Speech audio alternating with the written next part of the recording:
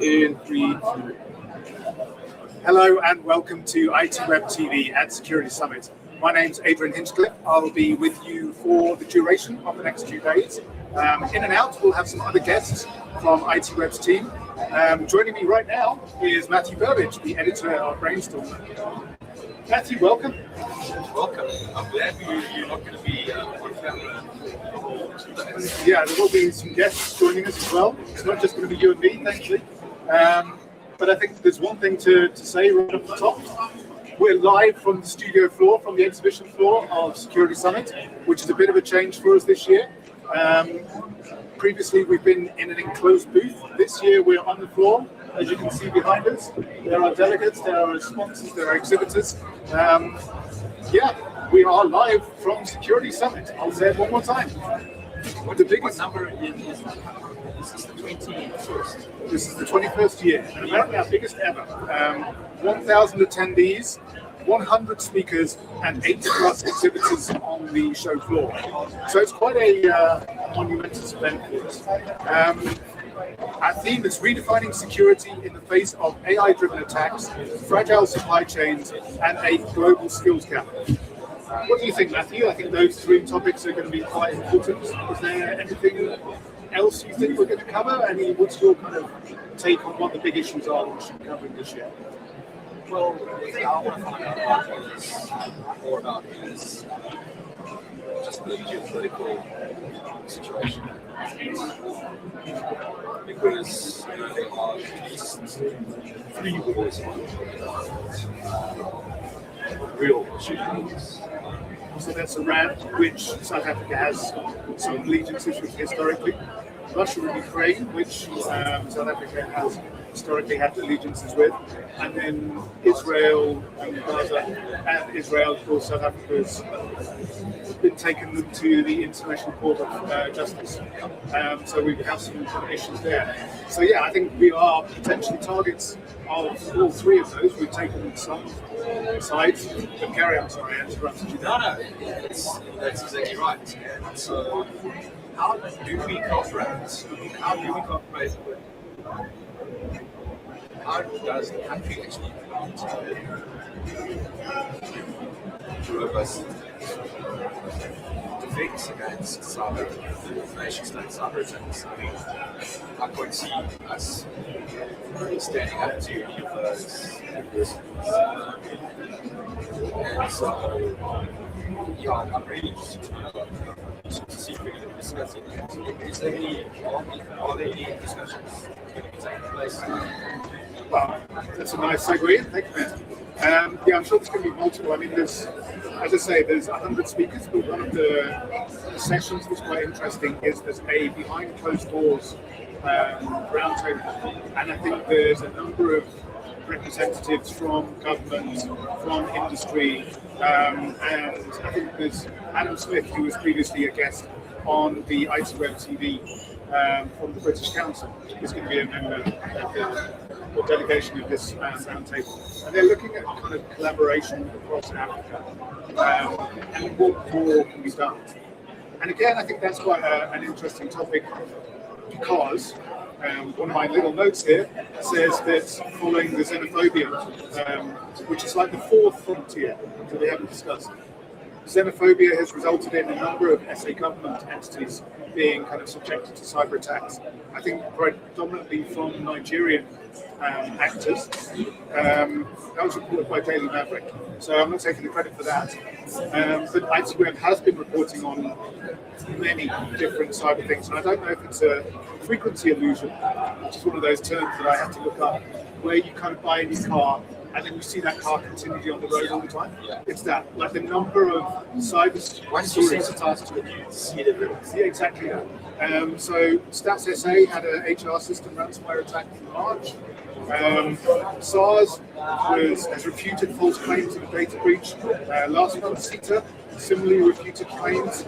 There was a number of ISPs who were attacked. I'm not sure if you remember, that was probably about 2 weeks ago. There was a number of DDoS attacks on those, which meant that obviously our infrastructure and our internet was slowed. So again, like we're seeing this more and more frequently. Yeah, I think it's an issue that we're going to have to be reporting on from Security Summit, and there'll be plenty of discussions around it.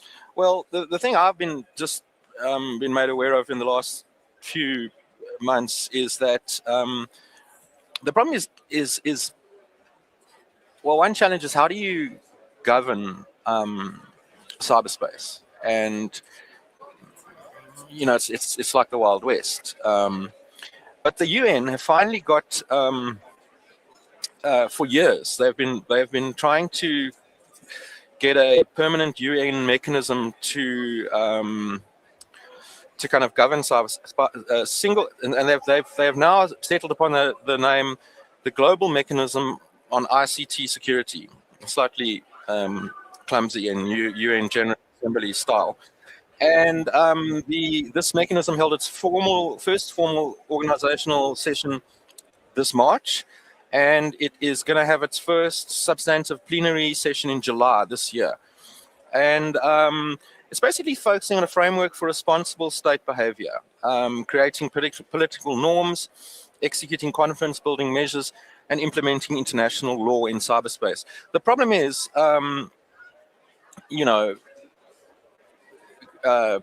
Iran, China, those kind of pariah states, Korea, and Russia are all sitting in that. Presumably will be sitting in that plenary. So, I mean, how does one square that with the fact that these are the four nations, the four countries that are always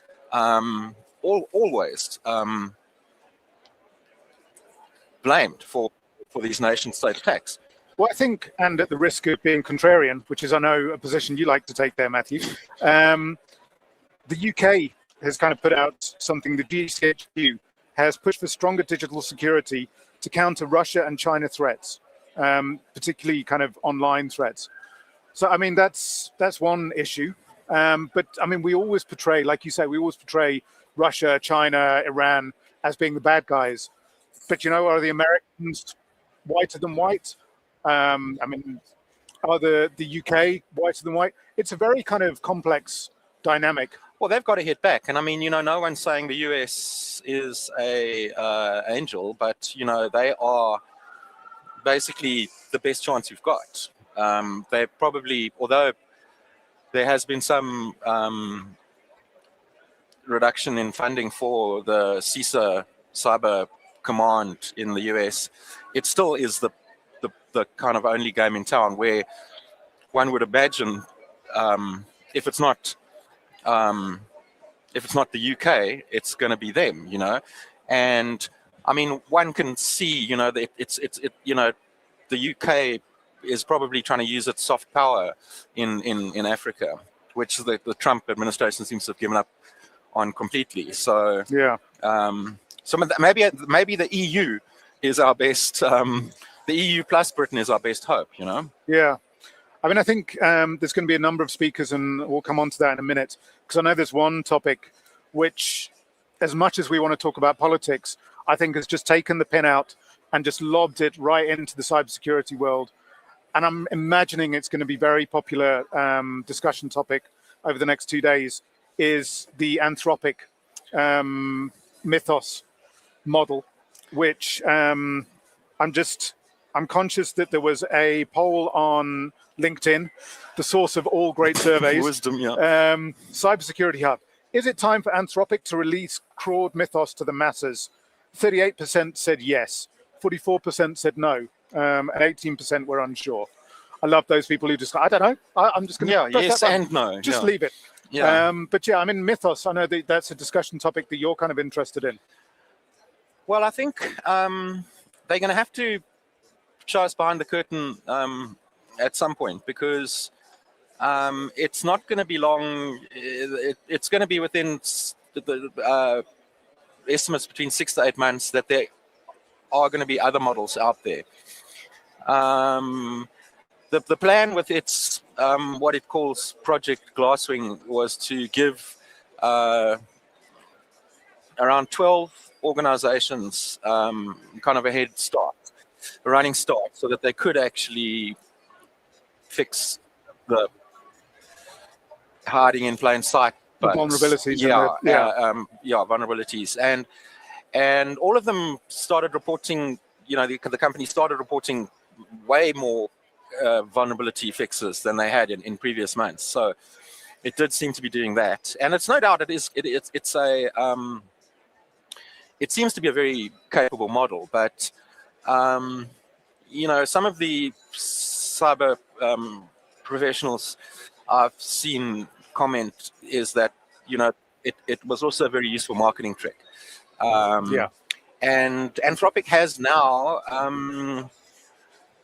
basically stolen the lead from OpenAI. So and coincidentally, I'm now a daily Claude user, and I find it a lot better than OpenAI's model. But that aside, I think it really has just galvanized the world's governments and large companies, because it's not hard to see that it's not hard to imagine rather that there could be a major attack on a financial institution that could have bigger effects than what we've seen in the past. Maybe worldwide, global effects. Yeah. Well, I think everyone's been, not everyone, but there's been some focus about quantum as this kind of far away on the horizon, and everyone's kind of worrying about that.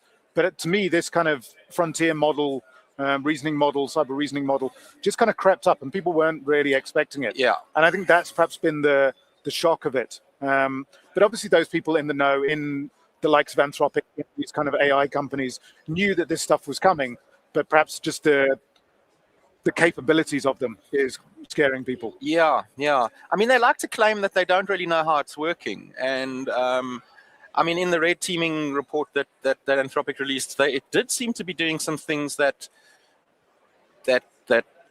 would have taken seasoned cyber professionals many days to actually achieve, and this was doing it autonomously and in novel ways that you had never been thought of before. Finding decades-old bugs in video codec programs, it really seems very impressive. But I think the clock is ticking, because they can't just keep it shut forever. Yeah. Well, I think there was a podcast I was listening to was talking about Cisco as one of the members of Project Glasswing. Yes. And they've kind of come out and said like how realistic or how much of an impact it's having on what they're seeing in terms of the number of vulnerabilities it's finding, which then kind of translates to this CVE system. And that's where the common vulnerabilities are kind of reported, and then people go and patch them. So it's going to kind of lead to this patch legacy they were talking about. Yeah. And essentially organizations a lot more. You're holding your Samsung there, which I know you're very proud of. Apple, Samsung, Android, I'm sure, are patching on a regular basis. Windows is patching on a more regular basis. But I think it's going to become more part of the culture that organizations, particularly internally, are going to have to patch a lot more, especially now these vulnerabilities, the automated vulnerability finders are out there. Well, I think those days are gone. I mean, you've basically got to patch automatically. The days of a person sitting there patching, manual patching, are gone. Yeah, by the time you get around to doing it, it's going to be too late. Yeah, I think the term they were using was machine speed. Yeah. So once they found vulnerability, they're able to kind of scale it at machine speed. They're able to kind of, like you say, link those attacks together. So I think that's going to be something. And AI, I'm sure, beyond, like Anthropic or Mythos is like there, but I think AI, obviously, Claude, ChatGPT, Gemini, those models have been around for a while. And I think that's going to be a discussion topic here as well. One story that I saw that broke overnight was hackers hijacked Instagram accounts by tricking Meta AI support chatbot into granting access. I mean, I think that's something as well that we've got to kind of look at the day-to-day use of AI beyond the slightly science fiction capabilities that Mythos is offering. Well, I mean, all the vendors seemingly if they didn't have the capability themselves, they've just bought a company to allow them to have some kind of AI capability. Checkpoint, I think, bought the company that made the Gandalf prompt injection tool. And now everything gets routed through that company's, well, now as part of Checkpoint. It is Checkpoint. I'm not getting it confused. So everything gets routed through that engine. And so we're going to see a whole lot more of it. As you know, I mean, you can't do anything in technology without talking about AI. I think there's going to be a lot of different discussion topics. We've got a full agenda over the next 2 days. Particularly today is going to be non-stop, apart from one gap. But yeah, I mean, I think Security Summits, it's definitely taken on this year. Who are you excited to see? I know you're going to be interviewing a couple of people. Yes, I spoke to, ahead of the summit, I spoke to Ali Mellon, who is a principal cybersecurity researcher at Forrester. And I want to try and dig into dig into the kind of geopolitical situation with her. And then I have also spoken to Suren Naidu, who is the TFG CISO. And I'm looking forward to talking to him about what in fact can CISOs do to prepare themselves and their teams and their companies and their boards, because you can have all the governance in place you want, but if someone, that's exactly the thing that criminals are trying to bypass.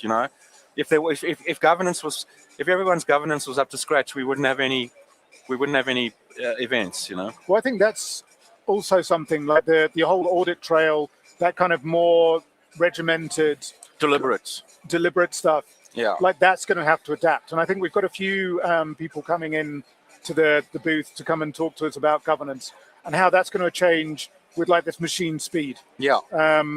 But you got to do the basics, Yeah. And you got people wandering around your businesses. Everyone's got people in their businesses, and as we always know, those are the ones. Fragile supply chains with third-party attacks. Yeah. Yeah.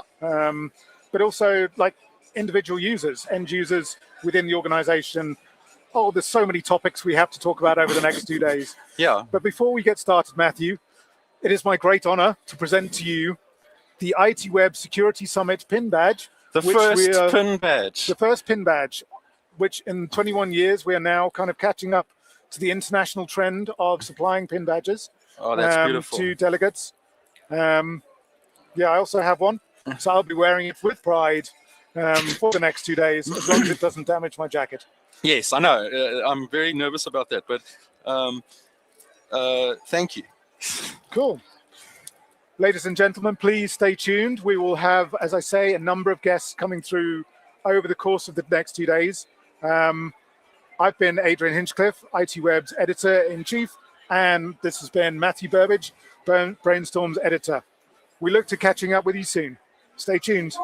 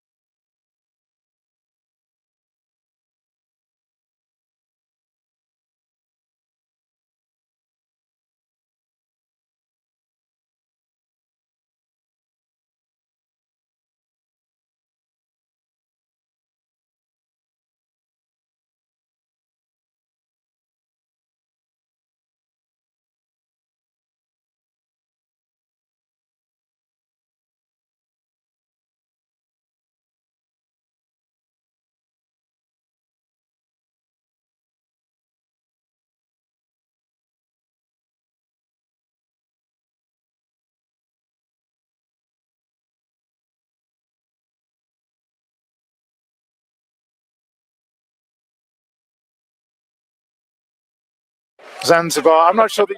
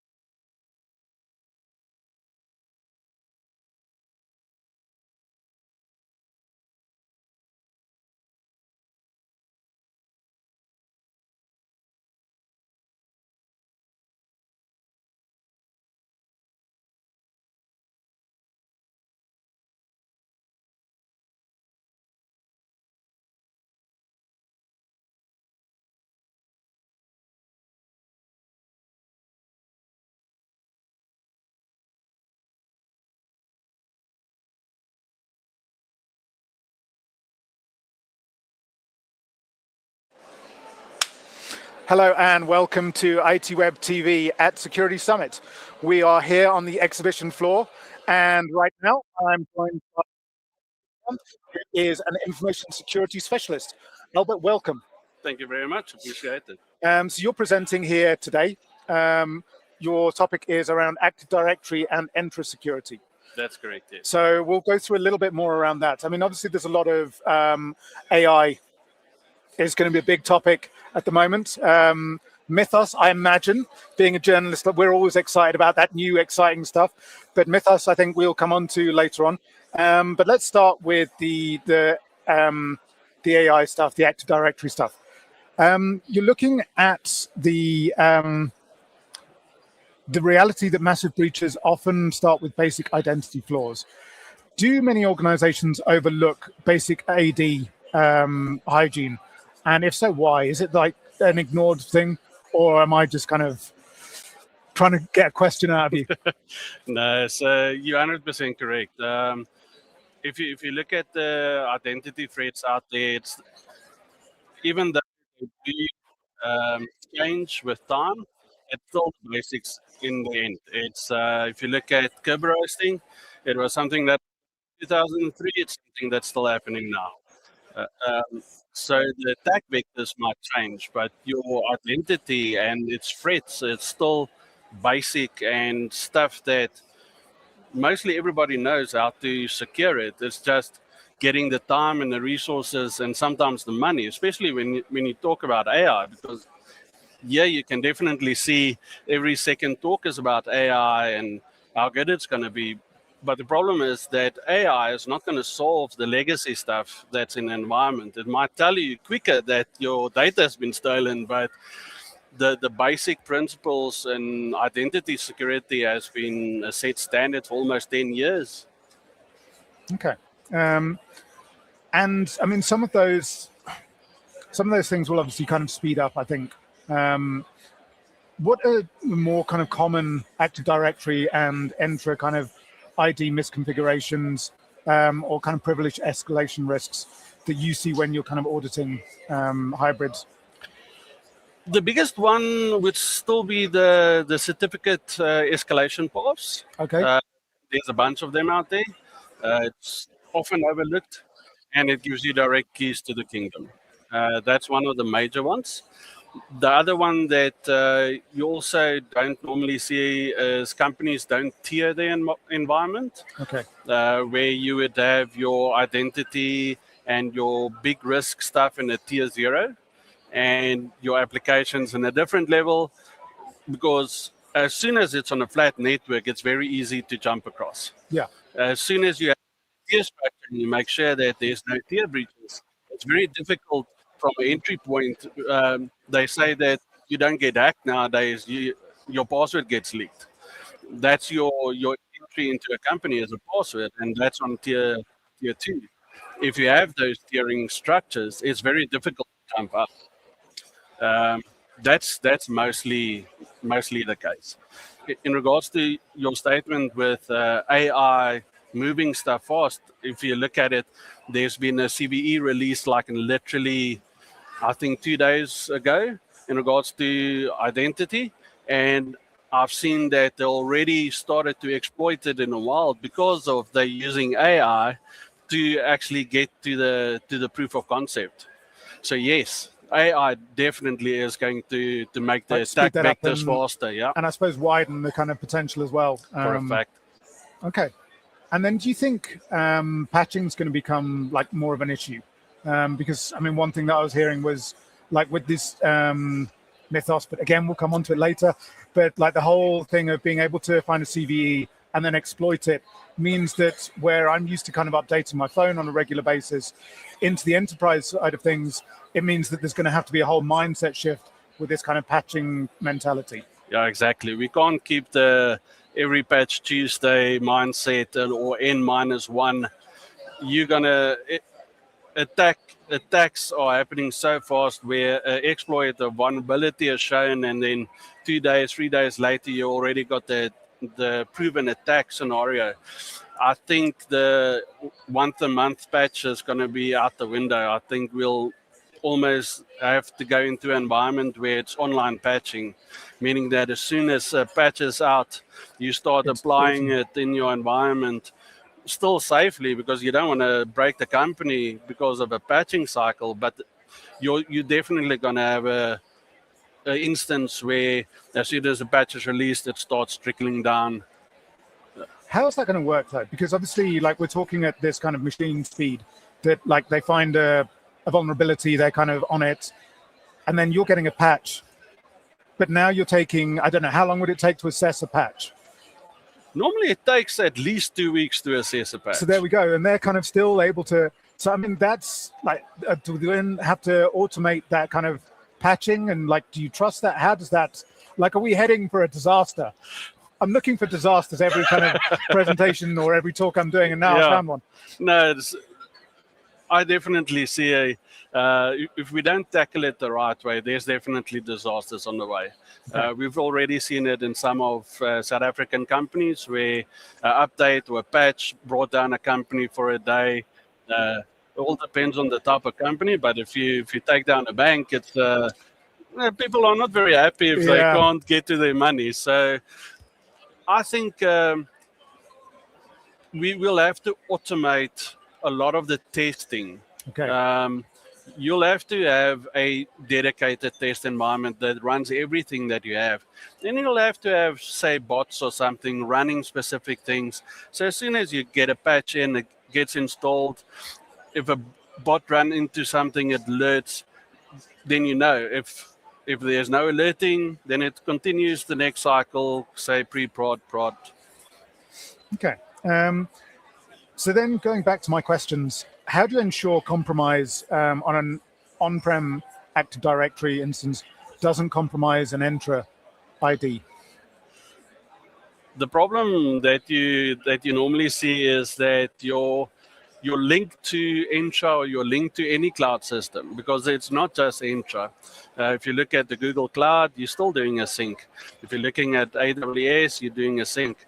That infrastructure normally sets what you would call in a tier 1, which is totally wrong, because as soon as you compromise that system, you actually have automatic access into the cloud. Yeah. So your sync service needs to be tier 0, it needs to be protected, needs to be locked down. Nobody can access it unless required. That's definitely where you see stuff like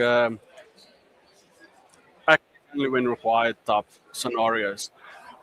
If your tier 2 gets breached, your tier 1 gets breached, yes, it's bad. When tier 0 gets breached, everything is done. So your main connection in regards to if your on-premise gets compromised, you need to make sure that that sync service is totally locked down. Okay. All right. But joining me, I'm chatting to Albert Steenkamp, who is an information security specialist. Albert, attackers frequently use scorched earth tactics in ransomware campaigns. You're smiling as though you've read all my questions, but I promise you he hasn't. Yes, they use scorched earth tactics in ransomware campaigns by targeting directory backups. What are the best practices for security, for securing AD backups?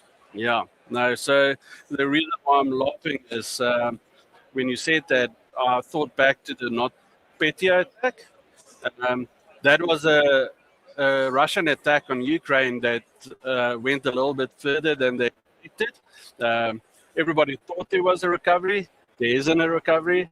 So definitely, if there's a wiper attack, they make it seem like you can pay them to get your data back, but it's just impossible. The thing with Active Directory backups is you need to make sure that you don't back up the malware or anything that comes with it. So a normal Microsoft backup or a normal file server type backup is not going to solve the problem. You'll have to have something specifically designed for Active Directory, specifically designed to back up your ntdic.dat file and make sure that everything is secure, that when you restore it, you don't restore your malware, because that's not going to help. The other thing is that you'll need to put it on immutable data. If you write to it once, you can't change it again. The other tactic that you see is that a company gets compromised a week back before they do anything. The first thing that they look for is the backups. They compromise the backups, compromise the AD backups. That's the way they make sure that they get paid, because what's the first thing that a company is going to do? Okay, let's restore. Oh, our backups is compromised as well. So immutable data, make sure that it's not connected to Active Directory, especially if you back up Active Directory. It doesn't help having a backup solution authenticating to it. Yeah. You need to have it totally separate.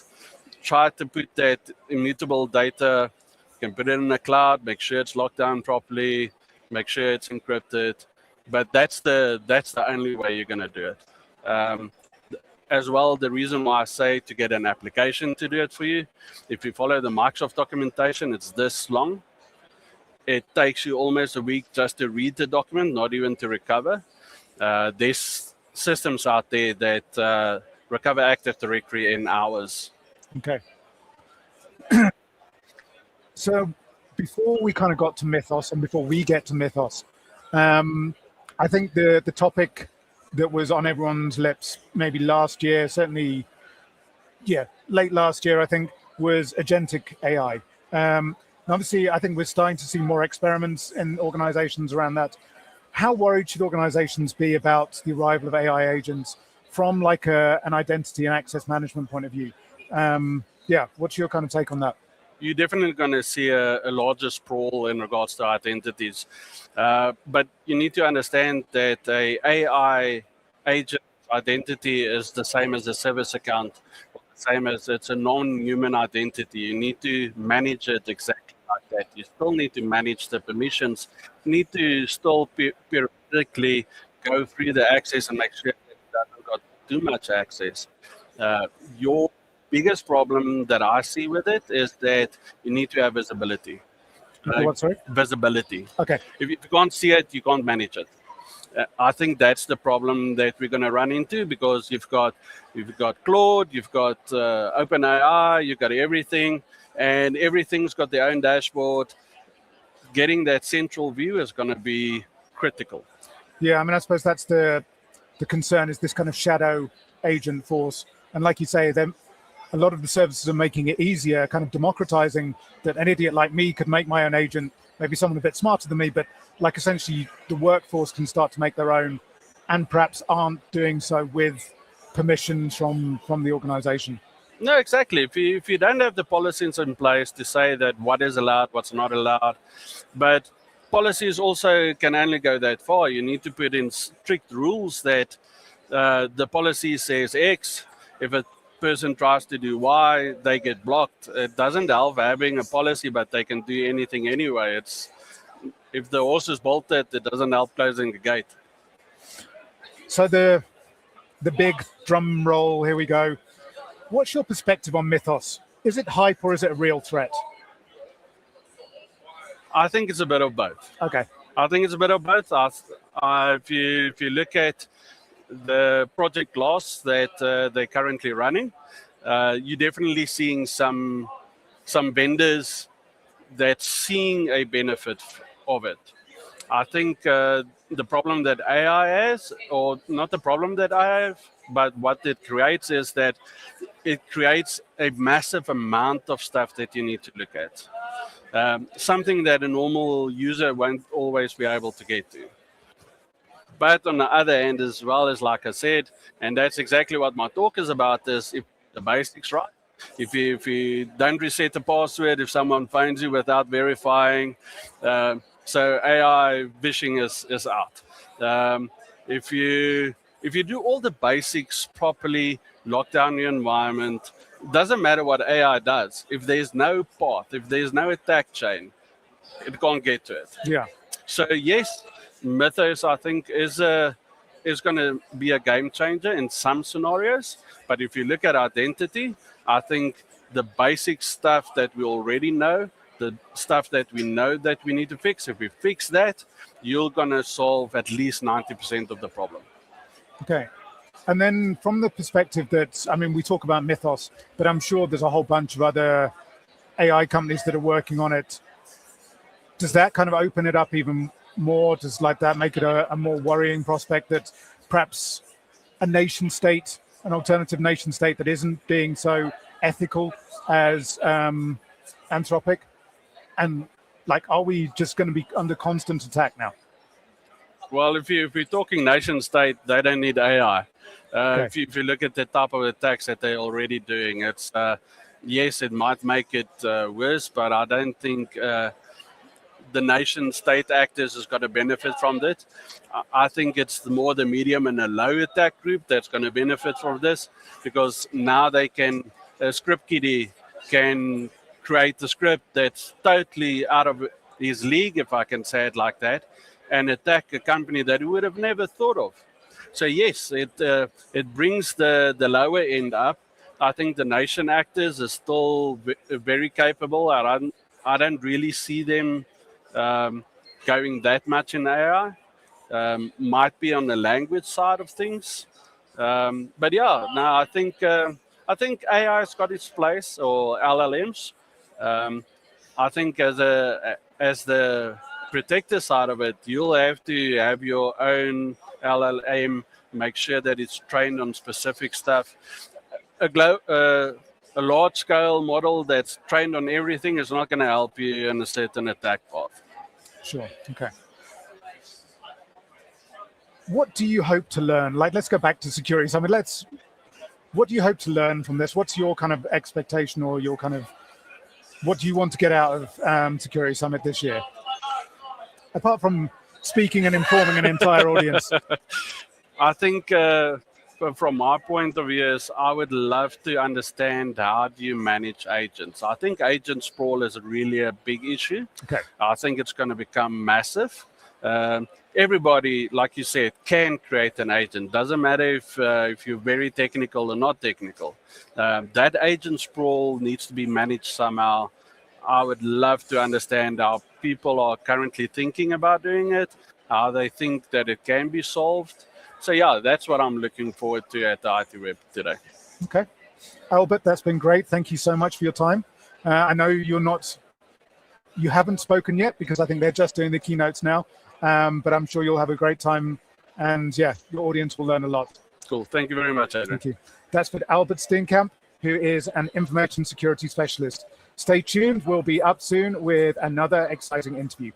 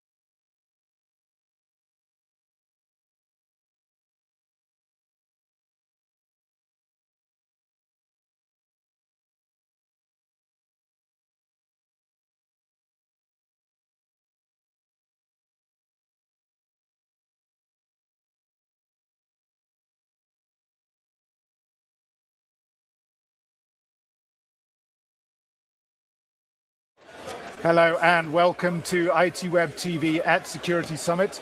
My name's Adrian Hinchcliffe. Now I am joined by Tobias Schrödel. Perfect. There we go. Who is IT security expert at sichere.it.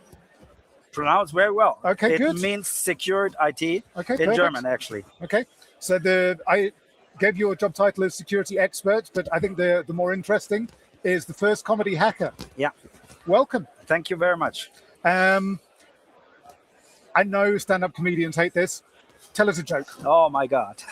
Or let me make it easier. Tell us something funny about cybersecurity, some kind of anecdotes or something that you use to kind of get those things across. Okay, first I do have a hacker's joke. Okay, good. You probably will not understand, but I have to explain which is the first thing for a joke, actually. What is the oldest hacker in the world? I don't know. What is the oldest hacker in the world? Hacker Shaw. That's a joke because it's a beer brand in Germany, which is one of the oldest beer brands actually existing in the world from 1500 something. Okay. And their name is also Hacker Shaw. That's okay. However, could be better, and it will be better in the talk. Okay. Okay, cool. So you're obviously not just a comedian. You've come from a cybersecurity background. Yeah. So maybe just give us a little bit of an overview of like what got you from where you started to speaking on a stage, giving jokes about beer. I was working for a couple of really big companies in Germany or Europe, actually, dealing with IT, building secure networks and all that. And I had a lot of trainings as well. And sometimes the trainers were like boring as hell. And especially when we deal with IT and when we deal with IT talking to, let's say, normal people, not IT people, they are off the record within a couple of seconds. We lose them. So I figured out that telling them how to create passwords with some funny, interesting stories, even sometimes a joke as well, they recognize that. When I started creating or building a Wi-Fi antenna with a can of Pringles chips. You know these chips? Yes, yeah. Because it's perfectly made for Wi-Fi 2.4. And I was doing that on stage. And one time, a couple of months later, somebody knocked on my shoulder and said, "Hey, were you the guy with the chips box?" And I said, "Yes." And he said, "Oh, I will never forget. And since then, I'm going to change my passwords." So this is where I recognized they remember stuff like that. With completely different things, non-IT stuff. Sure. I'm just trying to work out the connection between the Pringles. Was his password Pringles? Because the size of the box was perfectly made for Wi-Fi 2.4, and you needed nothing else than some shim. Shim is the English word for that, and a rod, and that's it. Okay. And you were able to build that on stage in 7 minutes, and everybody got some potato chips to eat. That's and how you get was them. Happy. Really, that's what you should be doing. It's just handing out chips to get them That's interested. what I did. Okay, cool. So do you find that some people don't respond to humor in cybersecurity? I mean, Lawyers. Oh, okay.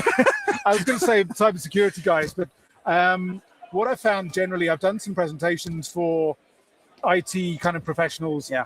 And I did some very bad jokes. Like I could give you a list of my terrible jokes, just to make you feel better about like yours.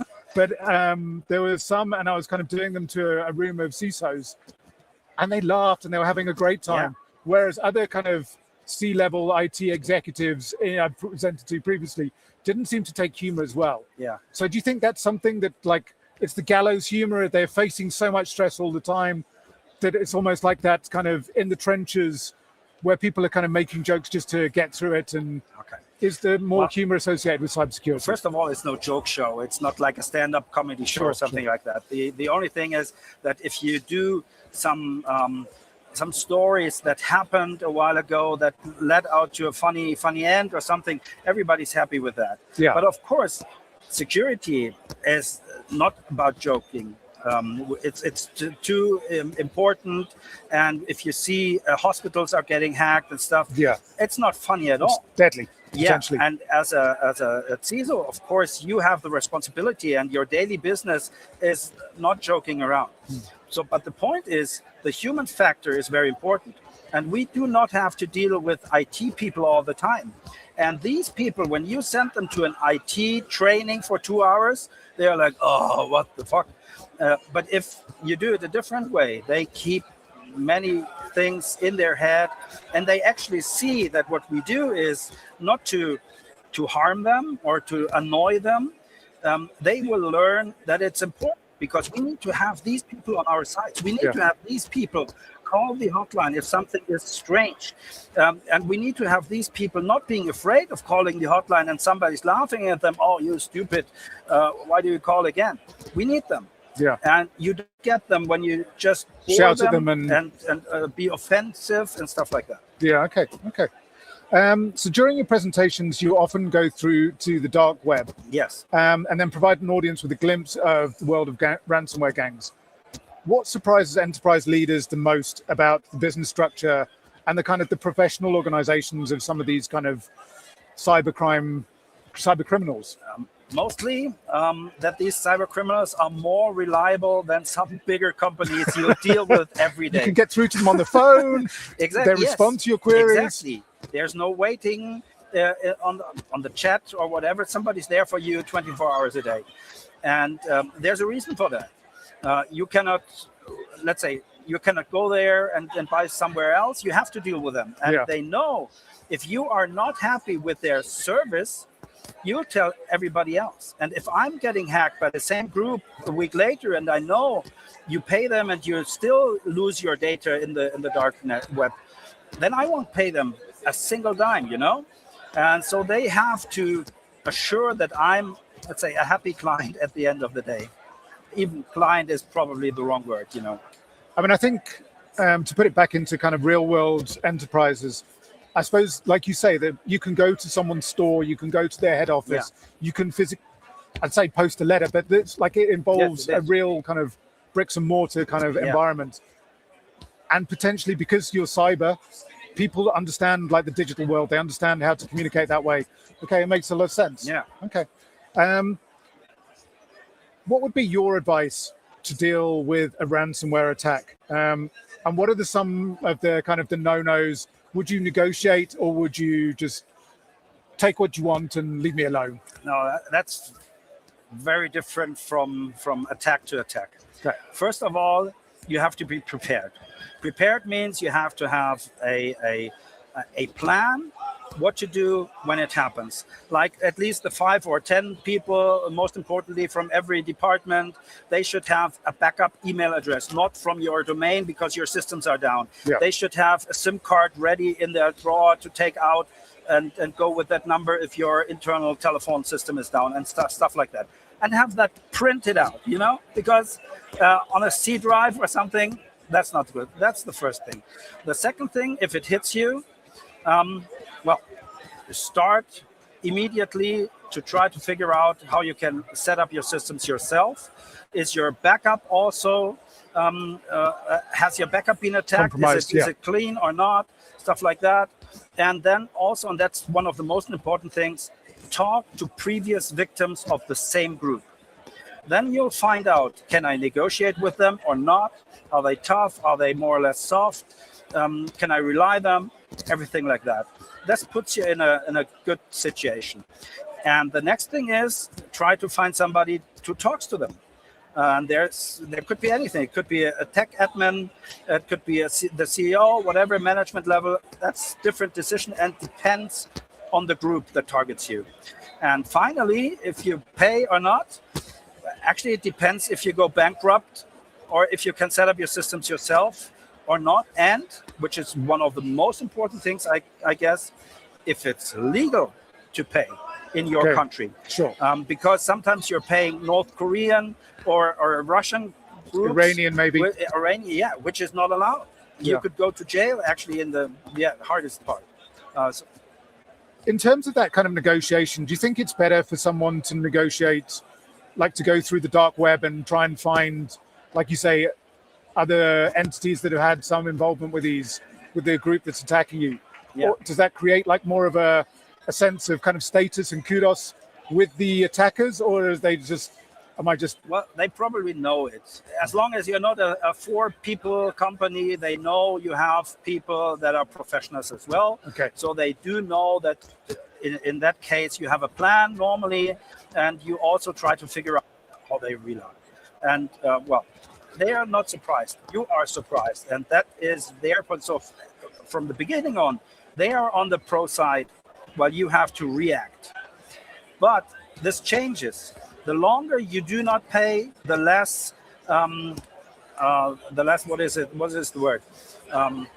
Interested or active. Yeah, you will not pay. The longer it takes, if you haven't paid after a week, it is not so alive or possible. Yeah, alike. That's the word that you will pay. Thank you for that. The word was missing. So then, one of the topics that I'm sure happens with keep talking about Security Summit, but I'm sure at any cybersecurity conference is AI. Yeah, it's like the topic on everyone's tongues at the moment. So how are ransomware gangs using AI to increase scale, velocity of their attacks?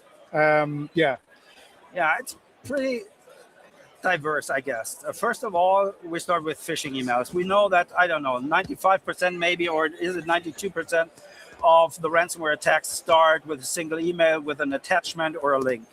And these emails are getting more and more sophisticated with AI. No translation errors and stuff like that.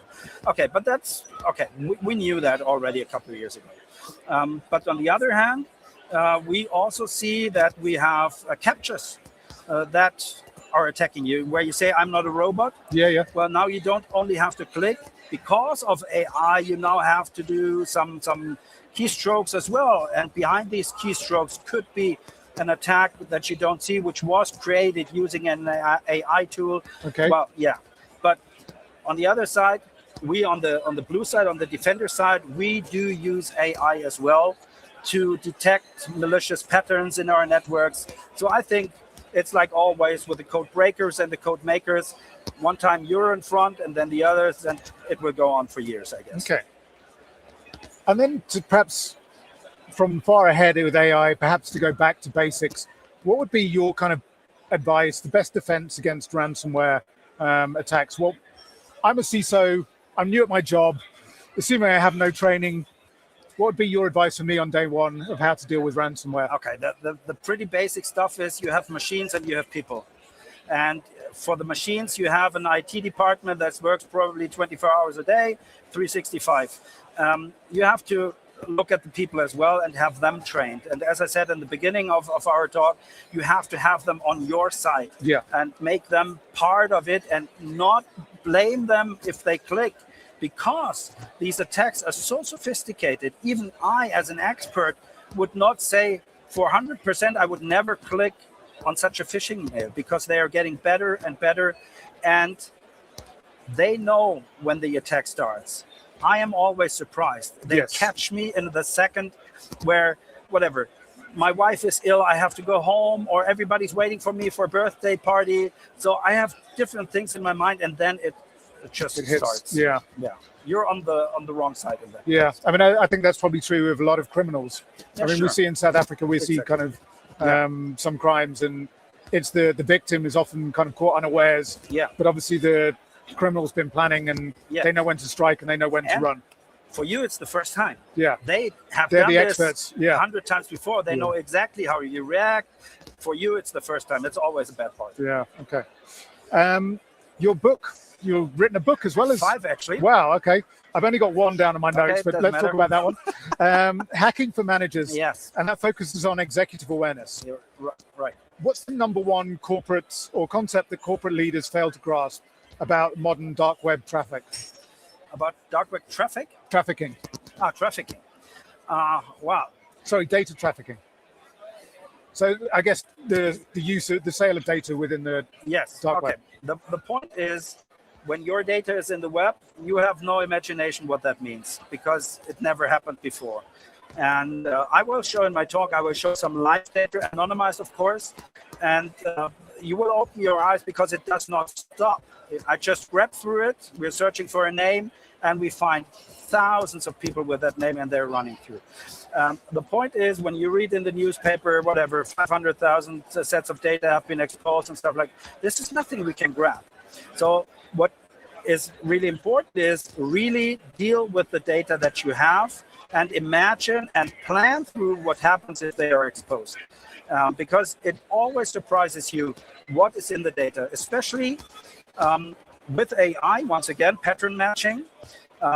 We have data analysts that see something in your data which isn't in there actually, because if you mix up certain databases, you can see, well, see is the wrong word, but you see something that isn't there.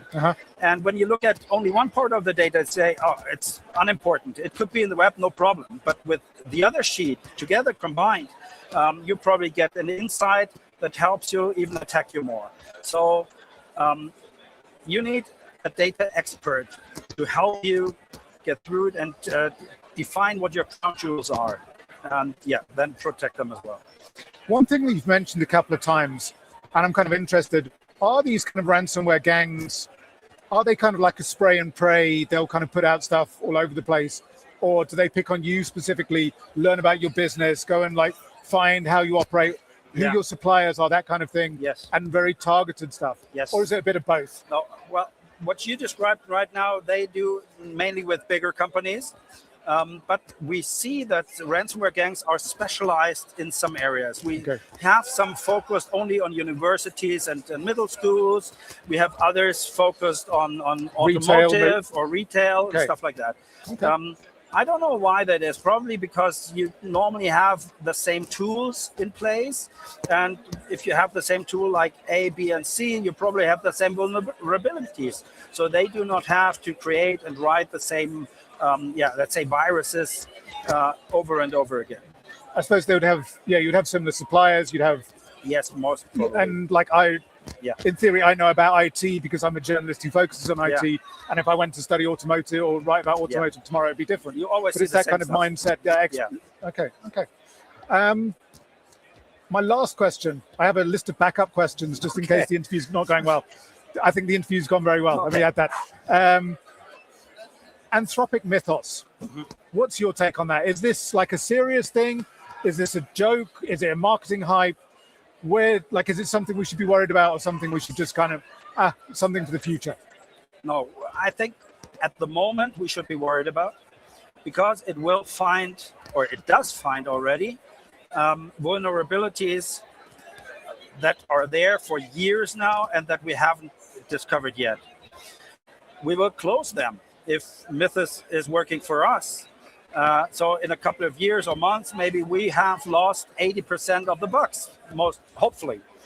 On the other hand, I'm not 100% sure what Mythos does in the future, because it's now trained on the software that we have, with the bugs that we have.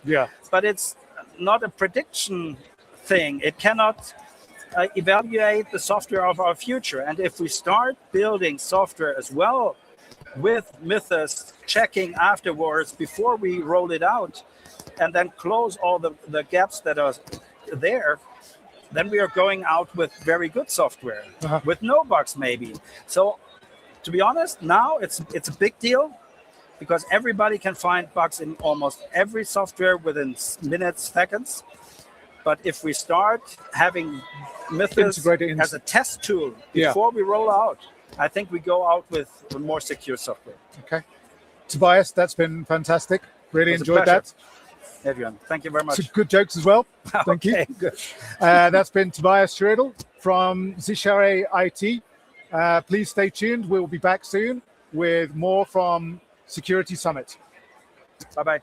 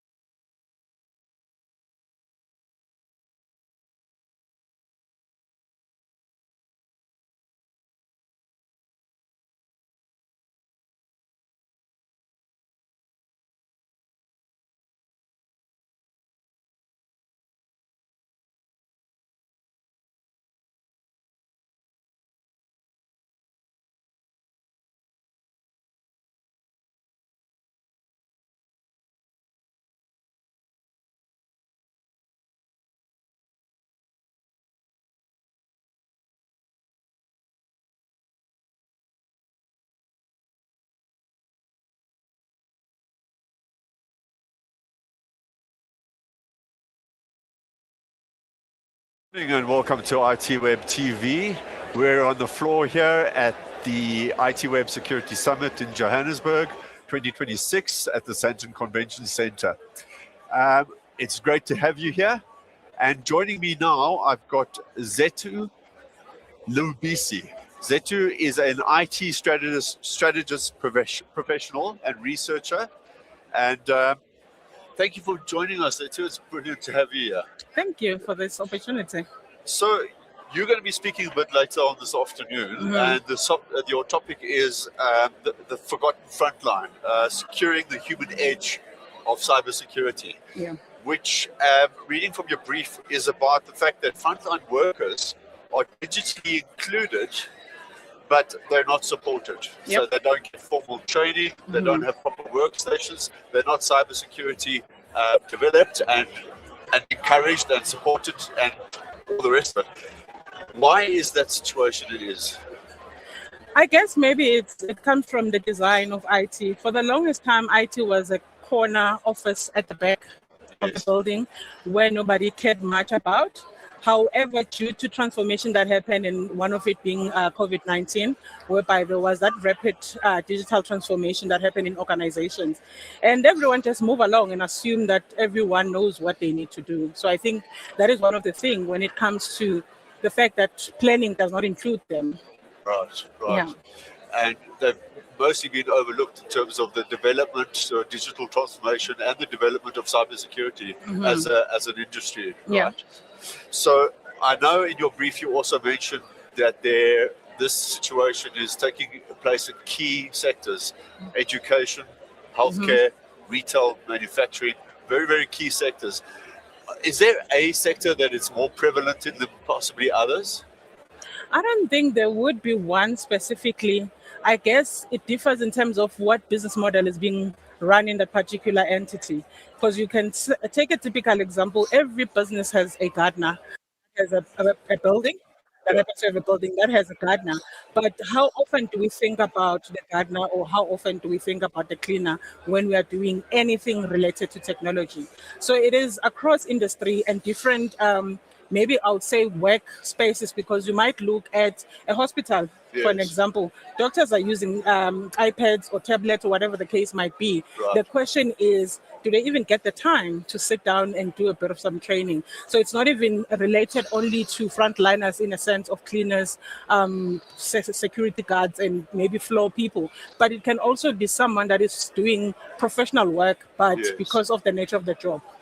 Okay, that's interesting as well. And do you think that emerging technology like AI, like cloud, has made it possibly easier to incorporate the entire business, meaning everybody in the business, every employee, or do you think that's actually made it a bit harder? I think what cloud and AI did was bringing everyone online. But the question is, are all people online aware what they need to do online? Because when you look in the past, if you needed to access any systems of the organization, you needed to be on the floor. Right. But when you have cloud systems, you can access them anywhere and anyhow. So from my perspective, I see cloud and AI bringing everybody in. It's just a matter of, are we digitally abled? Are we digitally literate to understand the impact of what we are doing? Yeah. Very important. And you use the expression digitally literate, which is very, very important. Yeah. Because as we know, organizations are trying to digitally transform, and they're trying to do it at pace. And obviously with security front of mind. Yeah. It's all good and well that you're trying to advance your business and try and develop the business, but if you're not including everybody in that conversation, in that strategy, how can frontline workers make their voice heard within an organization? I think the first thing that needs to begin before their voices can be heard, we should keep in mind that digital transformation without people transformation is not transformation. Right. And any individual that exists in the organization, they play a special role. So I don't think it's fair to expect the disenfranchised to be heard. It has to do with the leadership taking cognizant of the fact that they have these different kinds of workforces. How do we bring them on the table? Yes. How do we ensure that whatever that we are planning, it includes them? Right. So it is not about them saying, see me here. It's about being cognizant that you came to a clean office. Clearly, there's someone doing that. Right. Someone ensured that the security by the gate, someone did that work. So how are we ensuring that as they are being securing the physical assets of the business, they're also aware of how do they secure also the digital assets of the business? Yeah, that's a very, very important part of the conversation, which is about responsibility, about accountability, and the onus of those who lead organizations to bring everybody in and consider everybody's role. You also mentioned in your brief that frontline workers have become the unintentional extension of the enterprise attack surface. Yeah. Can you unpack that a little bit for us? Okay. So now let's take, for instance, even in our household, we have someone that take care of our homes. We call them home executives, or you call them a helper. Yeah. That particular individual, possibly when they get to your house, they get to connect on the internet. Right. When they connect on the internet, it is not every household that has secured internet. Yes. So I would say even threat actors are traveling with them wherever they go, because now they come into my house. I know cybersecurity, but not to depth. So I'm not even aware how secure is my connection. Right. They've clicked link somewhere with their friends. They exchange it on WhatsApp. Yes. It travels to my house. I take it into my house. I travel with it to work. Yes. Again, when you get to the working environment, if you look around now, you'll find them even active on social media, like your TikTok. But the question is, are they appreciating the full spread of what is in their hands? The powerful gadget that is connected to the internet. And how far can it go? So there is that conversation that we need to keep in mind to say, this is what is happening and this is the reality. And sometimes it might not be on the top of our heads because it's possibly one person or two people. So there is that conversation that constantly needs to happen to ensure that they have an understanding and a full appreciation of what is in their hand, the power it holds, as well as the disempowering that it might have an impact should there be any effect of maybe clicking a link or accessing a site that they shouldn't be. I mean, I think what you're also speaking about is user behavior. And that has been an issue within the cybersecurity realm for some time, hasn't it? And often when we hear about regulation and policy, it's at such a high level, and one has to wonder and openly question whether the fact that frontline workers are privy to that information. Do they get informed about policy? Are they told about what is and what isn't should be done in terms of cybersecurity, cyber resilience, all that kind of thing? So that's important because you've also mentioned the use of personal devices, shared access points, and interconnected home and workplace networks, which are all areas of concern, right, in an organization.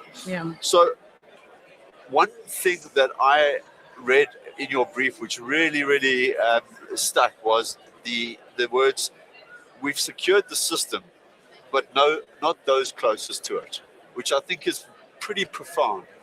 Can you just share that a little bit more about that with our viewers, please? Let me give you a typical example.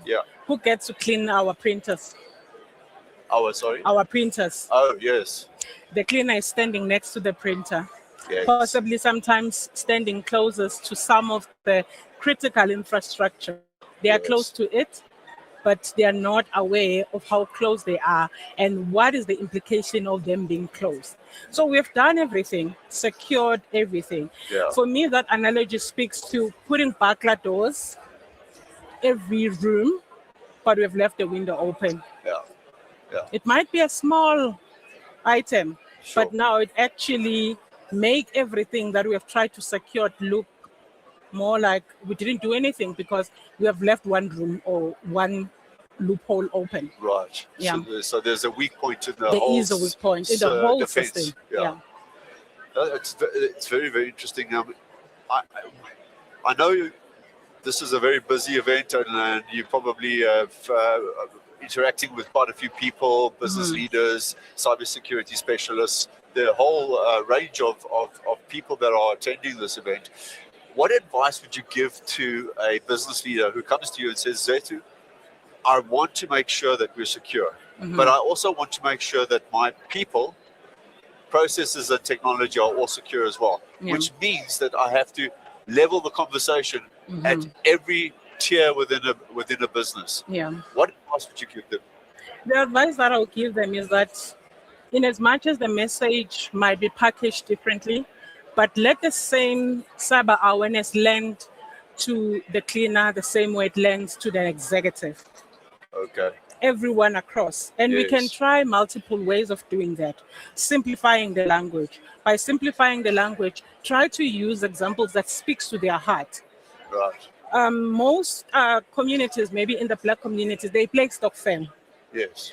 When whatever topic that you might be busy with at that particular moment, try to base it, contextualize it into what they do on day-to-day activity. Right. In as much as you'll be cascading the message to the executive, who might also, the assumption is that they know it all, but they might also have their knowledge gaps. So the importance is that when we are designing our awareness campaigns, it should not be a tick box so that when we get to auditing time, we say, we have conducted a cyber awareness. The question that we should be asking it, was it effective? Right. Did everybody understand? Because I'll give a typical example. That particular employee that has a smartphone, at times they're expected to get their pay slip on their cell phone. And at times they won't even know how to do it. They will ask the next person. As they're asking the next person, they are sharing their credentials. But we didn't explain to them to say, the moment you give a person this and that, this is the room or the gap that you're widening. And in most of the instances, someone think, who can attack me? I only have 30 rands in my bank account. Yes. It is not about what you have. It's about who are you connected to in the system, in the ecosystem of the organization. So I might be having 30 rand in my bank account. No one wants to hack me, but they're not looking for me. We're looking for a key from me. So it's a matter of ensuring that the conversation is laid down to say, let them be aware, because also we normally use fear mongering. Well, don't click any link, but explain to the person, what are the implications? Yes, they might not be targeting you exactly. Just take it as a situation whereby we're staying maybe in one compound or 1 yard. Right. If you forget to lock the gate, you've now affected everyone in the household. Exactly. And that's the analogy and clarity that we need in this conversation, because as we said earlier, this is not an aspect of cybersecurity that gets as much attention as some of the other more, I guess you would say, highlight topics and really intensive discussions, technical discussions. This is about basic human understanding and making it personal, because when you make it personal, it is effective. And I think you would agree with that. Yes, I will agree with that. And one thing that we have to keep in mind, one person that is the school of thought of multidisciplinary. What I mean about multidisciplinary, for the longest time, STEM was driving towards its own direction. The humanities and the other fields were driving in opposite direction. We are interconnected. Because this speaks to human behavior, there's sociology coming in, there's psychology coming in. So even when you're approaching even the awareness or whatever thing that we're doing, you have to keep in mind of the human behavior. I normally say the best cybersecurity professional could possibly be someone that had done psychology. Because they know human behavior. So they understand, okay, what could possibly a human being do in this instance? Now that you understand the human being, the technology becomes easy, because out of the triangle, the processes and the technology and the people, I think technology and the process, they are quite easier. The most important part is the human being. Right. I mean, that is so important. And we see that more and more. This is becoming more of a human and technology discussion. And probably AI is driving that discussion. So I just wanted to leave you with one more question, which is, we said earlier on that you're going to be speaking later on this afternoon.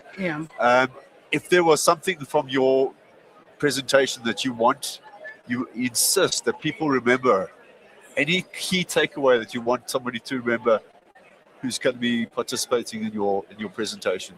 What would it One be? key takeaway that I want everyone to know to take will be that in whatever that we do, let's not leave out the human part of it. There's no security without human beings. If we are human-centered, Yes. our decision-making will be much easier because human beings are a strategic enabler. Thank you very much. I think that sums it up really, really well. Thank you for your time, Zitu. Thank you for inviting me. Thanks for viewing and watching, and keep watching. There's more to come. Until next time, I'm Chris.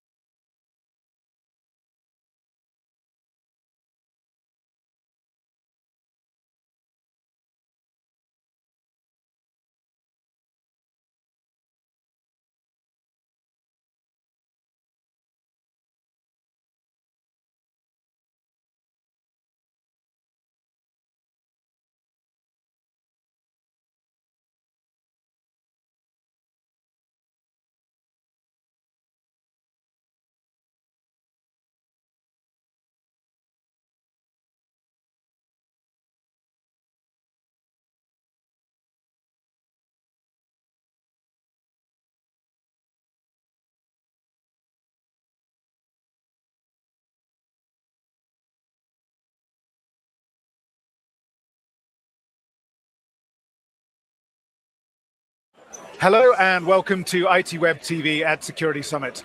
I'm joined now by Matomi Madabana, who is the CEO of MICT CETA. Matomi, welcome. Thank you very much, Adrian. Pleased to be here. So you're on stage tomorrow. You're doing a roundtable on collaboration around skills development, which makes sense as a CETA, CEO of a CETA. Indeed. So let's start. According to the brief that I've got for your presentation or your roundtable, 40% of organizations struggle to retain cyber talent. As CEO of MICT CETA, what do you see as the primary root cause of the talent drain? Why are people kind of leaving organizations or the country? Look, critical and what should be done is to leverage strategic collaborations, not only between or amongst CETAs within our landscape, but also with the industry and academia, so that we massify those skills that are in high demand. Okay. We conduct sector skills plan on an annual basis as a CETA, and that happens across all CETAs. The intention behind it is to ensure that whatever we produce at the end of the day is that which is in high demand in various sectors of the economy. So the critical opportunity for us is to leverage collaborations amongst each other, including leveraging collaboration with academia, so that we massify those skills that are in high demand. Cybersecurity is one amongst those. The cloud computing is amongst others. The issues pertaining to AI, we have developed some of those qualifications as MICT CETA with Quality Council and the industry, so that we offer only that which is in high demand, nothing more, nothing less, because funds are limited. So the better we supply that which is in high demand, the better it becomes for the space. You've seen even the Minister of Higher Education is pushing everybody towards curriculum alignment, curriculum responsiveness, so that we reform the curriculum to that which the industry is in dire need of, and avoid continuously falling into the trap of producing that which we know is not going to add value into the economy. Okay. And tell me, there's a very, I don't want to say simplistic, but there's this kind of train of thought that we have high youth unemployment, yeah, and we have a massive global shortage of cyber skills. And if we could just marry those two together, we could take a good portion of the youth unemployment and put them into cyber skills. Yeah. Like I say, it's a very simplistic, high-level picture. Correct. You're the guy or one of the guys that has to make that a reality. How much of a reality? Like, how do you go about doing that? Is that something that you're working on, or is that like a longer-term, bigger? Look, it's a long-term approach that we have adopted through the sector skills plan by ensuring that which we offer is that which the economy really needs, nothing more, nothing less. Sure. And with the few funds that we have from those who are contributing to our levies, we channel it to exactly what, the basic law of demand and supply, to say, why do you continue to supply that which you know for sure? Research has demonstrated that it's not needed. We are no more there as MICT CETA. That's why we are also driving beyond simply advancing skills development or equipping young people, including the employed, with much needed skills, ensuring that we also advance the agenda of innovation, such that the issue of entrepreneurship is cultivated, building of startups, and ensuring that we push those startups towards commercialization of their products and solutions. The issue of being supported by the industry and leveraging partnerships, including with your technology innovation agency. Even a week ago, we were in Cape Town interacting with a number of stakeholders from academia, including industry, who are building much needed solutions. We signed MOUs, that is memorandum of understanding, with some of the industry leaders, so that we continue to do more in terms of industrialization, but also pushing or driving the agenda of innovation just beyond simply advancing skills, so that young people can build their own startup, they can build their own businesses, and uh, uh, throw them into the space and commercialize. And if it means export, let them do so. We cannot continue with the consumerism kind of mentality as an emerging economy, because you have seen over time that it's not doing good towards growing our economy. Hence, the agenda of innovation is what we are advancing beyond simply advancing skills development. So you mentioned there that you'd kind of signed some MOUs. Yes. Who are the kind of organizations that you would need to work with? Like, I'm guessing Department of Small Business Development, perhaps, or like those kind of entities that you work with most closely to try and kind of, you build the skills and then you build a larger ecosystem. Who are your partners in that ecosystem? Our partners, amongst others, are CETAs, TVET colleges, your CIFA, Department of Small, Medium, and Small, Micro, and Medium Enterprises, so that as we fund for skills development, they are able to also fund further to build these startups so that they mature to businesses that could be attractive even to industry captains, in terms of ensuring that these SMMEs can grow beyond just being startups to businesses that really can grow the economy, but also leapfrog other businesses, and they leverage e-commerce and ensure that they create opportunities for young people or their peers in the process. That's what we are moving towards. But in terms of partnerships with your TVET colleges, that's what we have been doing. Hence, even your TVET lecturers, we build their capacity, making sure that as those who are responsible for training are properly prepared, and they roll out some of this digital fundamentals program. We've partnered with Vets Business College, Vets Business School at some point on digital fundamentals, just being intentional around TVET lecturers.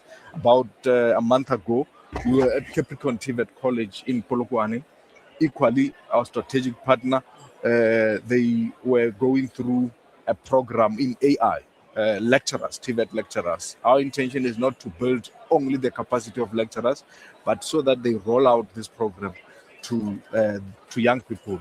The industry, we're targeting those industry leaders. We're with Dr. Andile Ngaba, amongst others.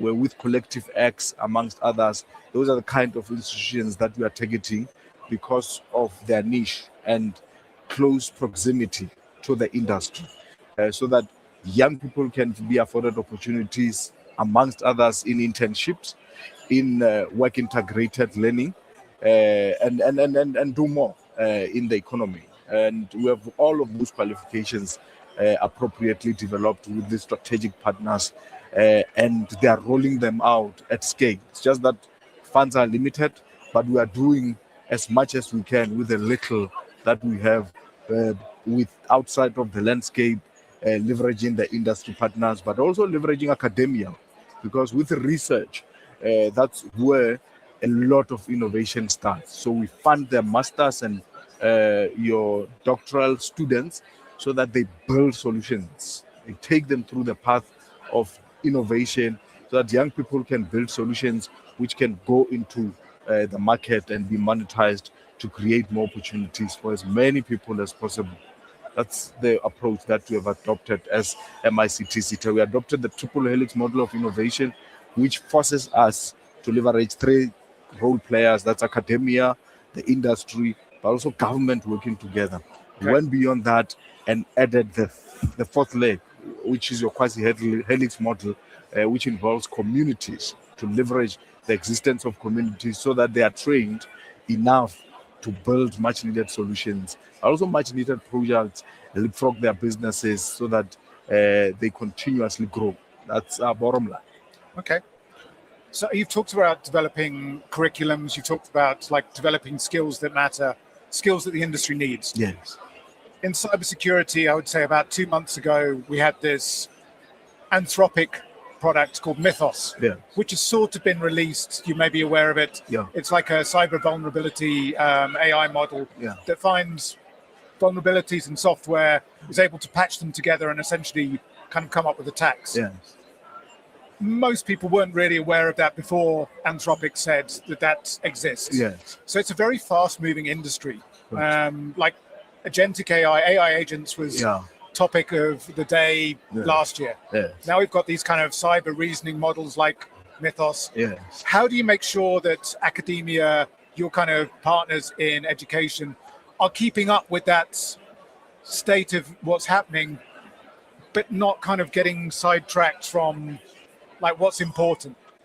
Look, we've got a marketing and comms that goes around your higher schools for awareness amongst other priorities. They all at times will partner with CATA, that's the Career Development Service, Okay. in the Department of Higher Education and Training. The critical purpose of this collaboration with CATA is to ensure that awareness continues at least high school level than at tertiary, so that as many young people as possible are made aware and become aware of some of these new and emerging innovations. If you think about artificial general intelligence, whether we like it or not, is going to make a determination of whether we are coming or go. But if our people are not prepared for it, are not better positioned to tackle and work collaboratively and use these tools, we're going to be left behind. It will be a serious injustice to as many of our people as possible. The issue of cyber, just around your Mythos, you can see how fast this technology is moving. What it requires from us is to accelerate our interactions, but also identifying those industry partners who are really having that niche in those particular areas and leverage them. We have stakeholders who specialize in cybersecurity. So it's a question of saying, how do we reprioritize and prioritize some of those that really would determine the future of this country? AI, data analytics, cloud computing, cybersecurity, those are the key areas that we must always ensure that even when we do your discretionary grant allocations, we prioritize a massification of those particular spaces. Okay. So obviously, I mean, we've talked around the massive youth unemployment and that kind of filling that opportunity. Correct. But how can South African training organizations make this kind of specialized cybersecurity education both kind of accessible and affordable to people who maybe aren't coming from wealthier backgrounds? It's leveraging CETAs and TVET colleges. So training your lecturers across TVET colleges, like I said, it's one advantage that we must leverage. And leveraging existing facilities that are there. TVET colleges are spread across the country, but also leveraging existing stakeholders who are there and encourage them to take up this program. It's simple accreditation and getting those who are qualified enough to roll out these programs at scale. And we fund them in the process through what we call special programs, which will be unsolicited, but also those that are solicited. They will be open discretionary grants windows. And leverage your TVET colleges and your industry partners who are in those particular spaces so that they give or offer those particular programs at scale never seen before, so that the market is properly supplied. Because we can't have a situation whereby you now find yourself in sourcing skills when you've got so many young people who are unemployed.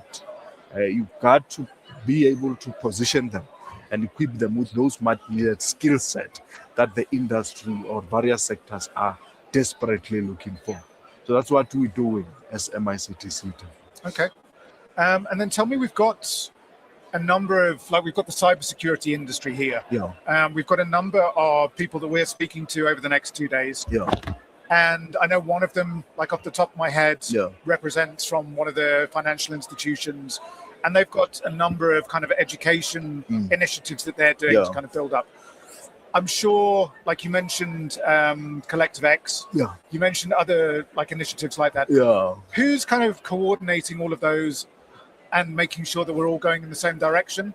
Or is it just like well, they're doing good and they're doing good and they're doing good, so let's just leave them all to kind of carry on? What's the better approach, do you think? Should there be an overarching body that coordinates everything? Or should there be, you know what, you're doing your job, you're putting money in, you're helping us, let's just focus on who we can focus on?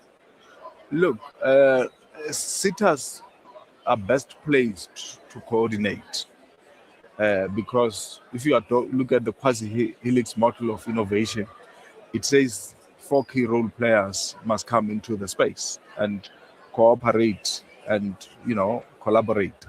That is academia, industry, government broadly, that is government to government type of partnerships, and communities. Yeah. So we have the power to ensure that we leverage these collaborations and do more in terms of massification of much needed skills. If you would have seen the conference that we had, we call it the Symposium and Expo in Cape Town, there was academia, there were industry players, there was government.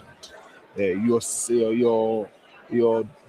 NIPMO was there, that is charged with ensuring that young people commercialize their products. We had a whole range of other departments of government. And the intention is one, to say instead of competing, let's find a way of complementing each other.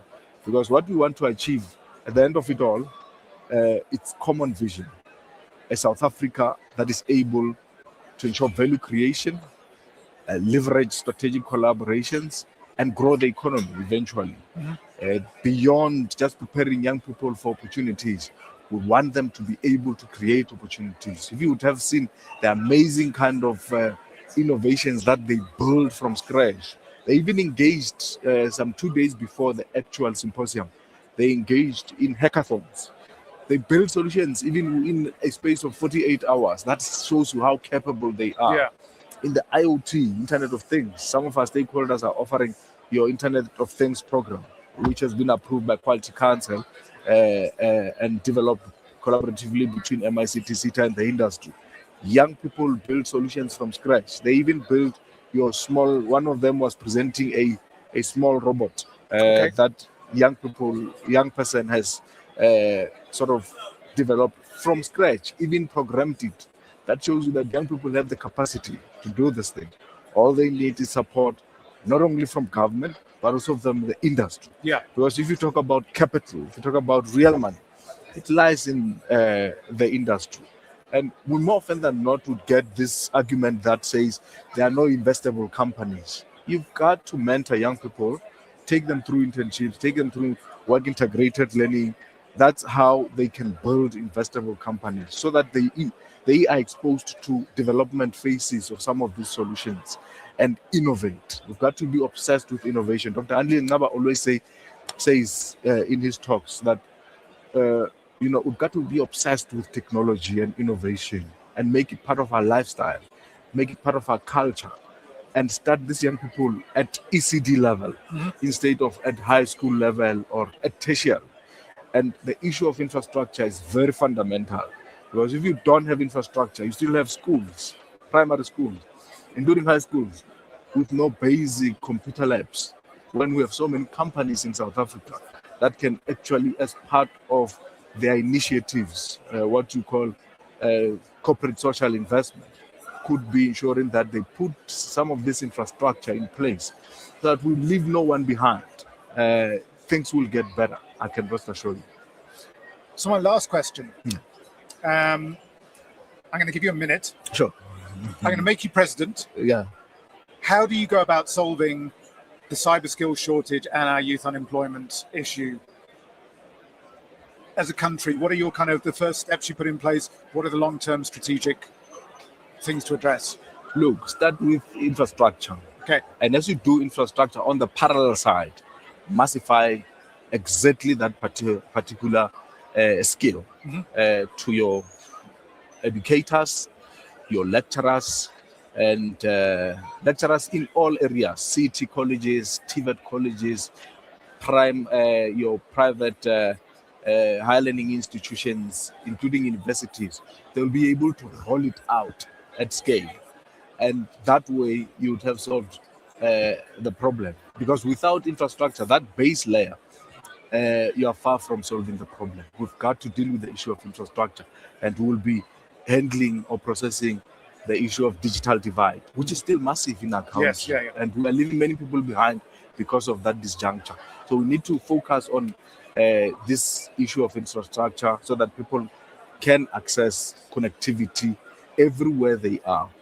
And then on the parallel side, massify skills development to those who are responsible for facilitation of learning. In the process, young people will be equipped, so we'll be in a position where we don't leave anyone behind. Democratization of access is very, very key. If we really want to compete with your India, if we really want to compete or get anywhere close to China, we've got to really deal with the digital divide and make sure that as many of our young people have access to connectivity as possible. The rest will be history. And You've certainly got a plan. And thanks for making me the president for today. Matomi, thank you so much for your time. Thanks very much. That's been Matomi Madapana, who is the CEO of MICT CETA. Please stay tuned. We'll be back soon with more from Security Summit.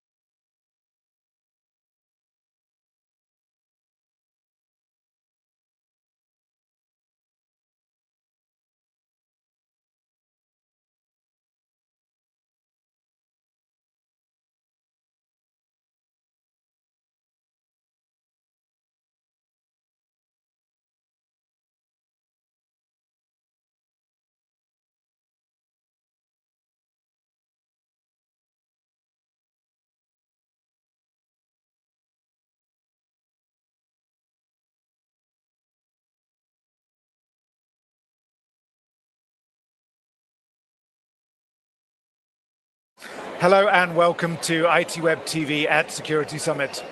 Right now I'm joined by Tseko Hayat-Sewi. Yeah. Okay, good, I've done it. Who is Senior Specialist for Security, GRC, Risk Controls and Assurance at Sage. Yeah. That's a title. Do you have like a long business card? Probably not, no. Okay. Do you have a business card? No, not at the moment. No one has business cards anymore. No. Anyway, let's not chat about that. We're here to talk around GRC. Yeah. So one of the conversation topics that keeps coming up at Security Summit and throughout the security industry is the skills shortage. Yes. Do you think in the GRC area that there is a pipeline of young professionals coming through? Are you seeing, I mean, we often focus, I think, maybe more on the more technical, the kind of the networking type skills, the cyber defense skills, but GRC is equally important. Yes. What are you seeing from that perspective of a pipeline? Are there young professionals coming through who are interested in the topic? And if there aren't, what more could we do about it? Okay, look, Adrian, from a historical background, I'd say we've come a long way, right? So there is a shift in terms of industries, professionals, and also organizations looking at it from a point of where is the shortage. So a lot more focus was basically initially on technical skills. Okay. And now we're looking at actually kind of filling that gap. So professionals like myself, we started way back when where there was probably little to 5 of us. So now I'm seeing a lot of growth in the GRC space, specifically around cybersecurity, and I'm seeing it progress at a very rapid pace to the point where I actually am getting calls from individuals going, how do I get into this space? How do I bridge that gap between the technical and the business strategy operational side of an organization? So yes, we're doing it well, but in the sense of South Africa, we still need to do a whole lot more in terms of getting those professionals into it. Yeah. Okay. And then as an emerging leader in the field, what fresh perspectives do you think that the next generation can bring to GRC? Everything and all of the above. So It's a mixture of, I think, personality. It's a mixture of what you think this means to you as a career. As always, what I'd like to tell other people is your learnings. Every day is a learning opportunity. Take that and take it as a take home for you to be like, okay, how do I implement something as simple as a layman's term in the everyday? I mean, we're already into the Gen Z. What can we do around Gen Z talk, Gen Z language, and put it into our system? So for me, I feel like, look, whatever it is, and over time, we just adapt and adopt. Okay.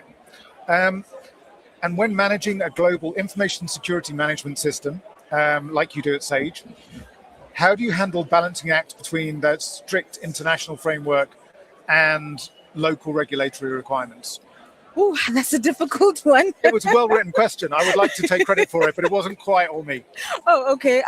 It's an ongoing process. Okay. Look, I've actually gone outside of my bubble in terms of understanding locally what we have for South Africa. But working for a global entity, for me, it means that now I'm actually gone outside of my scope. I now need to understand the international regulations. I look at the different jurisdictions across the board. And what does that mean to me as a Sage employee and colleague? And what does that mean for our customers as well? So I also need to be ahead of the time, understand the research between the different I'd say cultures as well from a cybersecurity perspective, and make it gel and blend together, make sure that actually from all perspectives, I actually do understand that I'm not missing a gap locally and I'm not missing a gap internationally as well. Yeah. Okay. And according to my research, GRC is perceived as a barrier, or can be perceived as a barrier to agility. I'm looking at your eyes to see if there was a flicker of recognition there. What are your core strategies for transforming a GRC program into a growth enabler? Look, I'd say from a Sage perspective, we're doing quite well because we've actually taken cyber GRC at the forefront. We've built it into the business strategy. We understand the importance. We understand us trying to be compliant with local, international regulations at the frameworks and the standardizations that come along with it, right? So we're not trying to use it as a blocker. We're trying to use it as an enabler to say that, okay, where the strategy is going as a Sage entity, this is where GRC also needs to go. But it's conversations that happen at the very beginning. So especially with customers come and they ask us, do we have ISO 27001? Do we have SOC? we don't want to be something that is lagging behind. We say, oh, okay, what is at the market? What are our competitors doing? Let's get at the forefront of these conversations. Let's get the strategy alongside and not always drag our feet to become behind everyone else. So I think for now we're doing good. Okay. Yeah. And then you recently won, and I say recently, it was last year, I think, the Wired for Women Rising Star in Security Award. And part of your interview, you will have discussed diversity and diversity of thought, diversity of background, and trying to kind of equal up the gender divide in the kind of tech space. Yeah. Can you share a practical example of how you've kind of helped bring a more diverse team directly, or how you've kind of encouraged people, women particularly, to kind of step up and kind of be more involved in this space? Okay, so just a little bit of a history. I've always known myself to be a little bit of a barrier breaker. Okay. Because when you go into the computer science space, it's a bunch of guys. Yeah. That's who I studied with. So I figured, why not me? So I've always been that individual that wants to be, I want to be one again, like one within, you know? So I've kind of taken that from studies to when I first started with my career. And I had a mentor that said, you know what, let's put you at the top. So I'm not sure if you're familiar with Bernard Chadenga. He is my mentor. Yeah. He's been my mentor for about a little over 10 years now. Okay. Yeah. So what we're trying to do now, we're sitting at about, I think, 8 to 10 female individuals within the cyberspace.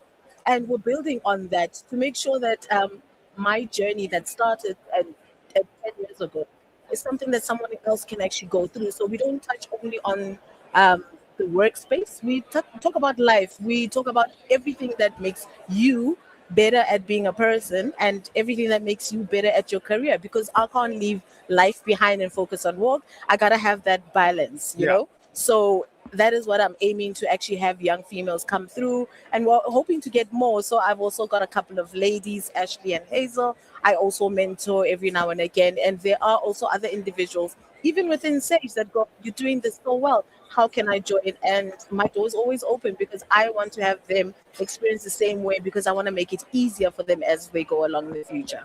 Okay. Yeah. And we know from the discussions, I think I interviewed you as part of the discussions. Maybe. Yeah. I might have one been of them. involved. Anyway, I remember your video somewhere.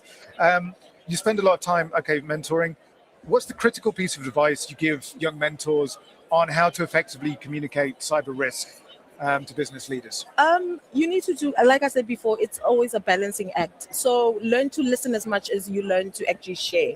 So a lot of the times, new mentees come in with a little bit of unknowing and a little bit of knowledge, and it's our responsibility to guide them into saying, what is your path in terms of your career?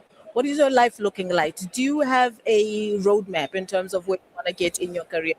In the next 5 years, what do you want to achieve? You know, it might not be as great as myself and or Bernard, but we just want to get a sense of the human before the career, before the placards, before the, the awards. We want to get that and build you and mold you into that person before we can actually let you go off into the world.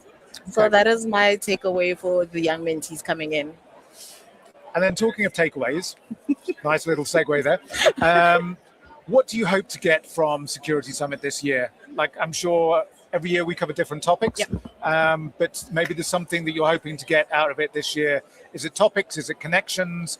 Is it just to imbibe whatever's coming out of the discussions? So I've had a very interesting conversation with obviously some of the sponsors, and this year I actually want to actually connect more with sponsors that have AI as a buzzword, because that is the theme coming from this year and going forward. So last week I attended our own Sage Internal Security Summit, and AI was at the forefront of the conversation. So I want to come home and actually take a look at what South Africa has in terms of AI. What are our thoughts on it? Is it a hindrance, or is it something that we can actually align with for our strategies within our companies? So I just want to get that conversation and actually do some research and say, what can I take back to Sage that I've gained from the summit this year? Yeah. And we're still quite early on in the summit. What is your perception? Is AI a good thing or a bad thing? It's a little bit of both. Yeah. Actually. So no one thing actually has just pros. I want to actually balance the two in terms of what are the pros, what are the cons. I actually recently watched an interview about AI being a shadow. In terms of, yes, organizations are using it, but are we using it well? Is it something that employees and colleagues and staff members actually know the depth and the greatness of what AI is for them currently and what it can be? So it shouldn't be something that needs to stop us from continuing our jobs, but it should something that should be able to enable us and help us actually do our job easier. So there is a little bit of good and bad, but I think I'm okay with it. Okay. In the sense that I've told colleagues and friends alike to say, hackers also use AI. So why not just kind of find out what we can do and take AI to the greater good? Okay. Yeah. And then are you like, is Sage adopting agents, AI agents? We Okay. have, yeah. So we've got an AI governance function.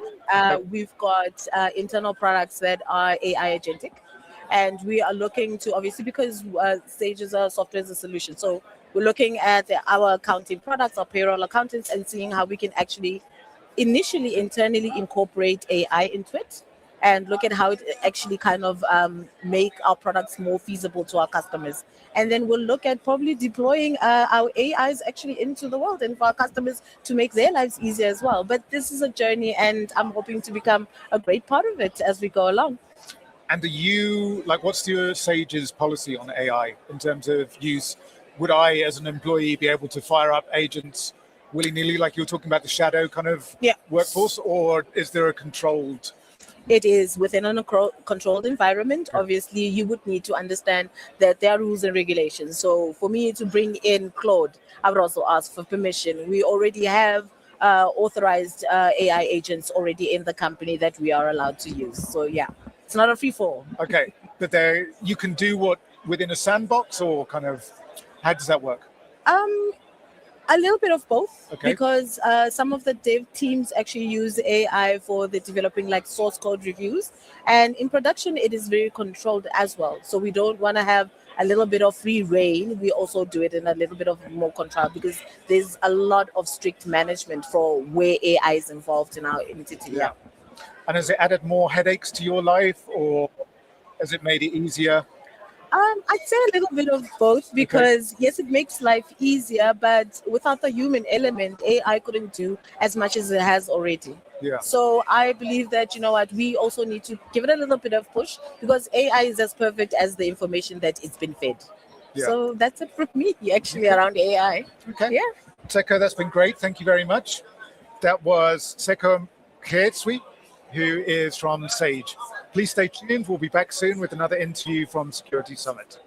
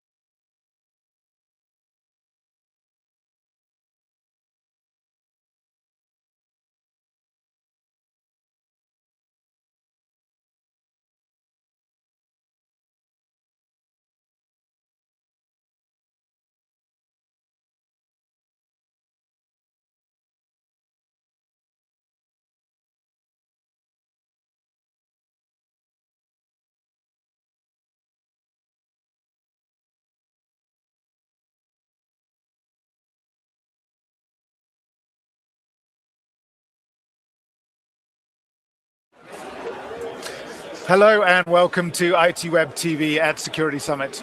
I'm joined now by Joe Tidy, who is cyber correspondent at the BBC, but also the author of, let me get this right, Control Alt Chaos.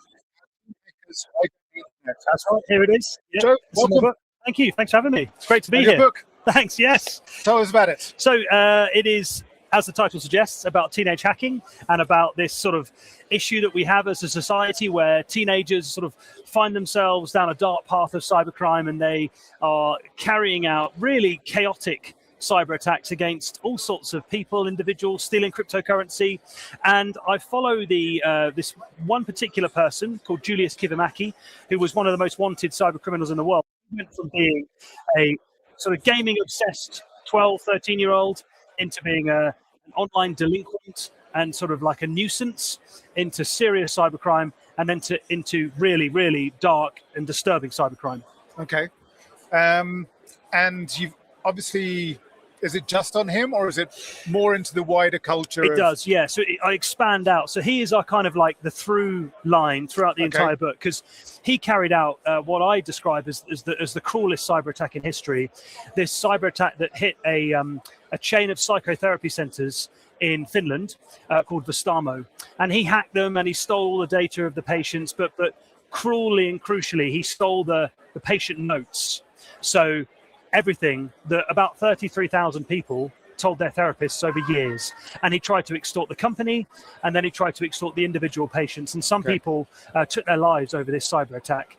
So that's the main kind of heart of the story.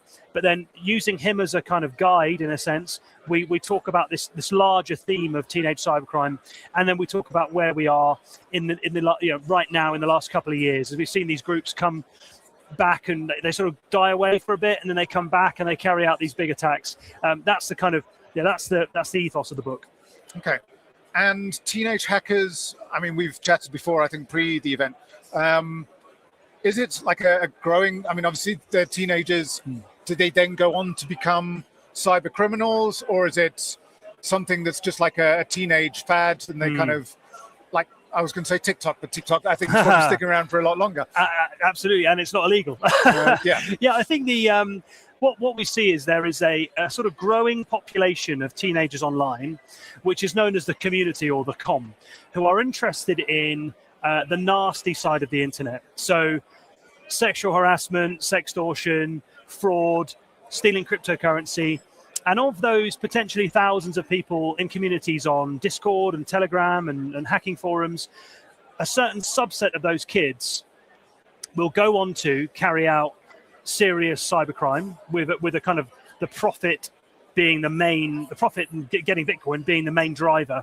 But they also want chaos. And I think once you get down a certain route, let's say you started off as sort of 15-year-old, now you're sort of 17, 18, carrying out cyber attacks, getting rich off them, becoming well known in the community. I think at that point, without police intervention, it is hard to stop. I think there is a proportion of people that either fall off and sort of like get aged out naturally because they're not as good, or they don't care as much. They discover girls, for example, and alcohol.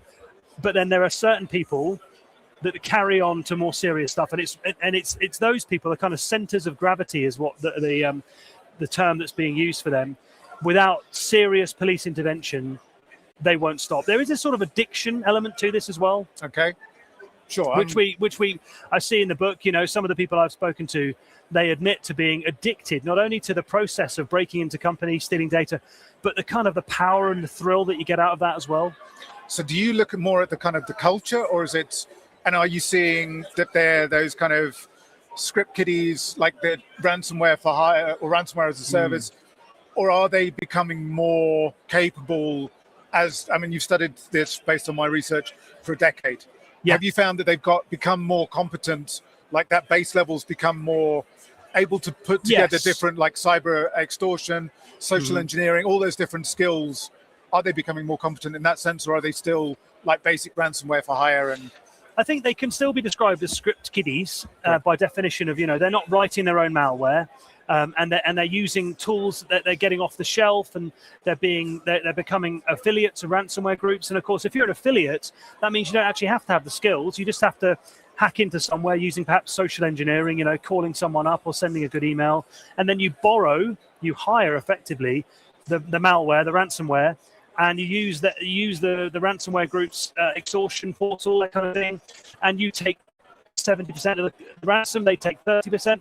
So I think the ease with which you can get into cybercrime now, it's just so easy compared to 10 years ago.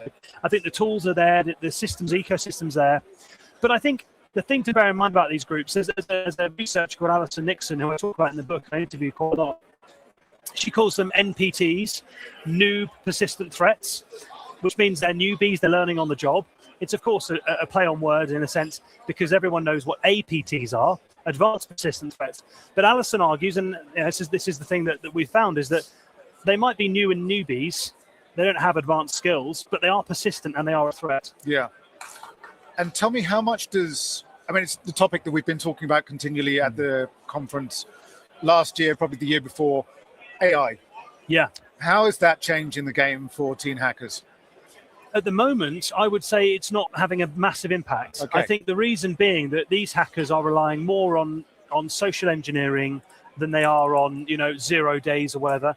I think there's no doubt that they're using AI in the way that, to be honest, like all of us are, to perhaps summarize documents or tell me what I've got in this data set, that kind of thing. There's no doubt there is Gen AI chatbots being used, but I think the idea that there is a kind of wave of AI-enabled attacks, I don't think we're seeing that in this particular area because they don't need to. And I think this can be applied really across cybersecurity in general, is you don't need to. When you can get in with such basic things as social engineering and identity theft, you don't need to use AI.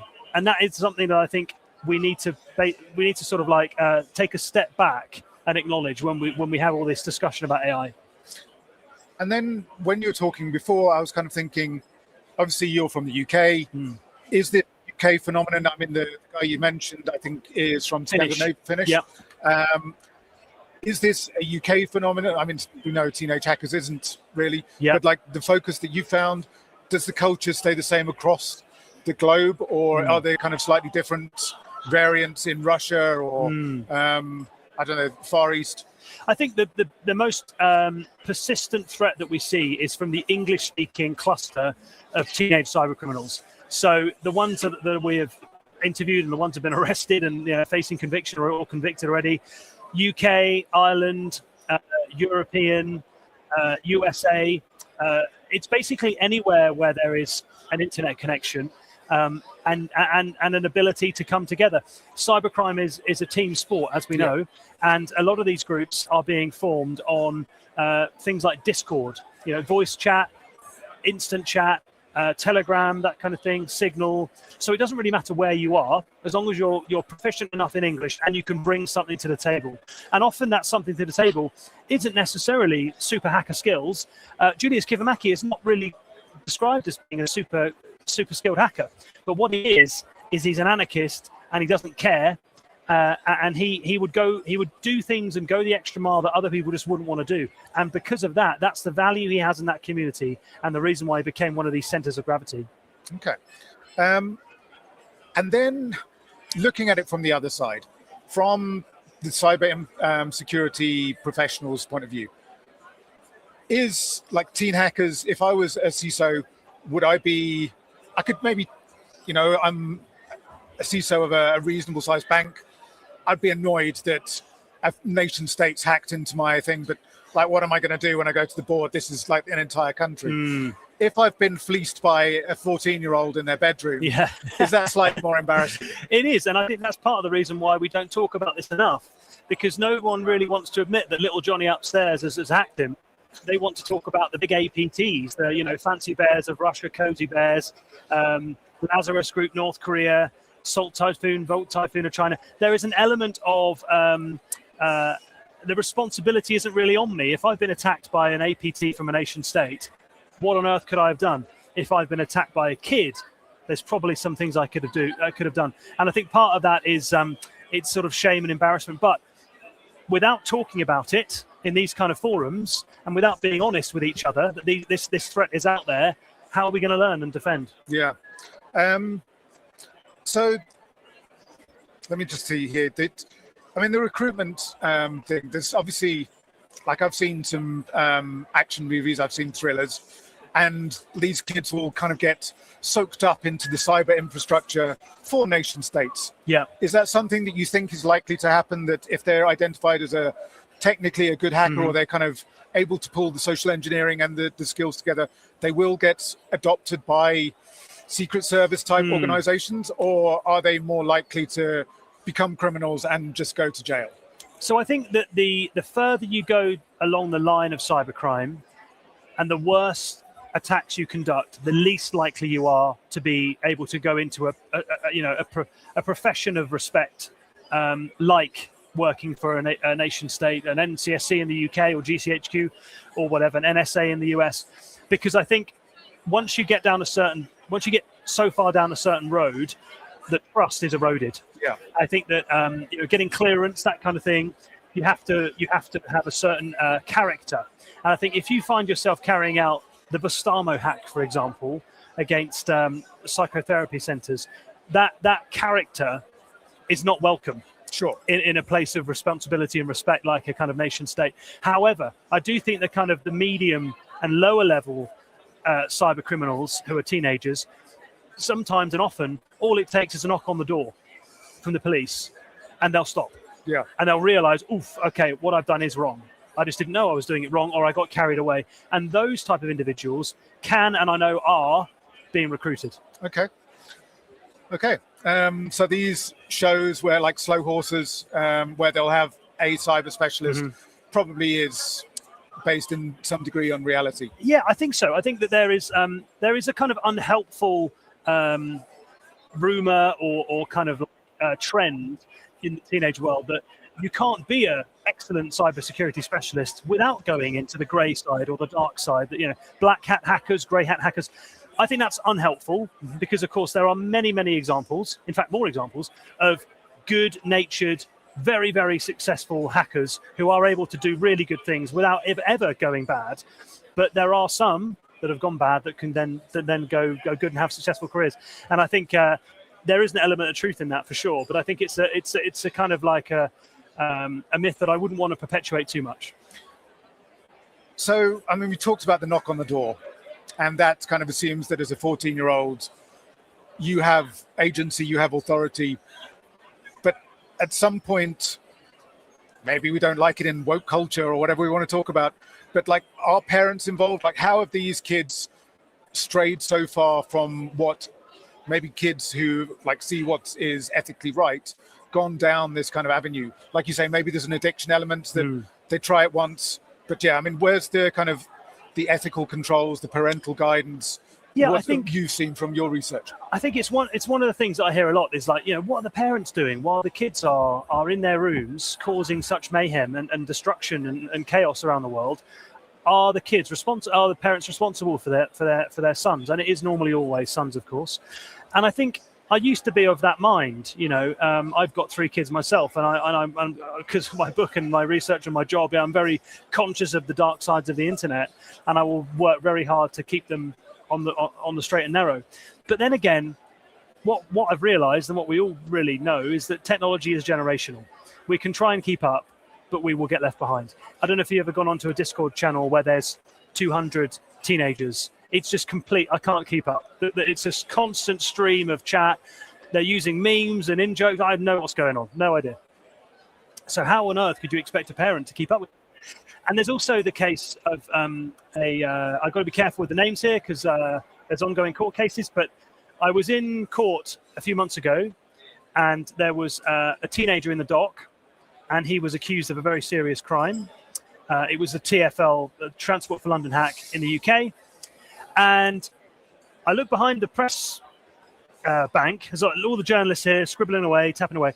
And there was a woman there who looked absolutely distraught. And I recognized her from 3 years ago when she was in court for her son, who's now back in the dock. And I remember very clearly the relief on her face when he was given a suspended sentence, teenager.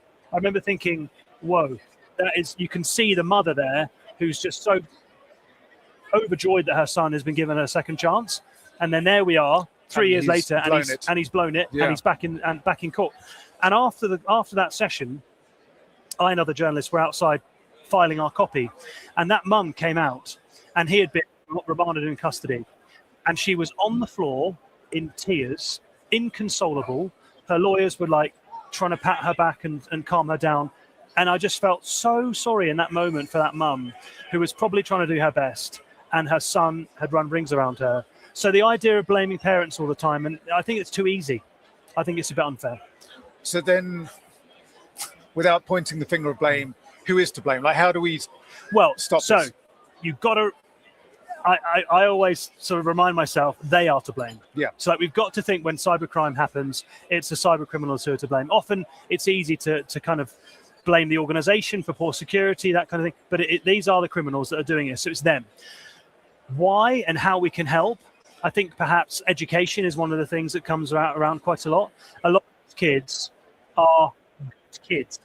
They would never hit someone or get into street fights or do low-level drug crime, that kind of thing. But online, they don't really see their crimes having victims. Whereas, as we know, everyone here knows, these are real people and it affects lives. So education is one of the things. The other things is perhaps sentencing. Do we need to increase the sentencing in some cases for teenage hackers? Do we need to be a bit firmer? I don't know the answer, because we also don't want to stop the exploration and the discovery that teenagers are having online, which leads to incredible discoveries and technology. So it's really hard. Yeah. And I suppose, I mean, you've got, I mean, I don't want to call it the age of consent, but like up to 18, you can't face criminal charges. Yes. In the UK, I'm not sure what the age is here. Yeah. But yeah, I mean, at some point, you've got to kind of accept sort of there is a level of responsibility for their own crimes. Yeah. But also, I mean, maybe we need to do more as a society. I think it's such a cliche, isn't it? But, you know, there's no silver bullet. And I think that is true in this case. I think perhaps all four of the things we discussed, parents, education, prison sentences, and was it 3 or was it 4? I can't remember. Okay. Deterrence, I suppose, is the general one. A sort of suite of solutions, I think, is what we need here. There's no one thing. I'm going to ask you a last question. I know that you're famous on YouTube for a clip or a broadcast, I suppose it was a segment from the news, where you were the target of a pig butchering scam. Oh, yes. So tell us what that was, how it happened, and what lessons you've learned. Yeah, fascinating case. I was approached on Instagram. I got a DM from someone called Jessica in Chicago, a gorgeous model. And I thought, well, I didn't know she was a model at the time. She's a gorgeous woman. And I thought, oh, hang on a minute. This is dodgy. And it said, hey, would you like to talk? Would you like to become friends?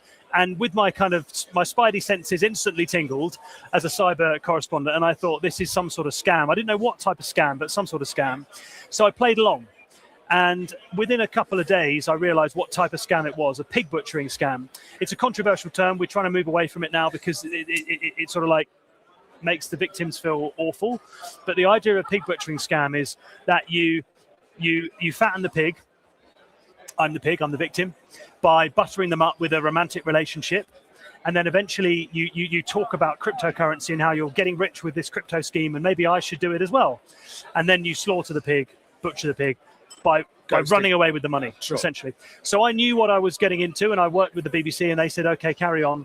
And I did this fantastic experiment for me, to learn how it all works. I think I sent them $200 in Bitcoin or something, and then they asked for more and more and more, and then when I wouldn't give any more, they just sort of ignored me. And then they eventually confessed when I said I'm a journalist and I know exactly what this is all about. They confessed to being part of a pig butchering scheme, and it's a massive problem. They're called the kind of broader term is romance scams, and it's a multi-billion-dollar industry now, and it was very interesting for me to be on the inside of that. And do you have a sense of where they were from? They said they were from Myanmar, I think. Okay. But no, they wouldn't say where they're from. I said, are you from Myanmar? And they sort of didn't say no. Interestingly, when I said, would you talk to me for my article, they said, well, if you pay me, then yes, but otherwise I'm going to get beaten tonight and I'm going to get in trouble with my bosses. Because we know that there is an element here of what's it called, people smuggling and, Sure. and entrapment, where they are forced to carry out these scams. And that was interesting to me, that even at that point they were trying to extract money from me. I didn't believe that that was the case actually in this instance, and perhaps that is the kind of another whole tactic that they use off the back of the reporting around them being, in some way imprisoned. But I'll never know. I'll never know who they were. So we have and this isn't really good interview practice, we have a magazine called Brainstorm, which focuses on the technology industry in a broader sense and how it kind of intersects with society. And one of our stories was with Capitec, which is it was a challenger bank, and it's probably now, there were a big four, it's probably as big, if not bigger than the other four. And some of their analytics picked up like a number of payments, not locally, but in Myanmar. It was kind of aimed at that kind of budget end of the market. So there was like why is so much activity happening out there? And I think I'll see if we can get you a copy, because it was a very interesting story. I'd like to see that. Of how someone went for a job, was told that their job was in, I'm going to say Thailand, because my geography has suddenly gone very skewed. Cambodia is another one. Cambodia, probably. Yeah, that was another And then one. suddenly they were like, okay, cool, we'll take you in the bus. And then suddenly they put across the border, and they were trafficked into this. Passports taken off them. Thankfully, they've managed to escape. Good. And I think it's a fascinating story. Yeah. But I mean, it'll maybe kind of reaffirm what you already knew. Yeah. But I think that's very interesting. Joe, thank you so much for your time. Thanks, Adrian. That's been great. That's been Joe Tidy, who is cyber correspondent for the BBC, but also author of Control Alt Delete: How Teen Hackers Hijacked the Internet. The book is available now, I believe, on shops. Control Alt Chaos, actually. Control Alt Chaos, sorry. Everyone says Control Alt Delete because that's the phrase we all know. Joe, thank you. Thank you. Please stay tuned. We'll be back soon.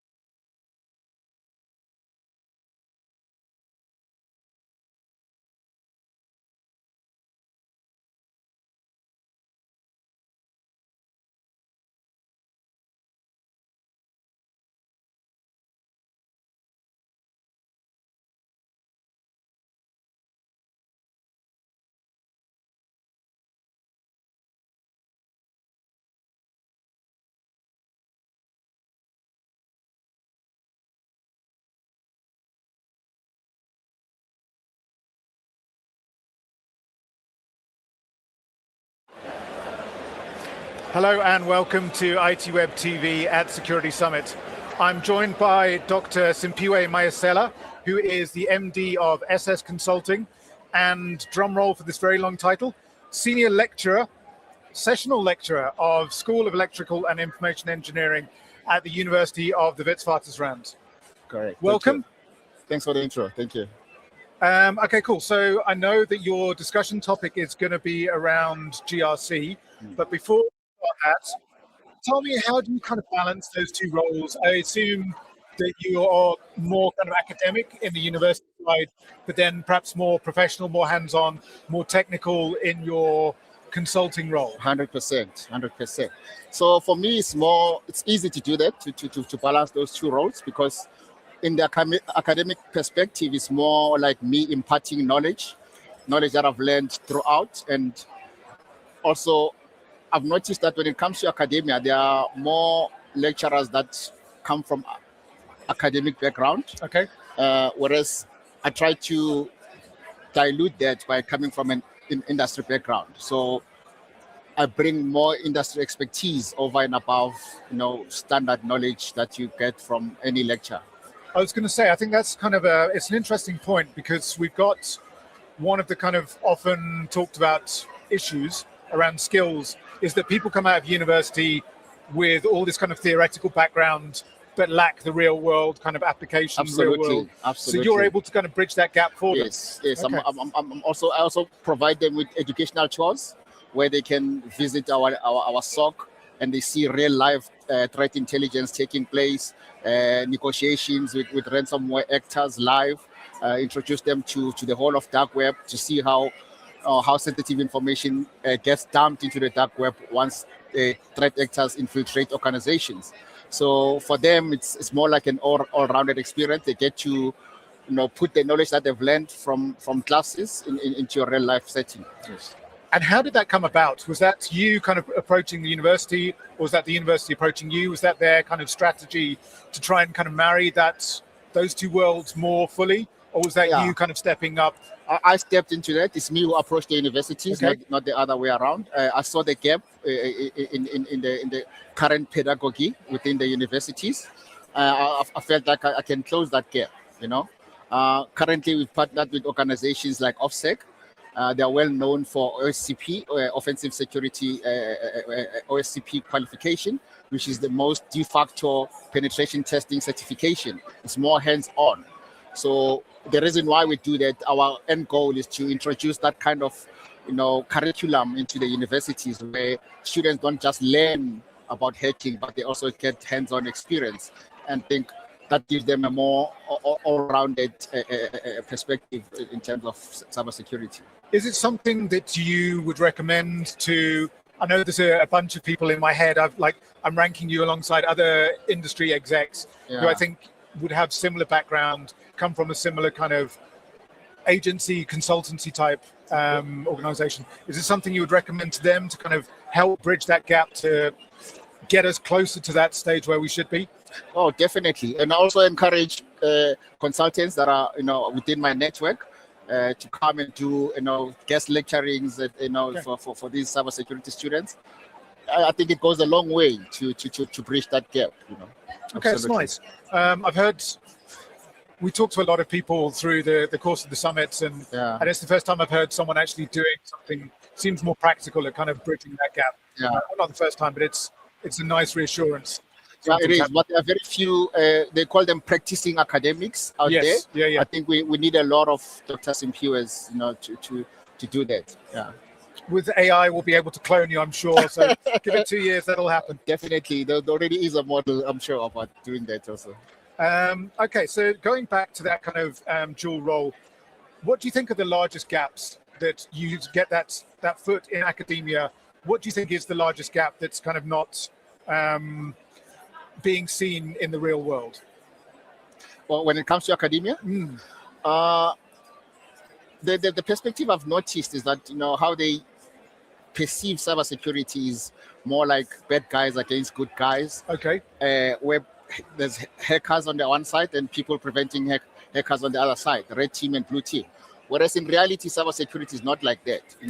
It's a broad spectrum that includes things like business continuity management, incident response, governance, documentation, writing policies, investment decision making, stuff that you don't see in movies and social media, and stuff that is less attractive.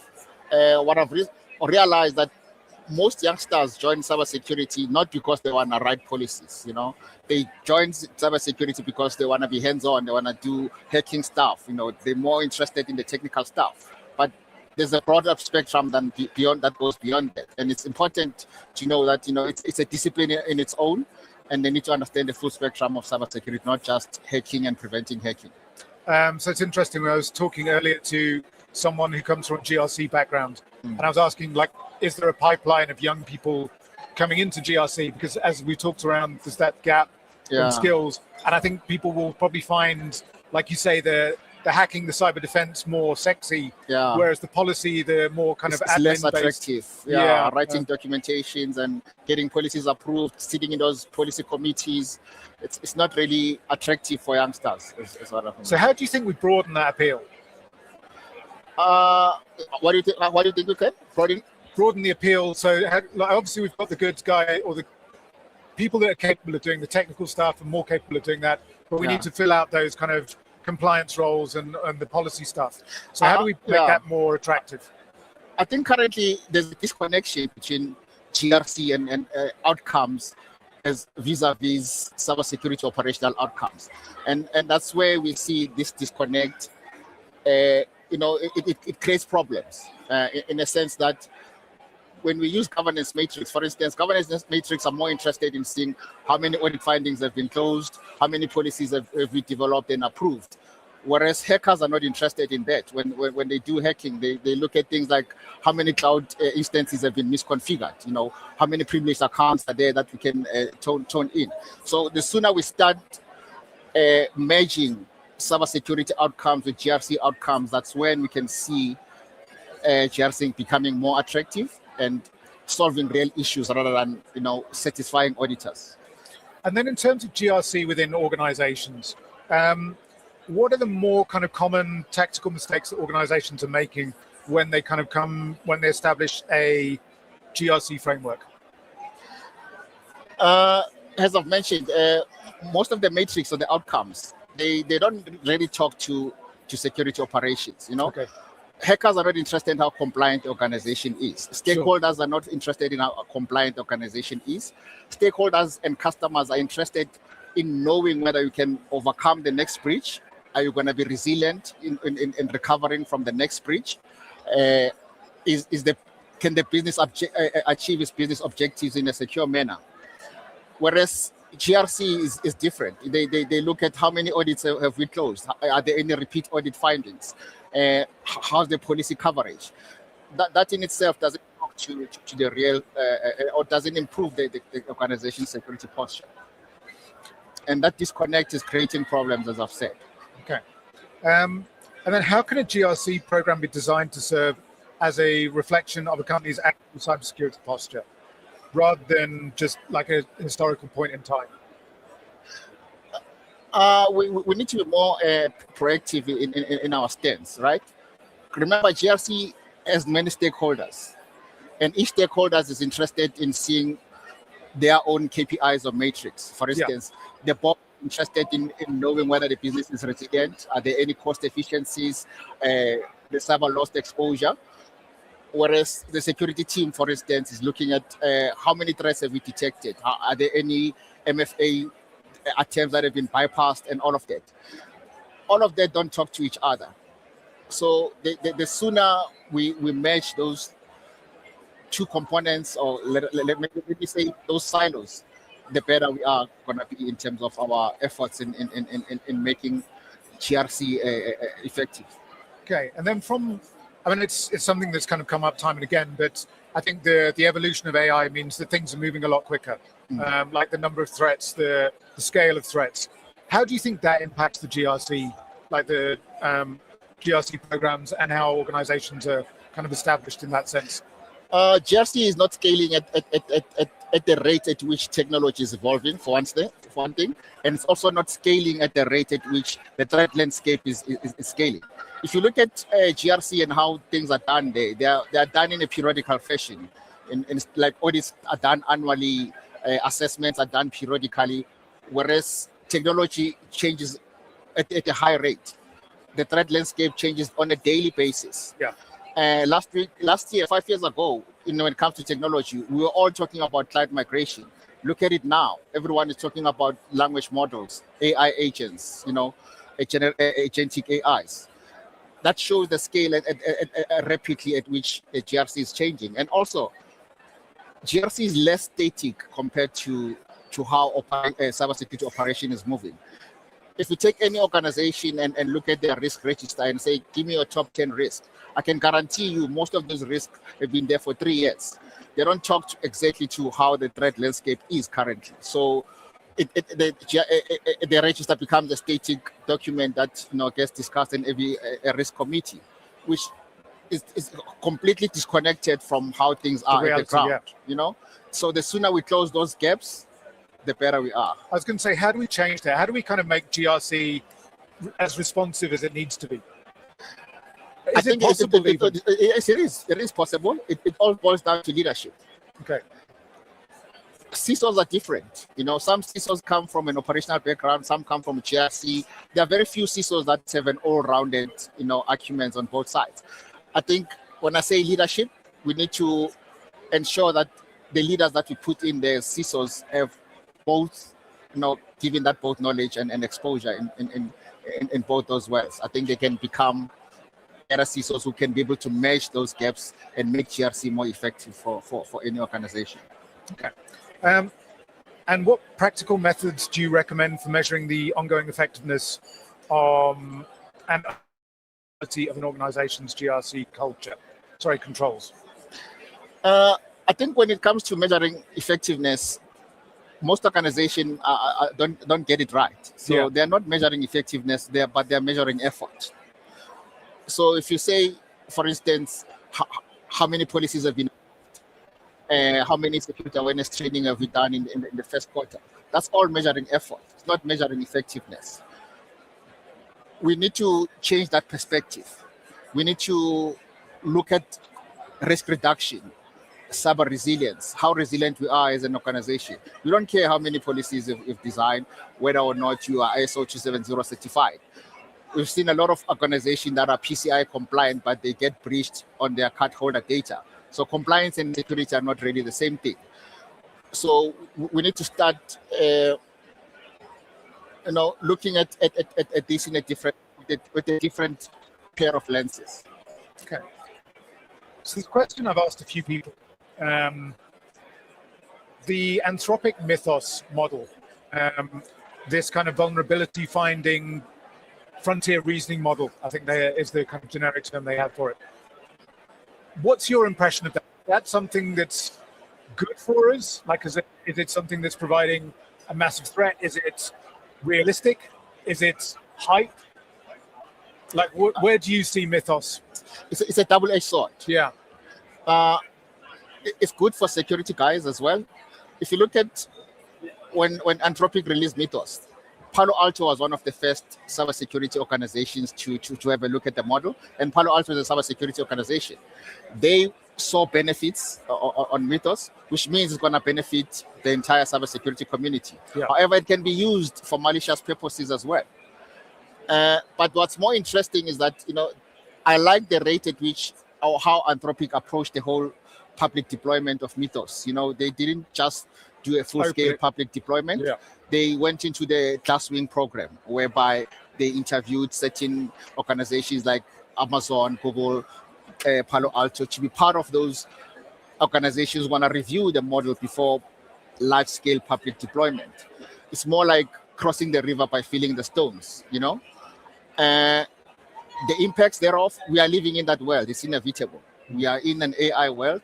Such things are expected. We're going to be having AI agents looking at, SOC screens and all of that. It's a trajectory that we cannot avoid. Whether it's good or bad, it depends. It's like having a firearm. It depends on whose hands it is. Yeah, sure. So is Mythos. Okay. Simpiwe, that's been fascinating. Thank you so much for your time. Thank you. That's been to see Piwe Maestella from SS Consulting and the University of Wits. Please stay tuned. We'll be back soon with more interviews from Security Summit.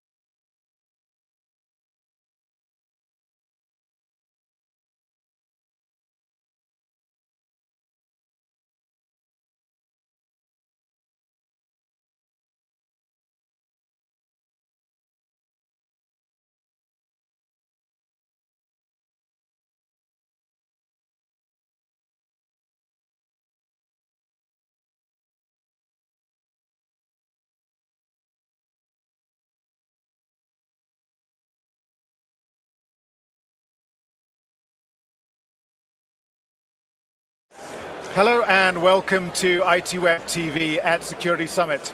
I'm joined now by Stefan Krano, who is the CTO of Snowed. Stefan, welcome. So nice to be here again, Adrian. Yeah, well, thank you to Snowed. Thank you for partnering with us, making this possible throughout the Security Summit. Yeah, no, I think our journey with ITWeb has been a long one, and we always be happy to work on the radio booth, the hackathon. I mean, giving and assisting the kids and seeing them come through. I mean, there's a couple of guys that actually came through the hackathon now working with us. It's always great to see, and I think it's a good feeding ground for cybersecurity and the industry in general. Yeah, I think this year I feel like we've kind of grown a lot more. I think being a slightly bigger venue has really made it kind of feel more open. Yeah, it feels like it gelled. Having the hackathon inside the actual conference, radio booth, you feel a part of the show now. It's not something that we're doing behind closed doors. So no, it's great, and thank you to ITWeb for that. Thank you. So we want to talk about CTEM, which is Cyber Threat Exposure Management. I always get that wrong in my head, but thankfully I've got cards. So we've spoken about that before, but for those viewers that haven't seen our discussions, maybe just give us a kind of brief overview. What is it? Okay. What are the benefits? And then something that I haven't really understood. Why are you so big proponents of it? Look, I think so. CTEM at its core is a term coined by Gartner about 3 or 4 years ago. And what it comes down to is it is a framework and a process that you can implement within your organization to continuously evaluate your cyber threat exposure. I think why Snowed really resonated with it, and why we've also tailored it to kind of our methodology and our needs, is that cybersecurity is not something that a single product or a single platform will fix for you. Sure.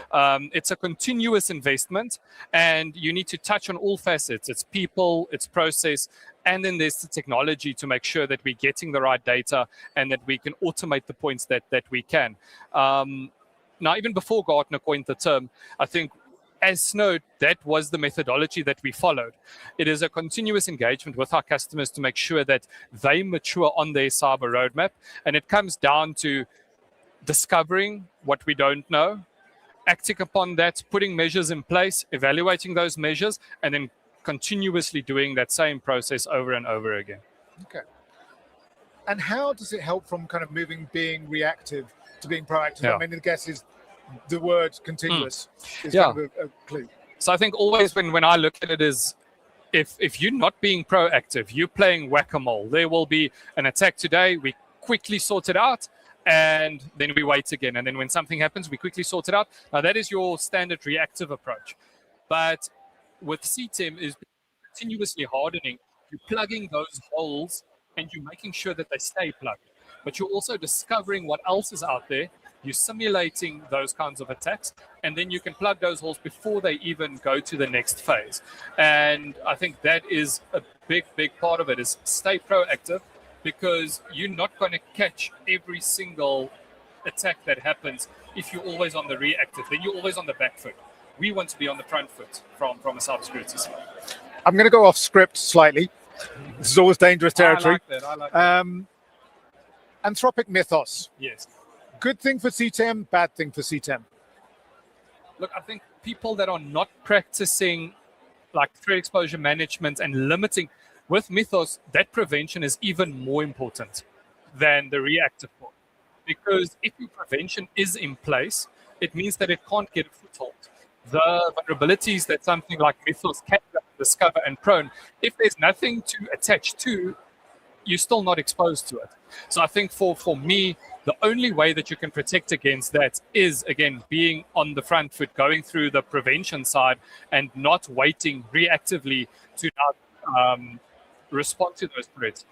The big risk with mythos is just that if it gets into the wrong hands, the amount of zero-day vulnerabilities that will be exposed is going to be so much higher. Yeah. And if you do not have the control measures in place to limit that exposure, it's going to be a free-for-all. And I think, again, CTEM ties back to that to continuously narrow that threat exposure. So returning to the script, so it focuses on exposure rather than just vulnerabilities, as we were talking about. So how would you draw the line between those two? what do we miss when we only look at bugs? When we only look at software bugs, those kind of software vulnerabilities. If you're only looking at it from a software side, there's a very big part of cybersecurity that is almost, it's a human facet as well. Like my system can be secured perfectly, but if a user gets compromised and somebody legitimately logs into a platform, no kind of like, that's no security bug. That is a cybersecurity incident. So the credentials were obtained in a different manner. So they're logging in via the correct portal, via the correct process. And again, that is where you now have to start playing on the reactive side again, is have your continuous monitoring in place to catch those as well. Tackling cybersecurity bugs on a continuous basis limits it's again following into the prevention side. So making sure that there's not unrestricted access to your system. Now at least we can monitor who is accessing what, and if there is differences in the access patterns from what they normally do, we can ask them, was this you?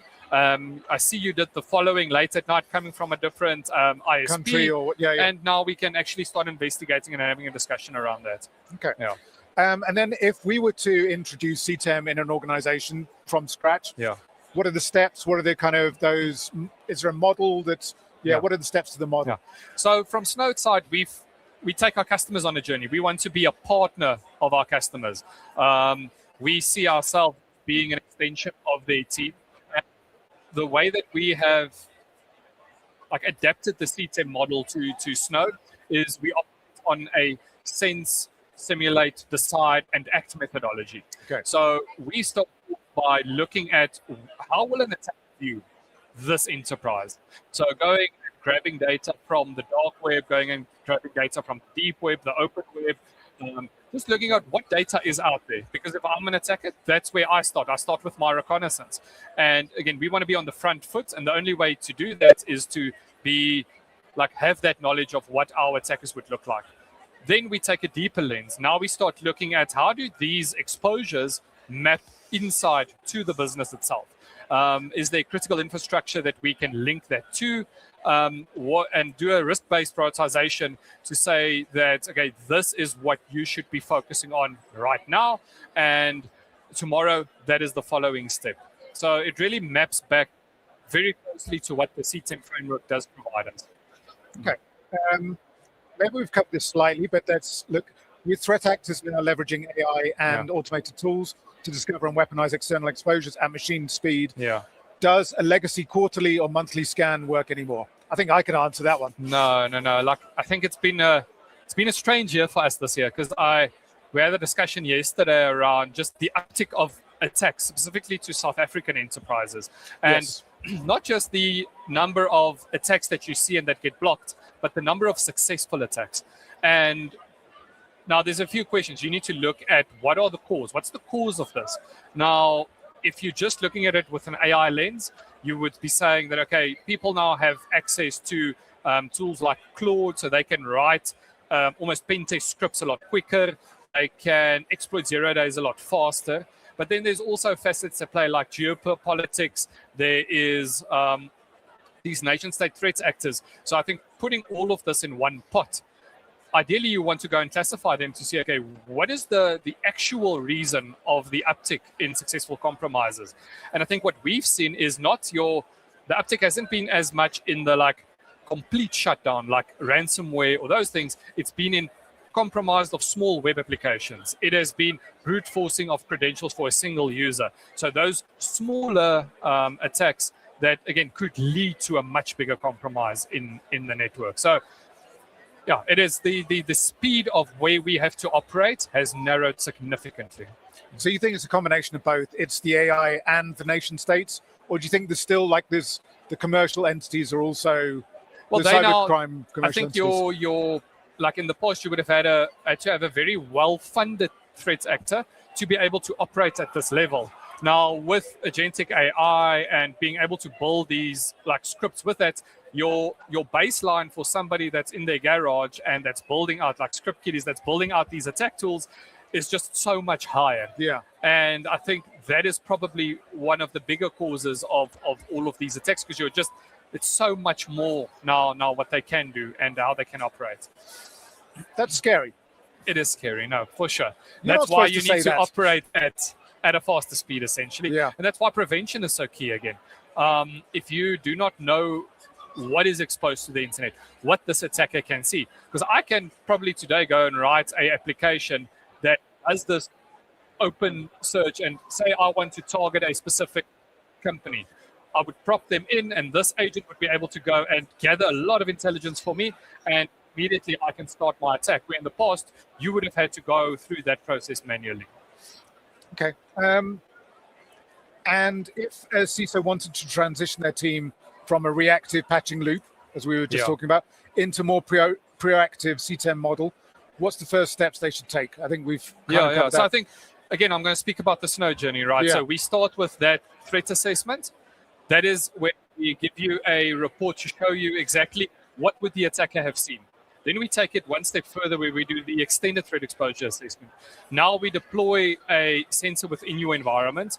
We can now map all of these external exposures to that internal. So as a CISO, you would want to understand your perimeter, but you would also want to understand what is all the different links within your business. What is the risk landscape of your people? How well are they trained? Your technology landscape. What systems do we use? How do they integrate with each other? How is our network segregated? So there's quite a few facets to that. And then also, what is our patch management and our vulnerability management cycles like? And then once we have those assessments, we can now start developing a roadmap on, okay, this is how we mature, and we tick off one by one. We make sure that we put the technology in place so that every single time we put a control in place to block or to like plug that hole, we know that it's plugged permanently with technology. Because as soon as you have a process that is very human dependent, number one, there's a lag time to applying those blocks or plugging those holes. Number two, a human takes leave. Yeah. Human gets sick. A human is tired. We make mistakes. So you want to like delegate that responsibility to a platform that can automate this process for you. So you're going through like the whole, almost an engineering life cycle in researching, then developing, then deploying, and then optimizing your cybersecurity estate as a solution.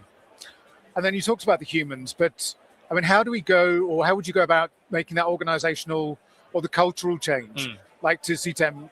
Is it a big deal for organizations that have been operating one way to kind of shift to the C10 model? I think the jump is a lot smaller than people think it is. Okay. I think the big gap that we see is you have your SOC, so you've got your security operations operating independently from your vulnerability management space, and then you've got your networking team again operating in a different capacity.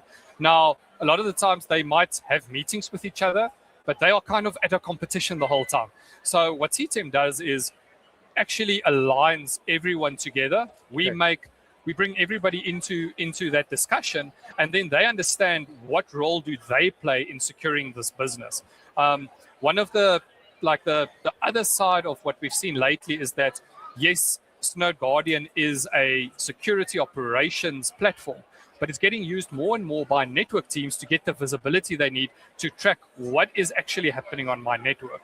Now, again, it tells you that gap between security, networks, vulnerability, and identity, it's all becoming the same thing. And the closer we can get those teams together and working together, and if they can operate off one platform that gives them all the same view, it allows them to understand the context from both sides. So I think to answer your question, it's not the leap that people think.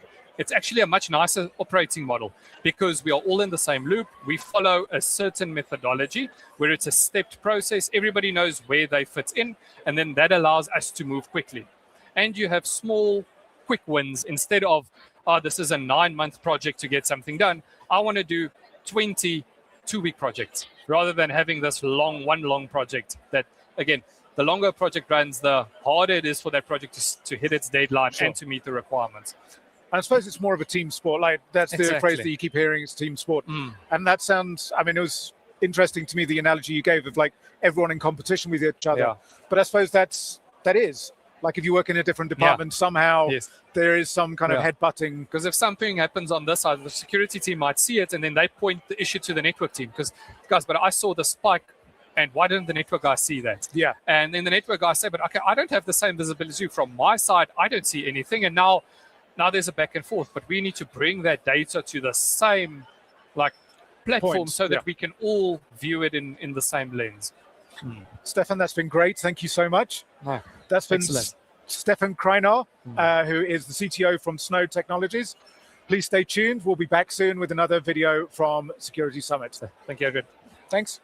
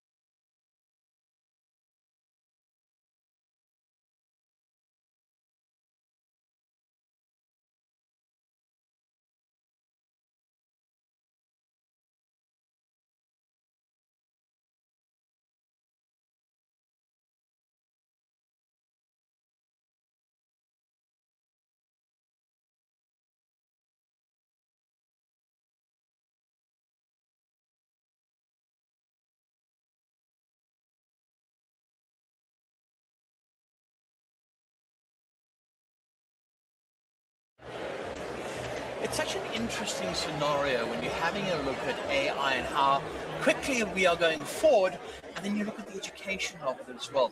We need youngsters to come forward and present themselves as our future, but there's a rarity of skills. Companies are losing a lot of youngsters very quickly. In fact, there's a recent figure, 68% of youngsters are leaving companies because it's such a rare thing, and all of a sudden they're offered jobs. So it's something for young people of today to get into. Joining me is Dr. Stanley Mpofu from Wits University. He is the Chief Information Officer. Dr. Stanley, hi, good to have you with us. Afternoon, Ray, thank you. Just explain to me Wits University and how it works when it comes to the Security Summit for ITWeb. I mean, if you think about it, sponsored by Snowd, very important sponsor because we need to come to the fore and make sure that youngsters get in. What are you doing with youngsters? Well, Wits University is a top university in Africa and currently emphasizes research in innovation in its teaching and research. But what is important also is that, as you would know, we've got students. If we talk about young students or young ones, like you asked, we're looking at undergraduates because we also have quite a lot of postgraduate students, masters and PhDs. But what is very interesting about Wits University is that the youngsters, particularly in the different, we've got 5 faculties, Faculty of Engineering and Build, we've got Faculty of Health Science, Faculty of Science, Faculty of Humanities, and Faculty of Commerce, Law and Management. In all of those areas, there is an opportunity for young ones to focus on the future, particularly the studies that relate to technology. Because if you are doing studies at VETS, your studies will not take anyway. They're not accompanied by knowledge and experience in the use of technology. So our young students are exposed to innovations, are exposed to all opportunities that pertain to research, that pertain to creating opportunities for themselves, either as people that can be employed when they leave the university, or people that enter into entrepreneurship because of the kind of skill that VET produces for our students. Which really works. You spoke about research, and I think that's the important thing. And everybody knows Wits is famous for its research. I mean, if you think of the development of information on our continent, what research are you doing into AI? Because I find it quite fascinating. Well, we actually have a group of professors at VET that they've created what is called a mind. It's a group of professors that are focusing on research that looks at AI as well as the human factor of things. I can't get into those details because I'm not one of the researchers and I'm not skilled in that space. But the important thing about it is VET University has put money into researching artificial intelligence. And interestingly, for your own information, one of the director of that exercise actually is assisting the minister to deal with the recent AI issues that happened, which I'm sure you're familiar with. Yeah. So yes, there is quite some extensive research around AI and agentic AI, and making sure that the research looks into the relationship between AI and the human being and where they intersect. Yeah, I think you've got to be careful with AI. And as the minister found out, I felt very sorry for him because he had a team around him. They used AI to make the policy. And hallucinations, that was the big thing. I suppose we are taking AI too for granted. But like Wikipedia, everything was on Wikipedia, it was true. But it wasn't. It's dangerous, isn't it? It is dangerous because I'm going to talk as a person who has done research, as a student of the institution myself. Whether it's internet, whether it's AI. Let me start with the internet. On the internet, anyone can put anything on the internet. I can put myself as a prime minister of some little country somewhere, And some people can read that and believe in it. So that's why if you're looking at universities, it has to be an authority. Not anyone can just put information there that anyone can, or that people can end up believing in.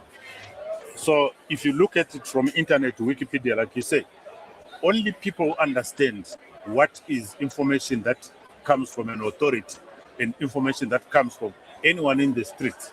It's like believing in what you see in X or in TikTok stuff. Yeah. Now let's go to the AI side. It's exactly the same. The hallucinations that you're talking about. What is required is someone who understands the content, that they can separate between content that is generated by AI and content that is real.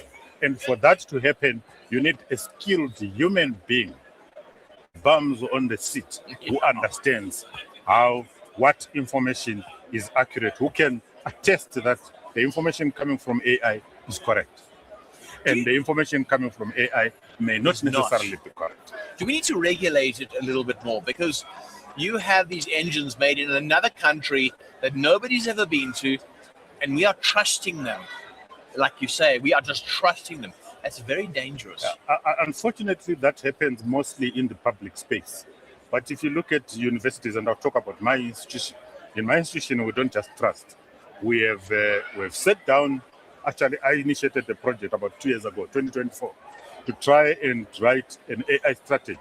But as we developed within ICT, we realized we can't continue with this thing when there are no policies. You actually need to take policies first and any guardrails that you need to put. So the university then put in 7 principles that are followed and the guardrails. And currently, as we speak, we now have an AI framework. So anyone at VET cannot work outside that.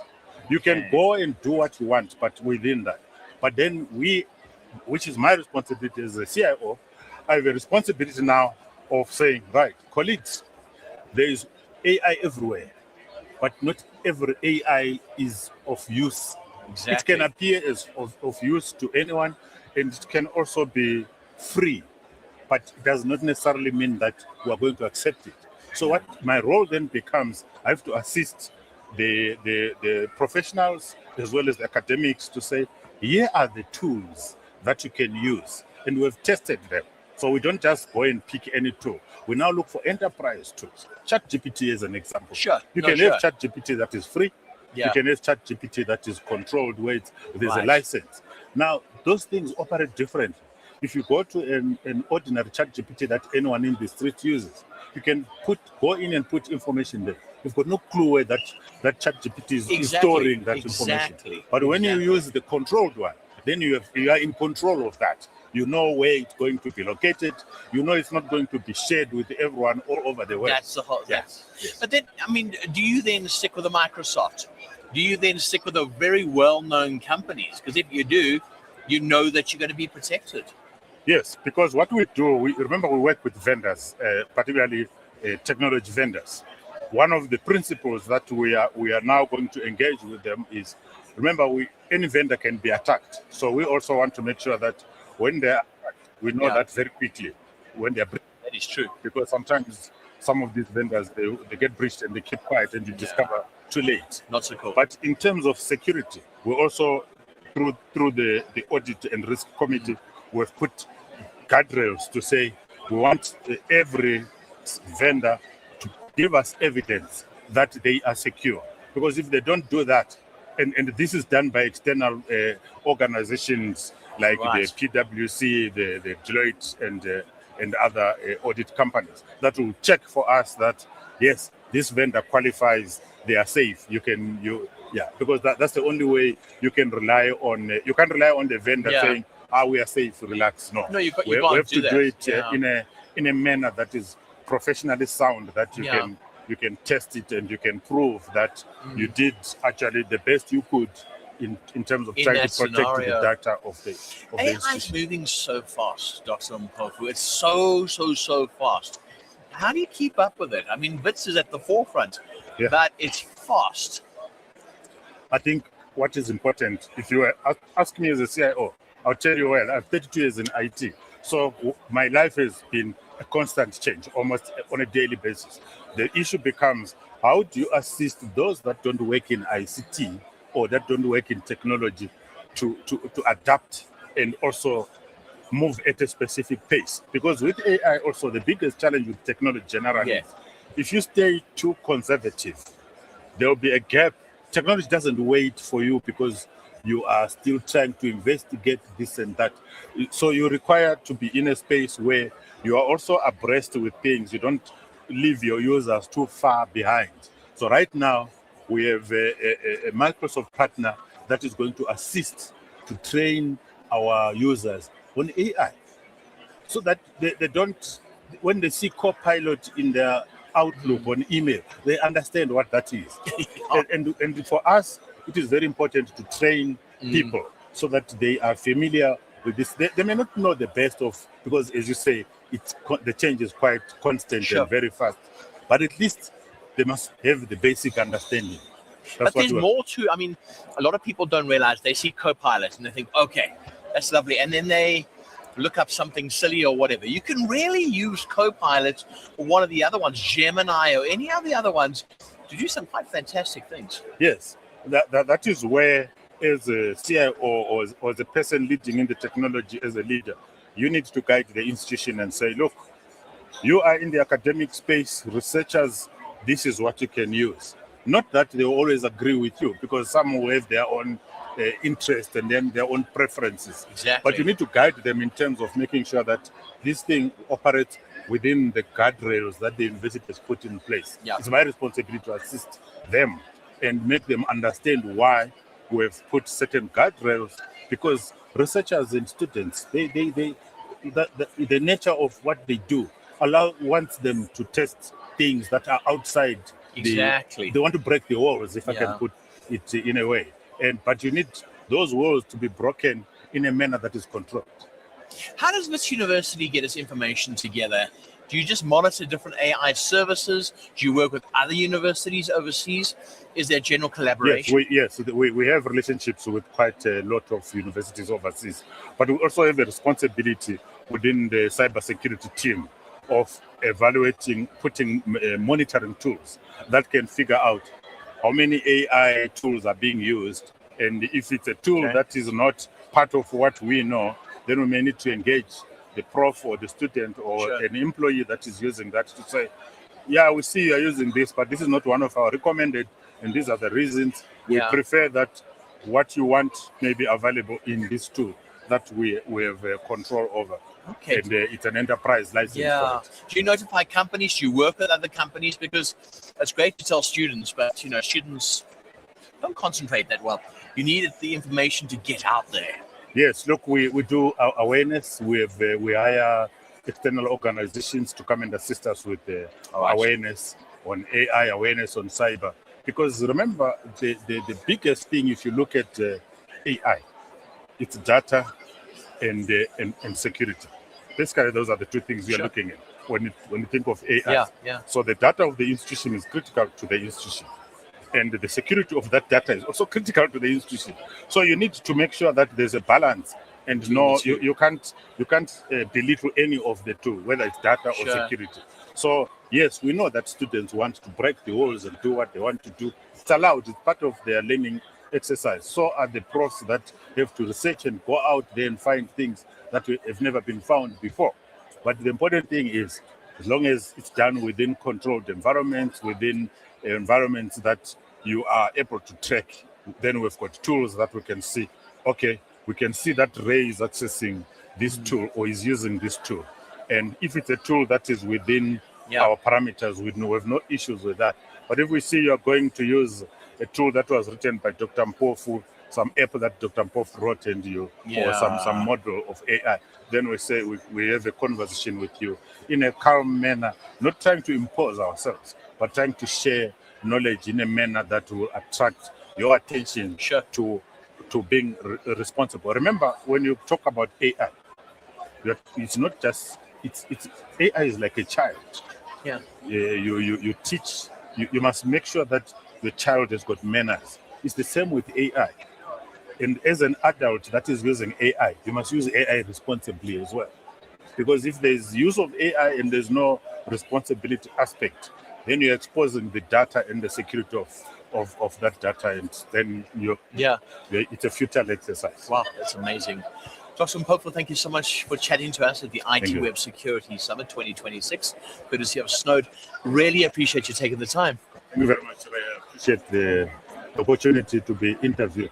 And I hope what I've shared with you will help others that listen to this kind of conversation. Definitely will. Thank you. Thank you very much. Thank you. Thank you, sir. Mpofo, who's the CIO at Wits University. And it just shows what a career you can have if you're getting into AI, if you're going to Wits University. It's one of the big subject options. But that's just the one side of it. The other side is the research that Wits University does, making sure that AI is safe, the correct AI codes are used. And I think that's the most important thing. Until next time.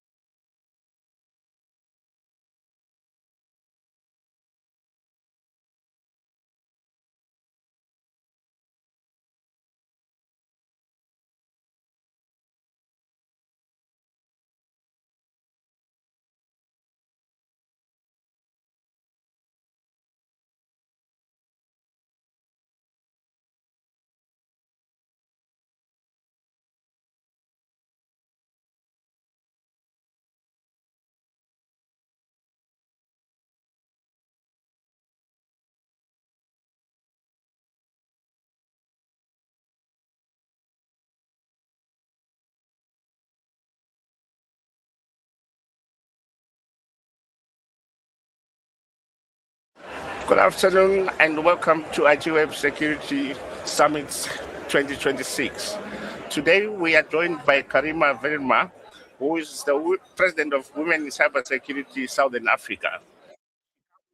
10 years of experience in the industry, and her aim is to simplify cybersecurity for executives to understand that there is a need. It's not just a business investment that is going to waste. Karima, welcome. Kirasa. Good, thank you.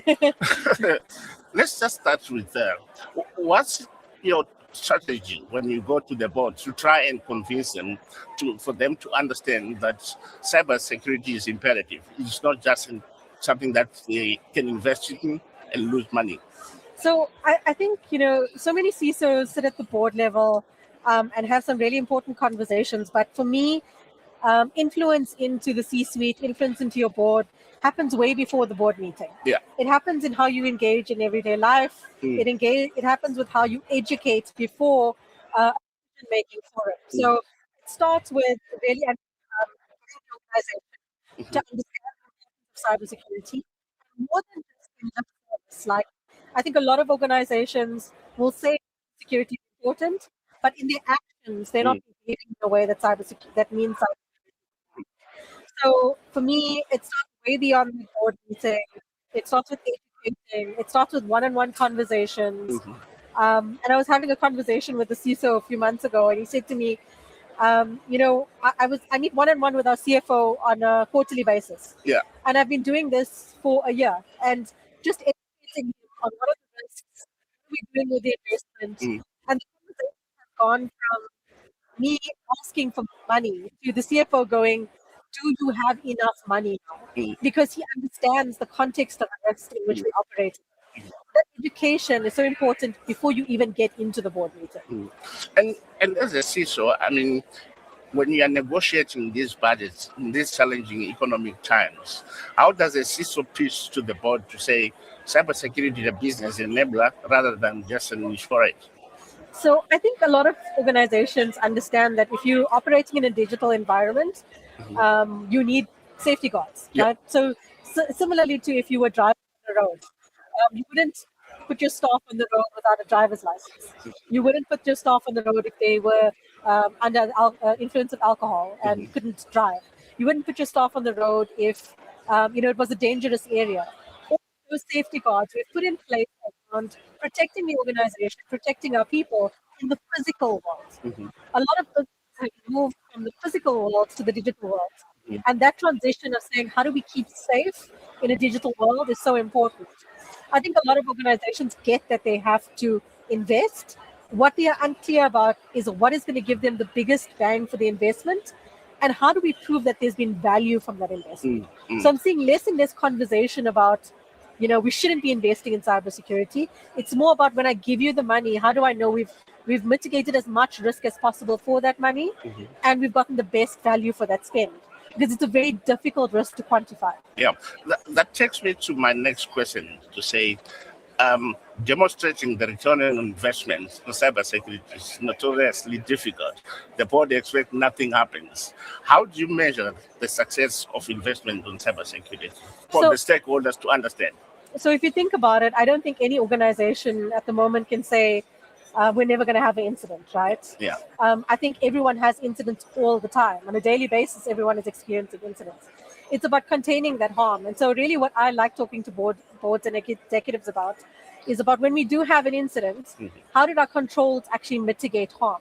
So what did we have in place that really worked well, that could have made the situation far worse? Yeah. And where did the controls not work? Where did we have gaps? And that becomes a very data-driven conversation, because you can see that the investments that we've made in the past have actually minimized harm to the business.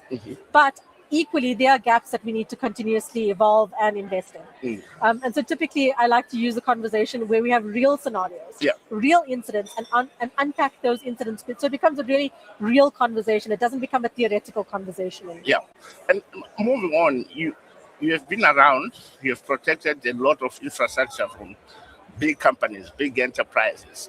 And then if we compare the African enterprises and their global counterparts, what are the hurdles the African enterprises do face compared to their counterparts globally? So let me start by saying I think there's this huge misconception that what is happening in Africa is somehow not as mature as other areas. I mean, I have visibility across the globe with my current role in Microsoft, and I can tell you that a lot of what's happening in South Africa is the best of breed. It is the absolutely most phenomenal implementations that we have implemented in South Africa. But equally, there is a massive divide between those that are doing really well and those that are really struggling to get cybersecurity off the ground. And a lot of people talk about the cost of cybersecurity and cyber poverty. Can startups afford cybersecurity? Can they afford to have the right capabilities when you have a currency fluctuation where the currency versus the currency you're buying in versus the currency you're selling in, there's a huge difference. How do you operate cybersecurity in that landscape? And I often say to people, yes, cybersecurity can be expensive, but if you look at what is happening globally, the majority of the attacks that we're seeing are still compromising the basic things. So there is no organization out there that should not be having multi-factor authentication in place. It is not an expensive control. It is a cheap control to implement, and it mitigates your risk exponentially. So I think the excuse that cybersecurity is expensive and that it's only achievable by a few, I think we need to break that. It is a misconception. Patching, multi-factor authentication, things that do really improve your cyber posture, don't necessarily cost a lot. It's a cultural transformation. It's using political capital within that organization to be able to make sure the right decisions are being made. And that's sometimes the hardest part that we have to get through. Do you get through to the stakeholders in the boardrooms when you bring up this kind of conversation? In my experiences, I mean, I've worked for some pretty big organizations. I've never had an issue where I've gone into a board or an executive committee with a risk that I was seriously concerned about where I didn't get back in. But I think the balance has to be clear. For me, I've always tried to steer away from a couple of things. You get, there's always three types of CISOs that I play around with in my head, but stick away from being. The one is the person there says everything is wrong, everything is a risk. I need money for everything. Then you kind of close off the ears to the board next door because you're not critically thinking about where you're investing and where you're asking them to act. You're asking them to ask many things, it becomes very confusing. The second type of CISO that I try not to be is the CISO that says everything is good. Because there's no situation where everything is good. It has to be continuously evolving. And I try and position myself as which is the balance between the two. You have a few areas where you really want to focus on that's going to give you maximum benefits, but equally understand that the risk is zero. So to have an impact happens, and I think that level of communication tends to get good outcomes from investment committees, from boards, from executive committees, because it's a tree of investment.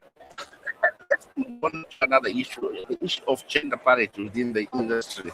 As the founder of Cybersecurity Southern Africa, what are you seeing in terms of efforts to try and make sure that the industry is gender balanced? What efforts are you seeing happening? So I just want to give a big shout out to all the women in cybersecurity out there. We took an amazing picture at lunch today, and it's such a great community. So first of all, let me say that I think we are doing better today than we did 10 years ago. So if I think about the number of women in cybersecurity across Africa today, we are far better than where we were 10 years ago. Are we where we should be? No, we're not. But equally, I think we've got a lot of momentum in the right direction to make sure we have the right people in the right places. And for me, it's a double-edged sword, right? Because you want to make sure growing talent to a position where you have strong, capable women that are taking on these roles. You also don't want to promote women into roles they're not ready, because it's a disservice to those women as well. You want to set them up for success. And so finding that balance where you are doing the early career coaching, where you're doing the middle career coaching, and even when people take on a very senior role, to make a network. And that's what we're trying to build with Women in Cybersecurity Southern Africa. We have an amazingly very active WhatsApp group. Anyone can put up their hand and say, I have an issue, no matter who you are. We've got people that are highly technical. We've got the most senior leaders across Africa's group. And really anyone can ask for help. And it's a really, it's such a supportive community. And that's really what I'm all about building, because I believe that if we support each other, there's absolutely nothing we can't achieve. I'm glad you spoke about the momentum picking up, which brings me to my next question. What more can be done to make sure there's diverse talent within the industry? So I really start at grassroots levels. I think, once students get into university, we've got good programs that educate them about cybersecurity. They've got, community events that they can attend. But in schooling, children don't really understand the career of cybersecurity, especially young girls. They don't understand it. And so we really have to do a lot of work in schooling to make sure girls are excited about maths, excited about technical fields, that they have good role models, that women that are in this field can show up and show them that it's possible to have careers in this field. Yeah. A lot of girls I speak to, they didn't even know cybersecurity was a thing. They all know about AI, they know about software development. No one's ever spoken to them about cybersecurity. And so that's the gap that we have to plug. As we conclude, what is it that is women bring in cybersecurity that is often overlooked? Wow. So every woman is completely unique. So I don't think there's a blanket statement that goes for everyone. But I think we put a lot of pressure on ourselves to perform and excel in what is still a very male-dominated field. And I think because of that pressure that we put on ourselves, you often get really phenomenal results from a woman that's holding herself to very high standards. And so I think that's maybe appreciated, the effort that goes in to being a woman in cybersecurity and balancing everything else that we have to balance. And kudos to the amazing men out there that make that possible. I mean, I would not be able to do my job without my husband. Yeah. And so half of my career is owed to him. So, a really big credit to everyone, that ecosystem that really supports all of us to be able to do that. Okay. Carissa, thank you so much for your time. We really appreciate it. And hopefully we'll be seeing you tomorrow during your presentation. Awesome. Guys, thank you so much for watching. You can watch Carissa tomorrow during a fireside chat where she'll be discussing what goes behind the scenes as a CISO. Thank you so much. Keep watching. Thank you.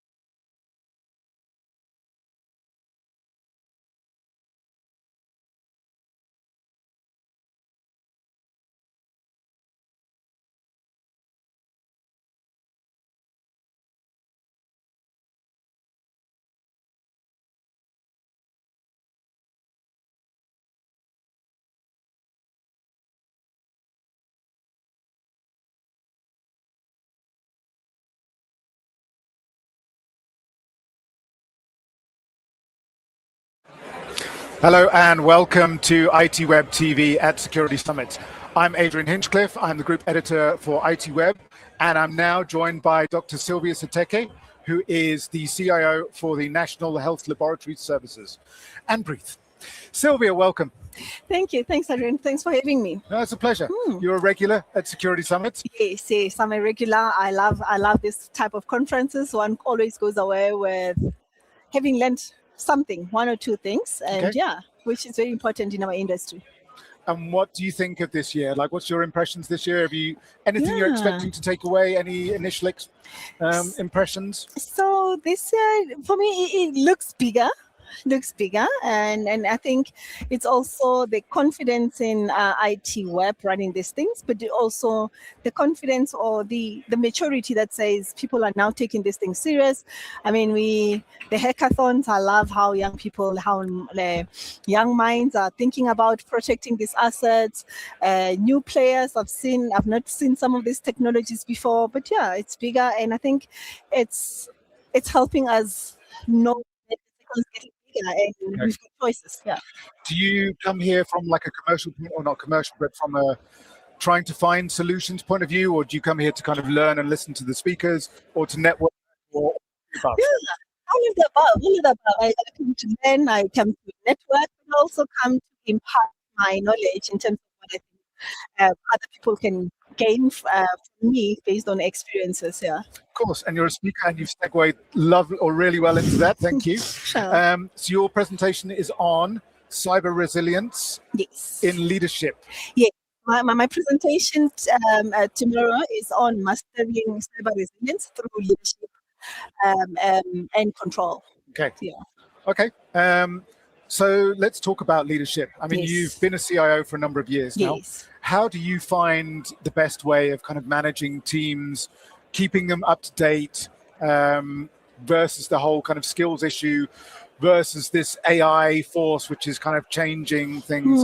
It must be quite a difficult role to keep, to lead people through these turbulent times. Yes, it's we are navigating turning turns. It's never a straight road. You think you're going that way, but you can take a detour, and it's a right detour, but as long as the goal is to be achieved. So the way I lead, and I think leadership is about making sure that everybody understands that we all have a role to play. And I always use the analogy of a soccer team, right? There's a goalkeeper, there's a striker, there's a defender, left wing, whatever, and to always look at it to say, when security incidents are happening, we should not say the goalkeeper allowed us to consider goal. Okay. But we've all been playing. It's a team sport. We don't want to blame a defender who did not defend, but just to look at it that way, and to say when we win, it's not about me as a leader winning. The team won, and recently, I mean, there were many cups, the UEFA, PSG won, Sundowns won, Pirates won. So when we win, the team won. And if people understand where do they fit in the value chain towards the objective or towards the goal, I find it works better. Yeah. I love a soccer analogy. You really ticked a box there without knowing it, so thank you. Yeah, I mean, I've often thought of like the CISO. We have similar in our kind of publishing processes. Yes. We have a sub-editor who people don't really see, but if there's a mistake, they're the goalkeeper. They're the one that let in the goal. But to call it a team sport, I think that's a much nicer way of thinking about it. So you mentioned, or you're a CIO, you've come here to kind of tackle some of these cyber issues. What are the cyber issues that kind of keep you awake as a CIO? So what keeps me awake is that it can always happen. And I'm a CIO who's a storyteller as well. So I'm going to keep another analogy about it. So I always, use this metaphor to say a cyber attack is like death family. Okay. We are all, going to die one day, right? Irrespective of how healthy we lived and the gym and eating healthy. One day it will happen, right? Because it will happen. But it's a question of saying, once that has happened, how do we let our loved ones lay them to rest? And those protocols we have in place. So what keeps me awake is that, are we resilient enough that when death hits on us, we know what to do next? Do we know what's going to, firstly, do we understand our crown jewels? Do we know what to run for first? And what do we protect? And how do we keep continuity? And how do we keep business going? So, we are protected. We've got controls in place. We've got tech in place, but we are not immune. Yeah. So I know I don't necessarily want to draw this back to that analogy, yes. but I know with cyber that there's the idea that you do kind of incident playbooks, you do the kind of testing, tabletop simulations, those kind of things. So would you do that with your teams? Do you do those kind of? Yeah, I mean, and there's policy, there's SOPs that says at least we'll run our DR testing twice a year. We'll do pen testing, and those are like the playbooks that we run, right? But in an incident, we all forget to go to the little policy, to the little playbook. But at least if it's part of our day-to-day and we understand that it can happen at any time, it can happen at any time unless we're suicidal, then we can plan it. Okay, this interview's taken a turn that I wasn't expecting. Okay, with that in mind, you would know, and we try and make ourselves ready. But again, it's about resiliency. And in my talk, I talk about us shifting from avoiding failure to being adaptive and more agile when things happen. So I think that's an interesting point, because a few of the conversations we've had talk around how AI is kind of quickening things. You mentioned previously about doing audits a couple of times a year. Mm-hmm. There's now, one of the conversations I had earlier today was about how that no longer stands. You've got to, because AI is constantly picking up the CVEs, it's constantly finding these vulnerabilities. AI can exploit them, AI can kind of scale them massively.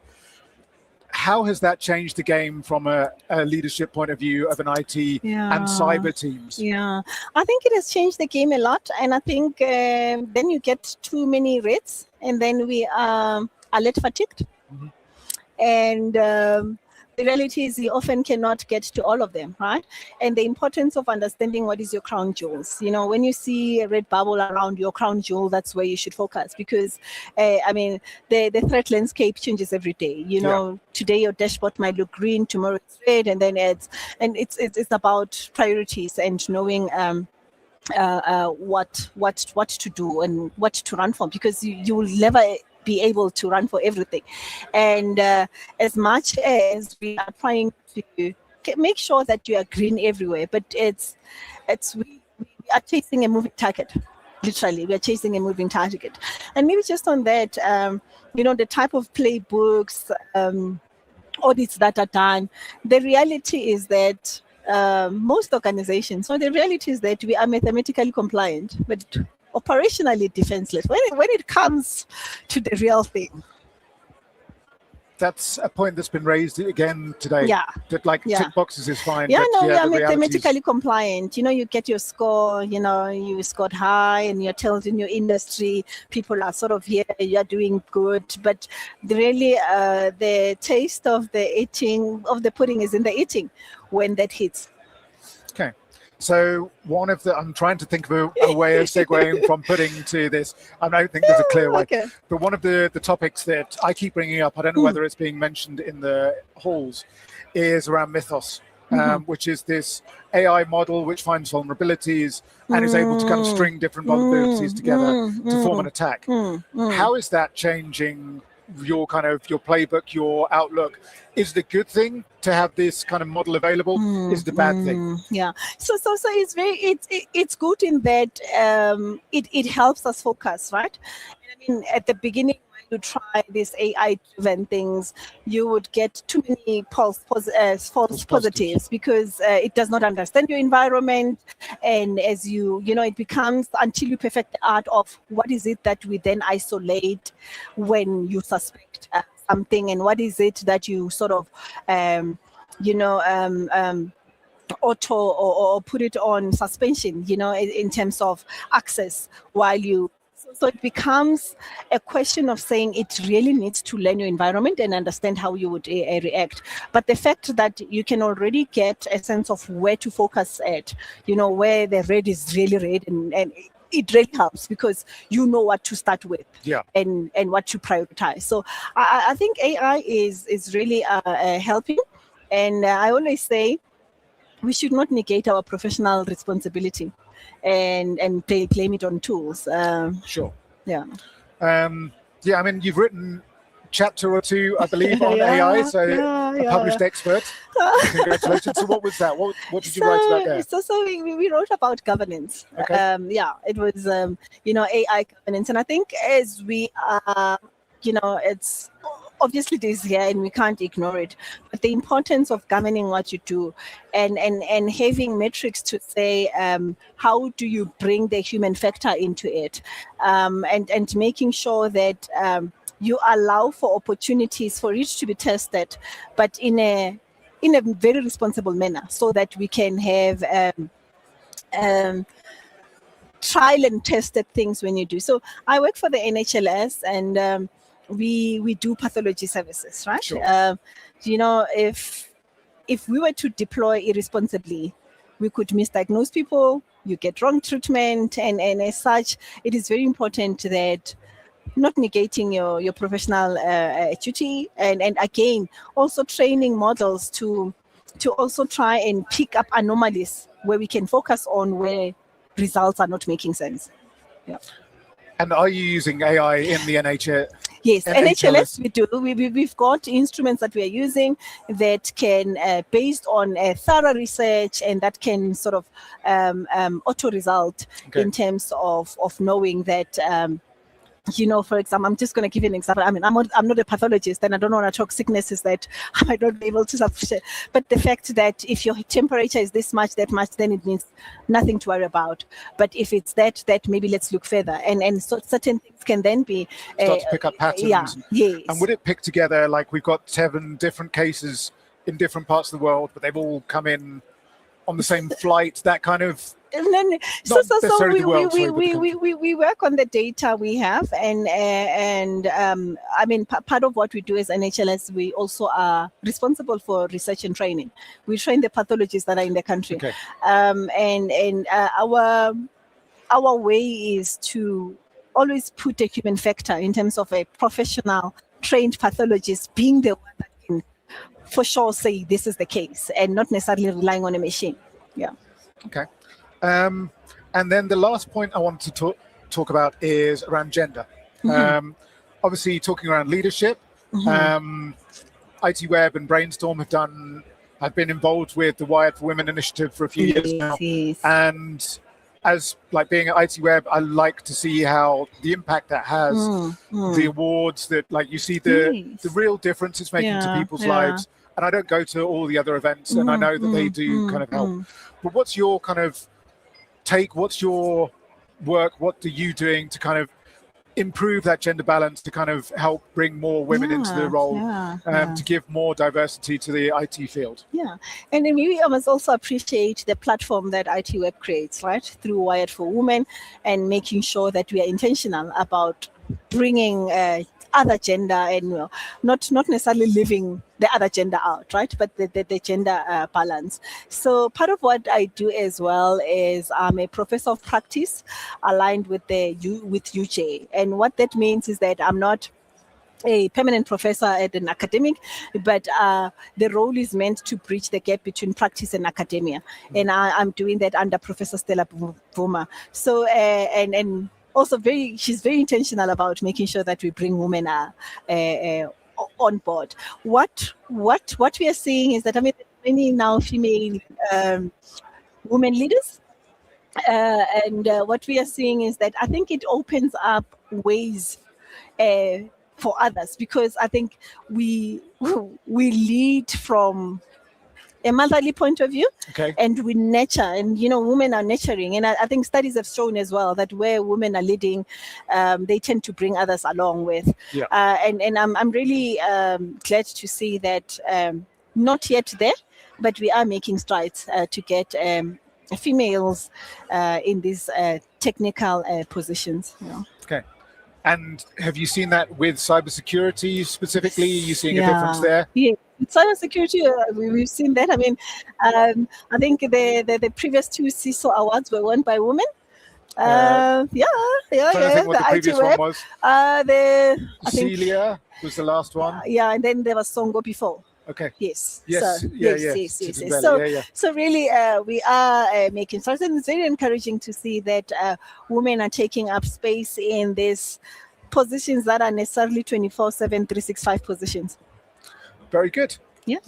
Dr. Sylvia, Okay. thank you very much. Oh, thank you for your time. Yeah. I hope you enjoy the rest of the conference. Thank you. Thanks for having me. That has been Dr. Sylvia Sateke from the National Health Laboratory Service. Please stay tuned. We'll be back soon with more from Security Summit.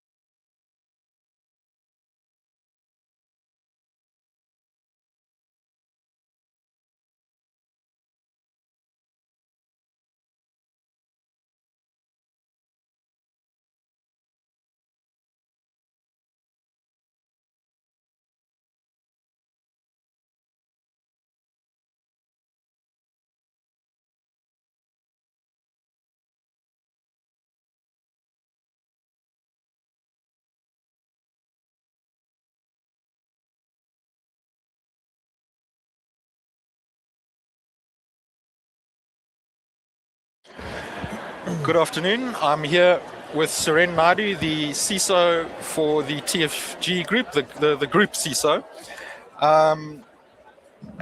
Suren has 13 years worth of experience at TFG, and for the last 10 of those, he has been in the group CISO role. Welcome, Suren. Thank you, Matthew. So let's just get into it. I'd like to ask you about governance, because that seems to me to be the kind of a cornerstone of how you are going to be protecting yourself. I suppose it also intersects with risk, with your appetite, your risk appetite. But my question is, I mean, you can have all the governance in place in the world, and a staff member will fall prey to a phishing attack. So, I mean, if you could speak about like what you think governance best practice is, and how that perhaps intersects with behavioral change. Great question. So I think the first thing is, I covered in my new book, which is soon to be released. Yes, we're going to get onto that in a moment. Okay, so there's 3 layers to governance. So if you look at any governance framework, whether it's the NIST framework, whether it's NIST 2.0, whether it's ISACA's COBIT, they all have a particular structure, set of patterns to it. And so what I've done is I've actually defined a set of patterns. So the first layer of the pattern is direction, right? And direction comes from the senior leaders, the board directors, in terms of what's our risk appetite, what's our risk tolerance, and if you think about AI, what's those principles that drives the change and the decisions across the group, right? Then you think about governance in terms of good practice. It could include things like prohibited use cases of AI, as an example, right? So do we prohibit the use of AI in the hiring of people, as an example? Then the next layer is where I'd like to call it the operationalization of governance. And I have an acronym for it called CARE. CARE stands for Classify, Authorize, Regulate, and Evolve. And so essentially what you're doing is you're going straight into risk classification. Once you've done that, you figure out, okay, so what are the rules in terms of decisions to be made based on the decision makers and subject matter experts? Third one is, how do you address the problem of the risk in terms of what controls do you need to implement? And then the fourth one is really looking at observing everything in motion, figuring out what's working, what's not working, going back and, iteratively updating the operational part of governance. And then the last bit is really around what I call the culture and the people. So talking about behavior. So focusing on, okay, so you can't do this. This, cybersecurity is a collective sport. It's like rugby, right? As an example. So you've got to ensure that you address the cultural aspects. You've got to get champions. You've got leaders that really understand and appreciate it in terms of how do you operationalize it. So how do you bring care into operations? And that's what you need to do. So that's what I talk about. But they still, I mean, as you said, but I just want to press you on that, because I mean, you can put all these frameworks in place, but at the end of the day, if a call comes through to a possibly, in a very, very convincing phishing call, like with the person's name, their photograph, instructions.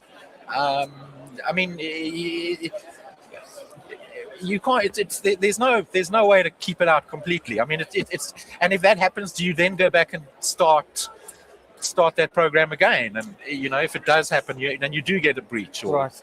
So look, I mean, bottom line is there's no silver bullet. Yeah. Right. There could be a number of reasons and scenarios as to why you get breached. So if you're looking at an internal threat, there could be a disgruntled employee. So how do you do early detection? Right? Yeah. That's the one. The second one is understanding your external attack surface and how do you address that? So looking at proactive. So let's say if you are Marks and Spencer and you're using an MSSP to help you manage your security, what are you doing to tighten up the policies and the clauses in your contract to make it really punitive and make it difficult for, in terms of the liabilities associated? Secondly, are you actually doing ongoing testing and validation of those controls? So when you operationalize it, I'm talking about, okay, how do you turn it into something that becomes practical Yeah. in the hands of the subject matter experts to test and validate. So ongoing control validation. So the point is that we're never going to reach nirvana. There's no perfection here. Yeah. The question is, how do we limit our risk? Yeah. And what is the impact to the business? And how do we limit the impact to the business? So that leads into my next question about... Sorry, just to add to Sure. that. So if you look at section 19 in Papaya, which talks to reasonable measures. Yeah. Okay. Can you demonstrate to the regulator in the event of a breach that you've taken reasonable measures? Yeah. Can you demonstrate to your insurer you've taken the reasonable measures? If you've done everything and you've had a breach, you're going to have to use that information in a way to position and frame what really went, what happened, right? And I think these are the types of situations where we really need to think through what are those scenarios and how do we deal with it. So, when we talk about tabletop exercises, which is another thing around cyber resilience and operations, you're going to figure out, okay, how do we make it practical in terms of how does legal deal with it? How do they deal with the regulator? How do they deal with the insurer? Those are the practical things in terms of when the proverbial hits the fan, how do you deal with the consequences of that? And why do you think no one wants to talk about a breach? Is it embarrassing? Is it just, because it's obviously sensitive information, but it's like, you don't want to, why do people, and in your writing of the book, you said that you couldn't find anyone to go on record, It's difficult because, look, what typically happens is every PR organization across any company will take charge and say, look, we've got to have to scrutinize this thing, sanitize it before it goes out. So you obviously get a sliver of really what went down. Yeah. Unfortunately, that's not going to help anybody. Yeah. So the approach I took with the book was to say, look, let me go and find out what really happened across these different AI cybersecurity breaches, try and figure out what was the kill chain, and then figure out, okay, what really went wrong. Sure. And in doing that, I crafted this non-fictional story to obviously communicate the different concepts. And I've got to ask, as a journalist, TFG was in fact breached earlier this year, right? Last year.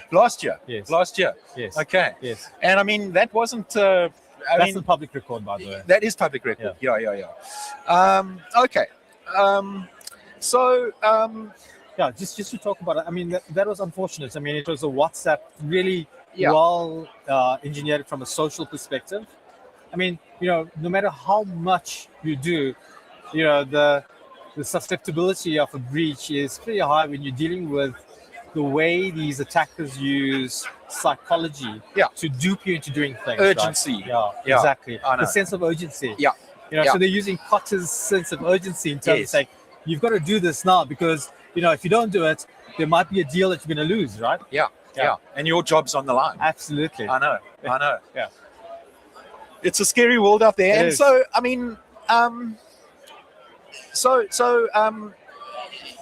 that wasn't a ransomware attack, but do you pay the ransom? Generally, because Canva, the educational learning management system, was breached earlier this month, and they in fact paid the ransom.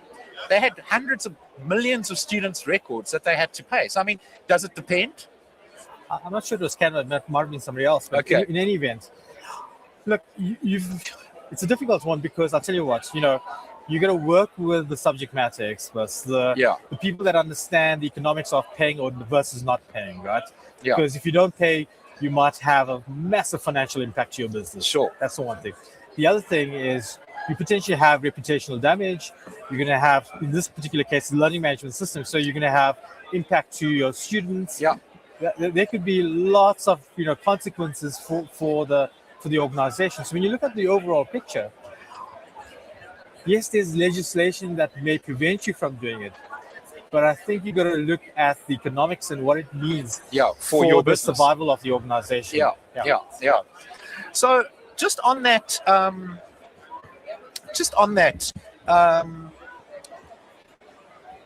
you said something along the lines of you need to have a kind of tabletop exercise.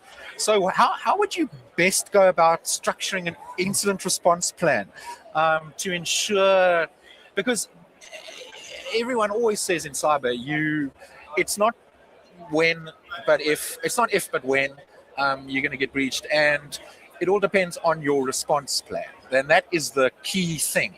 So, I mean, in that case that happened there, or any other case, what would be best practice there? That's a really good question. I think I don't want to be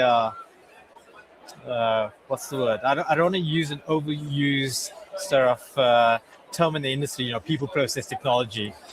I think if you look at it at the bare bones, you're looking at people in terms of their readiness and their preparedness for it. So that also talks to the psychological preparedness, right? Because what typically happens is, people will either respond through flight or fight or freeze. And when you have that type of situation, sometimes people freeze, unfortunately, right? They kind of lose sense of reality, and because they're just overwhelmed with what's happening with the situation, right? Because the consequences are extremely high. So that's the first thing. So I think psychological safety is an important bit. The second bit is exercises helps with muscle memory. Exactly. The more often you do it, the more comfortable you become with the process, right? I think the third one is looking at it holistically. So it's not just with the cybersecurity team or the IT operational team. It's really working with your legal, your compliance people, the executive team, the PR, the insurer, in terms of their response, with the forensics teams as well. Yeah. So it's very broad. So when you look at it, that response will determine the success of how you deal with the consequences of what we have to. Apart from the remediation of the technical issues, I think 90% of the problem is how do you restore, credibility with your stakeholders. Yeah. Right. Yeah. That's important. Yeah. And if you're going to have 1 million customers and 800,000 of them are going to leave you because they don't trust you anymore, that's a huge problem, right? So you've got to invest time and effort where it makes sense. So I think every organization will have their own principles and philosophy about how to do it. There's no right or wrong answer. The question is, what are you assessing? Now, there's lots of frameworks around this in terms of cyber crisis management. I think what you got to do is figure out what's right for your organization.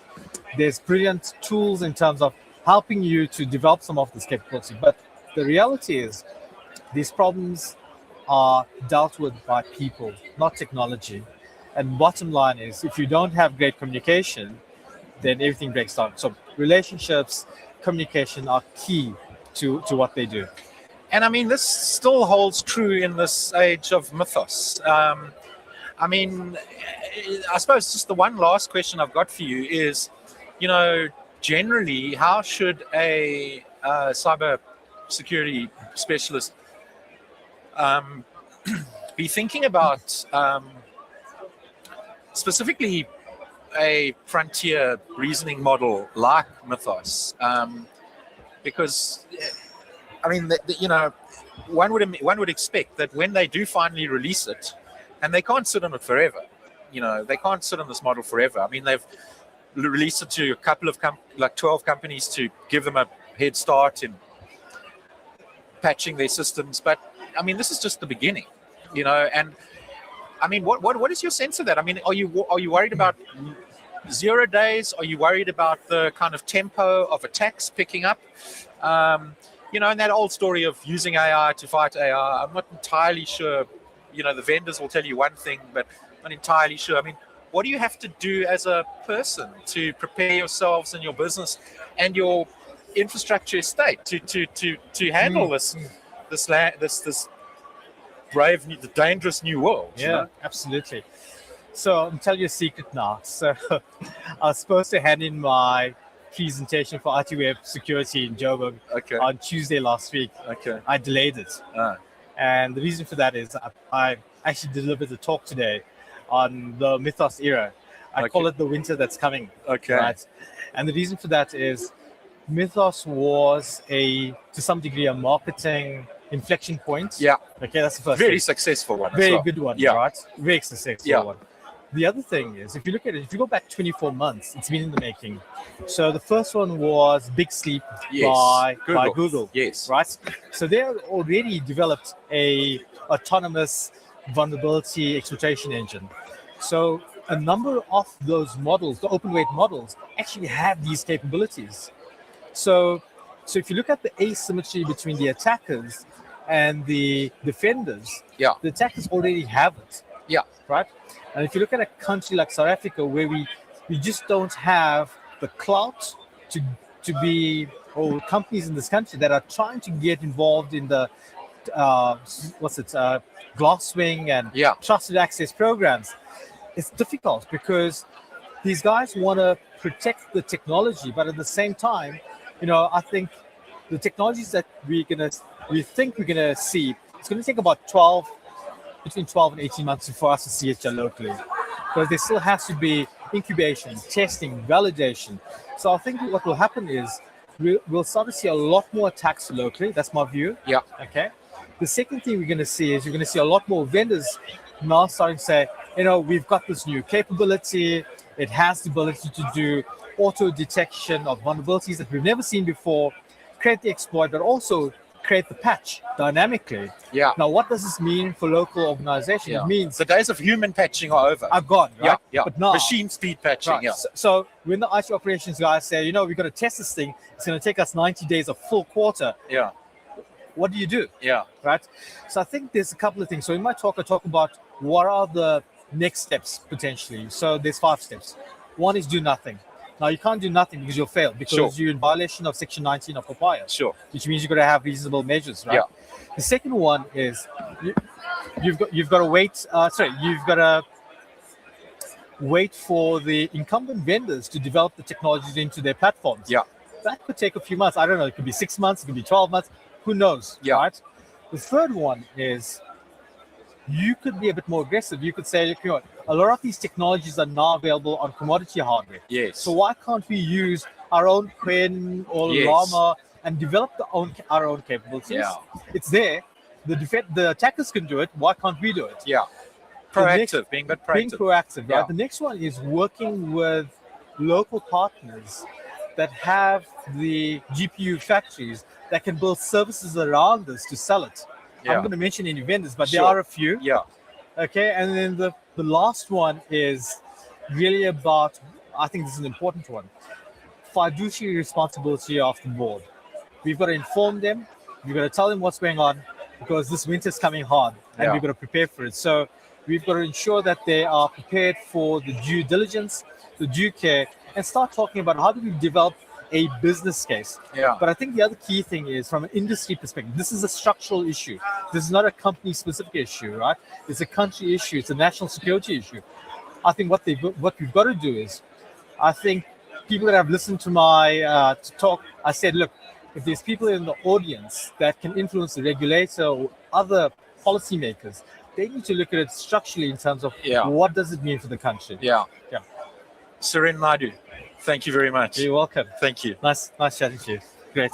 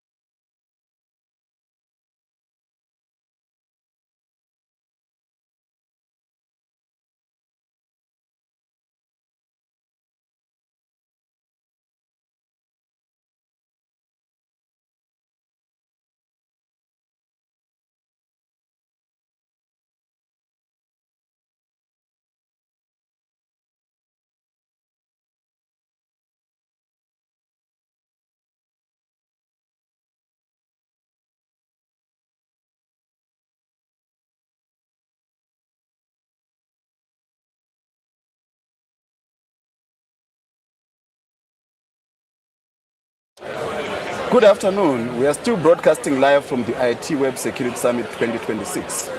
Today we are joined by Jason Jordan, who is the Principal Forensic Analyst at DFIR Labs.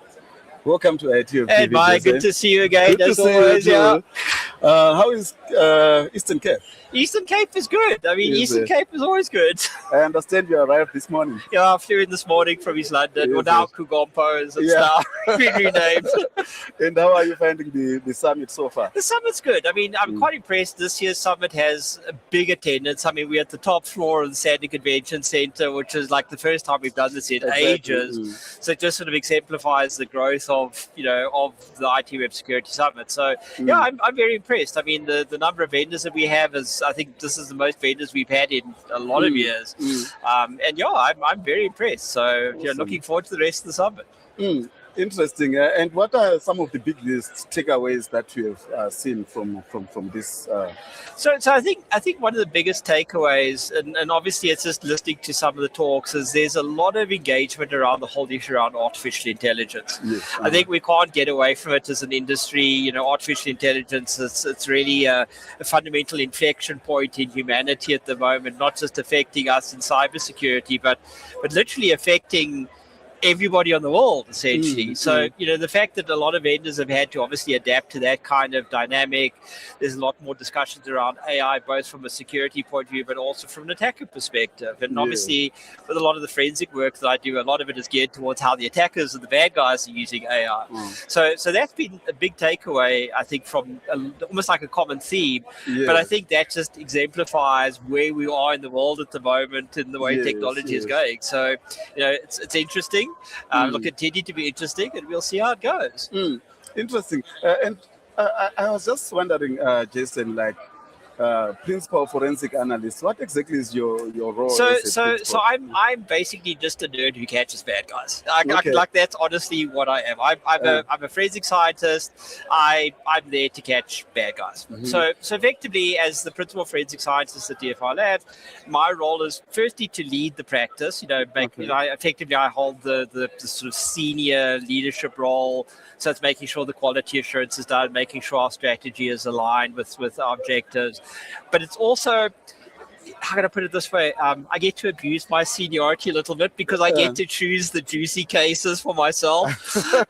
So I know it's very selfish of me, but I'm still very actively involved in casework. So when I see interesting cases, I want to be the lead investigator on that case. But that's what we do. We're doing investigations into cyber incidents. Into criminal matters involving digital evidence, civil disputes, software copyright violation claims, and everything kind of in between. So it's really exciting. But like I said, at the end of the day, I'm just a nerd that catches bad guys. That's the easiest way to put it. So do you get to work with law enforcement? Yeah. So obviously I was ex-law enforcement. I served for 24 years in law enforcement. Okay. So I still have a lot of, they say once you've been a cop, you're always a cop. They say your blood is always blue, and that's very true. So I work very closely with law enforcement, not just in South Africa, but around the world. So I've worked very closely with, like, for example, the Metropolitan Police in the UK, with the FBI, with the Dubai Police and the Abu Dhabi Police and the German Federal Police, and that's pretty cool. So I'm very privileged in the sense that I get to work with law enforcement around the world. I get to help out in South Africa as well. Granted, there are some, as we know, in South Africa, our law enforcement is under a lot of, shall we say, negative publicity based on the things that are going on at the moment. And unfortunately, we do see that in the digital forensic space as well. But we're there to help, and we're there to try, because at the end of the day, we're trying to make our country safer. But since you said you've been working with different law enforcement in the UK, in Dubai, and so forth, in South Africa, of course. Do you think our law enforcement is properly capacitated to be dealing with the ever-evolving cybercrime? That is a hard question to answer because it often triggers an emotional response when I'm honest. So a couple of years ago, just to give you an idea, I briefed the National Commissioner and the senior commissioners on this police and cybercrime strategy, and I raised an issue about police capacity. And one of the deputy commissioners actually came up to me and said, we didn't know it was this bad. And so I want to sort of coach my answer in that. So the reality is, I think in South Africa it is bad. We don't invest enough in our cyber crime capabilities. We don't investigate enough in our digital forensics capabilities. As a classic example, we will often allow police digital forensics people to use our forensic tools because they don't have licenses for their own tools. So we try to help where we can. So there is a big problem in law enforcement currently. A big problem also in law enforcement, unfortunately, is that when law enforcement trains up somebody, they often get poached to the private sector where they can earn much higher salaries. And then it takes time to grow that person, the next person up through the system. So I think it is a challenge. But that being said, even though we do have challenges and our own law enforcement is maybe not up to the level that it should be, I've seen similar problems in other countries' law enforcement agencies as well. So, the problems that we have, I see similar problems in the UK, I see similar problems in America, I see similar problems in the Netherlands. Maybe not at the same scale, but we do see the same problem. So I don't think we're an outlier. But I do acknowledge that there are problems and, we need to address them realistically. Yeah. Exactly. And this Cyber Crimes Act, do you think it has helped in solving some of the So full disclosure, I was very involved in the development of the Cybercrime Act itself. I formed part of the committee that the Deputy Minister had set together to work on the Act. So I was very involved in that process. It's really good because firstly, it aligns South Africa's international legal responsibilities. So South Africa is a signatory of the European Cybercrime Convention, essentially. Before we had the United Nations Convention that came out last year. So South Africa had signed the convention, but we hadn't ratified it because our local laws hadn't aligned with the international treaty obligations. So with the introduction of the Cybercrime Act, we were now in a position where we could effectively, if we wanted to as a country, ratify our legislation and align it with all of the countries that had ratified the European Commission convention. So that was a good thing. The other good thing is it's better categorized cybercrime. So under the old Electronic Communications and Transactions Act, under Section 86, 87, and 88, we had cybercrime offenses, but they were kind of like an add-on to the Act. Whereas we now finally have an Act that properly defines the different types of cybercrime. And the nice thing is that it aligns, as I said, with the European Convention, but also with the new United Nations Convention on Cybercrime. So I think it puts us in a good space legally. Where it's interesting is we're still seeing prosecutors hesitant to prosecute people for these crimes. So there's a lot of training we have to do, almost like education when we work on a case and we bring it to the prosecution service, is actually guiding the prosecutors in understanding the legislation. But again, that's a slow process. I don't aim it as a criticism because we saw the same thing happening with the asset forfeiture and money laundering legislation. It took time for prosecutors to get used to it, but now it's used on quite a regular basis. So I think as prosecutors get more confidence with the Act, we'll start seeing it used more and more, which I think is going to be a very positive thing. Which makes me think like one of the presenters saying there's actually one case where someone maybe was convicted under the Cyber Crimes Act. Is that the reason maybe there's few convictions? So we actually have quite a lot of convictions under the Cybercrime Act at the moment. Not hundreds and hundreds and hundreds because the legislation is still fairly new, but we certainly do have convictions under the Cybercrime Act. The problem that we have is giving you a quantified number of how many prosecutions because it's not completely captured in the NPA statistics. So if you go and look at the annual report for the National Prosecuting Authority, we don't clearly see a category saying, cybercrime conventions in terms of the Cybercrimes Act. So you get people that are prosecuted for fraud or for theft, which are technically crimes that follow the Cybercrime Act. So we don't have a complete visibility on the number of prosecutions, but I can tell you from personal experience, we do actually have a fair amount of prosecutions in terms of the Cybercrime Act at the moment. Interesting. So maybe you said earlier that you tend to go for the juicier cases. Like, if you can just share with the viewers, like one of the most juicier cases. So I've worked on a couple of juicy cases. Some of them are still sub judice, so they haven't gone to court yet. So I'm hesitant to talk about those. But for example, I've done cases involving, like for example, one of the cases that I worked on. Okay, this is still a law enforcement case. Was a large-scale hacking case that happened in Limpopo, Limpopo province, and that case still holds the record for the longest jail sentence for the crime of hacking, where the hacker actually got 25 years straight imprisonment. So that was a nice case to work on. A lot of the cases I worked on, I'm doing interesting things around copyright violations and being able to pull code apart and seeing whether or not the code has been refactored for copyright violations. One of the cases I've been consulting on at the moment, and I won't mention too much, but it happens to involve a certain country that's at war with another country, and there's drones and all sorts of other things involved. I can only take a guess. Yeah, you can guess. I'm not at liberty to discuss, but that's an interesting case because we're looking at the firmware effectively from drones that have been shot down and trying to extract data from the firmware of these drones to try and identify like how they've been targeted, like points of origin, so the various authorities can do what they need to do.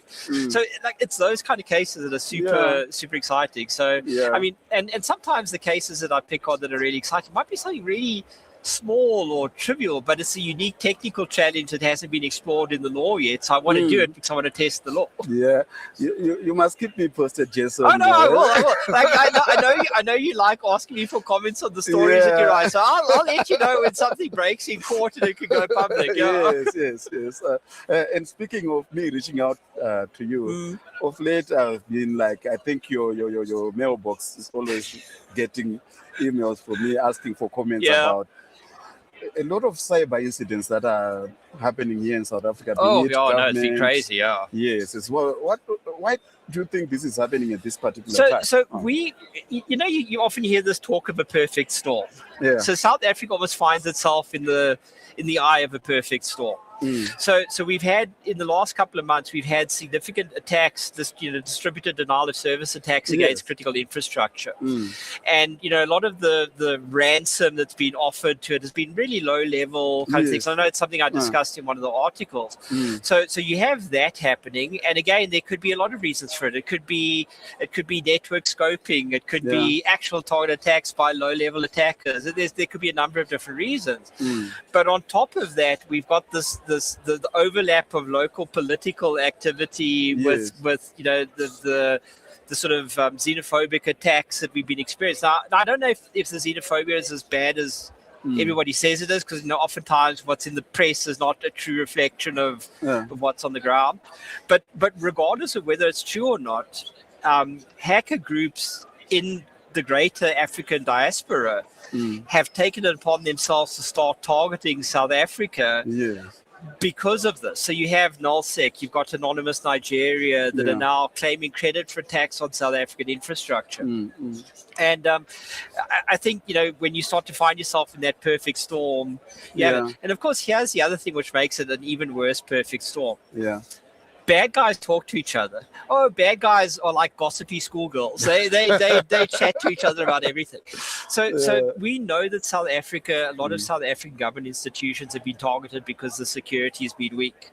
The problem is the bad guys talk about it. So now South Africa has become an easy, juicy target because we don't invest in our security infrastructure. And that's, we're kind of paying the price for that, unfortunately. So that's why I say you've got these three factors, this perfect storm of events happening. And you know what? Like any storm, it's going to pass. Nullsec and Anonymous Nigeria will get bored of this eventually and move on to something else. The attackers will find something else to do. But we have to make peace with the fact that in our industry, in our field, we are always going to be attacked. I mean, bad guys are going to want to do bad things. That's what bad guys do. They don't care about how they inconvenience somebody or what they destroy. So long as they're making money and they're meeting their objectives, they don't care. So it's an interesting time. Exactly. But the surprising thing is, like, as you said, like the bad guys talk to each other. Do the good guys also talk to each other? That's where we actually have a problem. And it's not just a South African thing, it's an international thing. We don't share information as defenders very, very well. So we almost got the attitude of, I've got this, I play my cards close to chest because I don't want to share with you. Now, I see that in a lot of environments. My personal view is I want to tell everybody if I can help them, because if I can help another company or another organization or a government department improve their systems, we're going to do it. A classic example, a couple of years ago when City of Joburg was hacked with the ransomware incident. Yes. One of our clients in KZN had been hit by the same group. Exactly. We flew up to Joburg at our own cost to go and meet with the city to help them with the investigation, because we had intelligence on the attackers that they didn't have at that point in time. And a lot of people, my peers in the industry, like, Jason, why did you do that? You should have paid, charged them. I'm like, why would I charge them? I had the information that helped their investigation. Why shouldn't I share it with them? And I think that's the bad guys talk because they are loose with the rules. We bound by confidentiality rules, non-disclosure rules, this rule, that rule. So we don't share, often not because we don't want to share, but because the rules of the systems we work in don't allow us to share. And I think we need to find a middle ground in terms of how we can better share. In fact, a couple of years ago, I actually spoke at ITWeb about that exact same problem. How do we improve our way to better share information amongst ourselves? Yeah, I wish maybe a platform like this summit can also be useful in the sharing of those ideas so that, we come out better. Exactly. And I think South Africa will get there. I'm confident we will get there, but we've just got to trust each other more. And so, for example, I see the CSIR is here exhibiting. The CSIR is very involved in cybersecurity efforts in South Africa, but there's still distrust in engaging with them because it's part of government. So you have this tension between private sector and public sector. And, we've got to move beyond that. We've got to mature as an industry, I think, and say, we're all in this together. We all have to help each other together. And it doesn't matter whether it's this person or that person or this department or this company. It shouldn't matter. We're all fighting the same bad guys. Exactly. And we need to stop them. That's the ultimate goal for me. Just like they say, anyone with information, please come and share. Exactly. And we're not sharing because we've been bound by these rules, essentially. I'm not saying rules are bad, don't get me wrong. I'm a very, very much a rules-based guy, but we need to use the right kind of rules. Exactly, And maybe lastly, Jason, recently, a lot of organizations like your CETA, I think SARS, they are all denying that, we have been hacked, but someone is claiming that, we've got their information. Do you think they really know what's going on? Or I don't know. So without being controversial, a common tactic for most organizations when they've been targeted is to deny they've been targeted. And I've worked on cases where an organization has been breached and they're like, oh no, we haven't been breached because they're managing their media perception and public perception. But the problem is, I think what worries me is that when it comes out that they actually were breached or they were then their integrity fails. Whereas I've seen where companies have been compromised and they've been open and honest about it, transparent about it, they've actually earned reputational goodwill essentially by being honest and open with it. So I don't have enough information to say definitively that SARS was hacked or that CETA was hacked. But what I can tell you is an attacker has data from SARS, an attacker has data from CETA, and the question then comes is, how did they get access to that investigation? So you might have seen this meme online at some point because, obviously in the United Kingdom and Europe, it's a very regulated environment when there's breaches. And the whole issue is under GDPR, you've got 72 hours to report a breach if you detect it. So the meme is, if we don't investigate it, we don't know if there's a breach, so we don't have to report it. So I think that's, we obviously that kind of meme space here where it's like, if we don't admit it, it didn't happen. But we don't know if it didn't happen if we haven't done an effective investigation up until that point.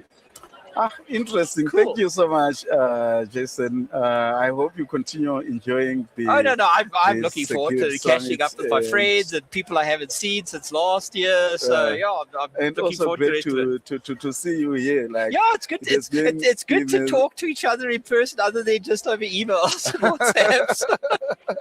Exactly. That was Jason Jordan, who is the principal analyst at DFIR Labs. I hope you enjoyed this talk and you continue enjoying the ITWeb Security Summit 2026. Thank you for watching, and don't forget to subscribe to our YouTube channel.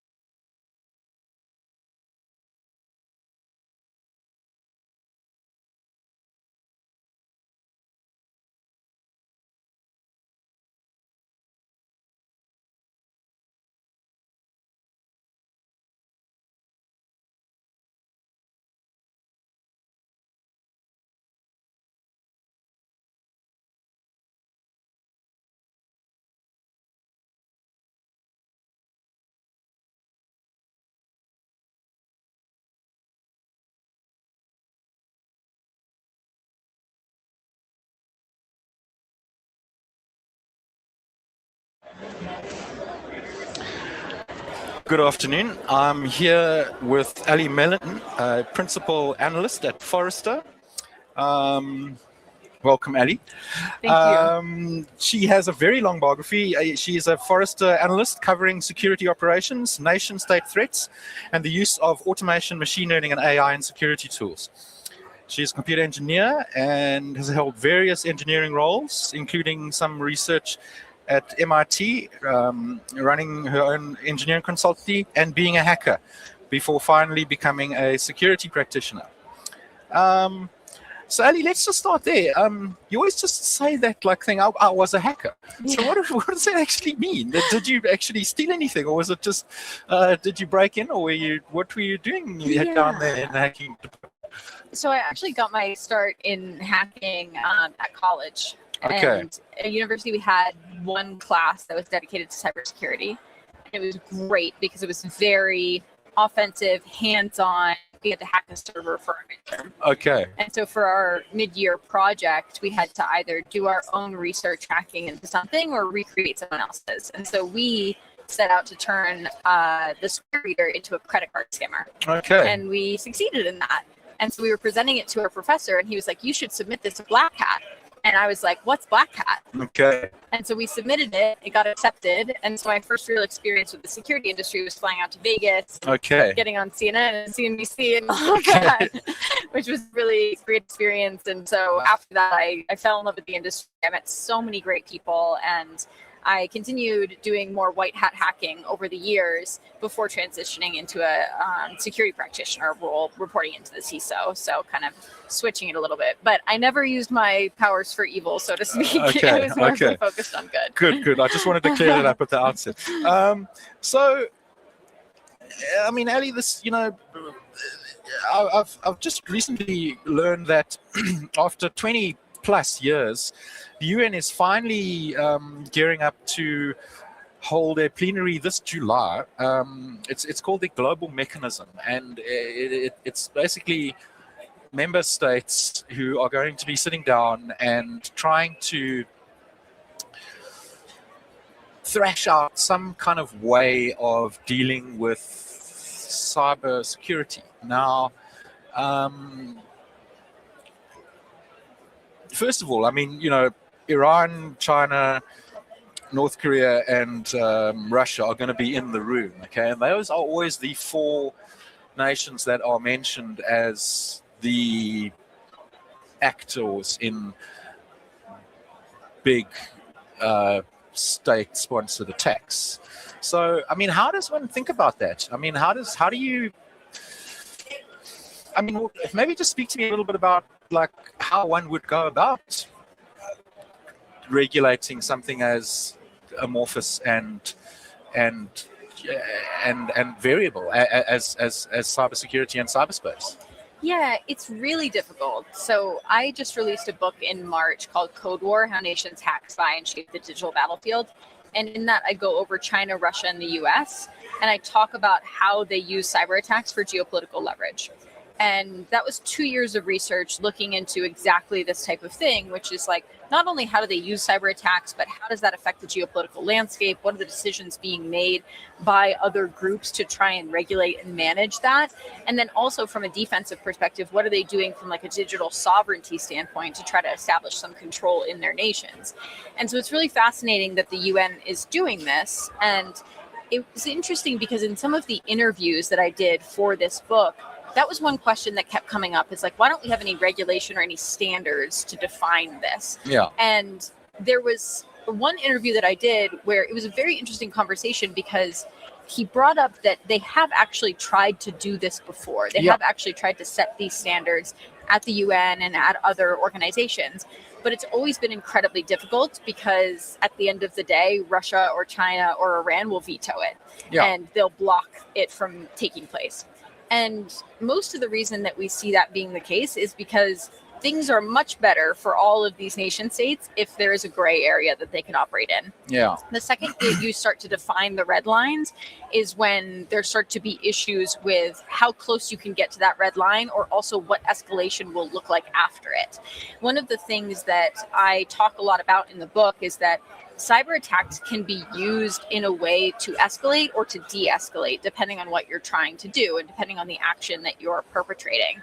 And so even the premise of a red line that you can cross from a cybersecurity standpoint is establishing an escalation path that is going to take you to the next level, because it's saying this is where things change. This is the moment that things change. So give me an example.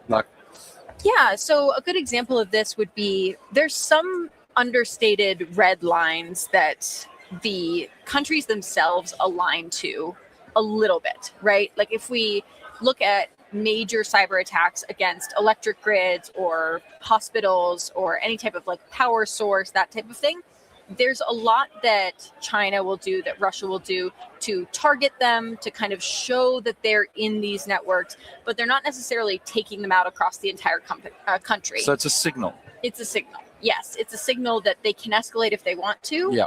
And if you back down, then they're not going to escalate. Yeah. And so if they were to take out the electric grid across the United States, as an example, that would be an immediate escalation, and they know that. And we don't need the defined red line for them to know and be aware that that's where it is, at least to a certain extent. But there is some value in shedding light on like, what should those norms be? Where should we establish that line so that we can protect people more effectively? I just have a lot of doubt, but also curiosity as to if we'll get there in this session, because it is something that there's not a lot of appetite for, certainly when we look at countries like Russia, China, or Iran. But to be honest, also now when we look at countries like the United States, who are taking a much more active and offensively aggressive approach to the cyber attacks they use. Yeah. Yeah, I mean, you know, they've got some UN red line on like blinding soldiers in war. That's like, so that would kind of be this kind of, it would be along those lines. And I mean, but I mean, I don't understand still like the fact that, you know, it seems like they're still stuck on the definitions of in fact what these things are. And it's probably it's going to be a process of defining what the process is, and where does that leave like the rest of the world? I mean, it's, you know, other than the EU, possibly Britain, possibly Canada, well, in fact, definitely Canada, the US, but there seems to be a great like. So, for instance, Africa, the African continent. You know, I mean, the stats are. I mean, we are the most. South Africa is the most breached country on the continent. So it's like we kind of sitting ducks. I mean, there's no way we can kind of protect ourselves against these things. It's extremely difficult. Yeah. And a lot of the attacks that at least we see based on our research coming for the African continent and South Africa especially are like cyber criminal motivated. Yeah. And more focused around that than necessarily nation state, but the nation state activity is still happening on a continuous basis because there's so much information they can gather, so much that is valuable in a wartime scenario. So I do think that events like the one that we're at are so important for this reason, because we need more coordination, not just in the individual countries we're operating in, but across the world with our allies to determine what are the threat intelligence signals that we should be keeping in mind and at what time.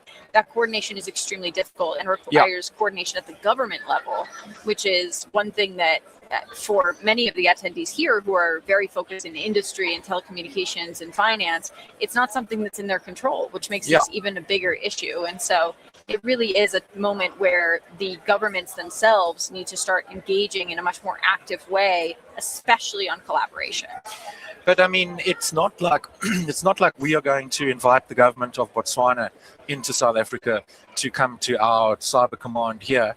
And I doubt they're going to invite us, you know, because it's every person for themselves, you know. That's seemingly the way it is with country-based attacks and organizations as well. You know, no one wants to talk about a cyber breach, and you never almost hear about. I mean, I was possibly a conspiracy theorist in my younger years, but I mean, I'm slightly more clear-eyed now, I think, and I don't know if we hear about these attacks. I mean, I heard about the OT attack fairly recently on the gauge readers in gas stations across. I don't know how severe the incursion was, but that was pinned on Iran.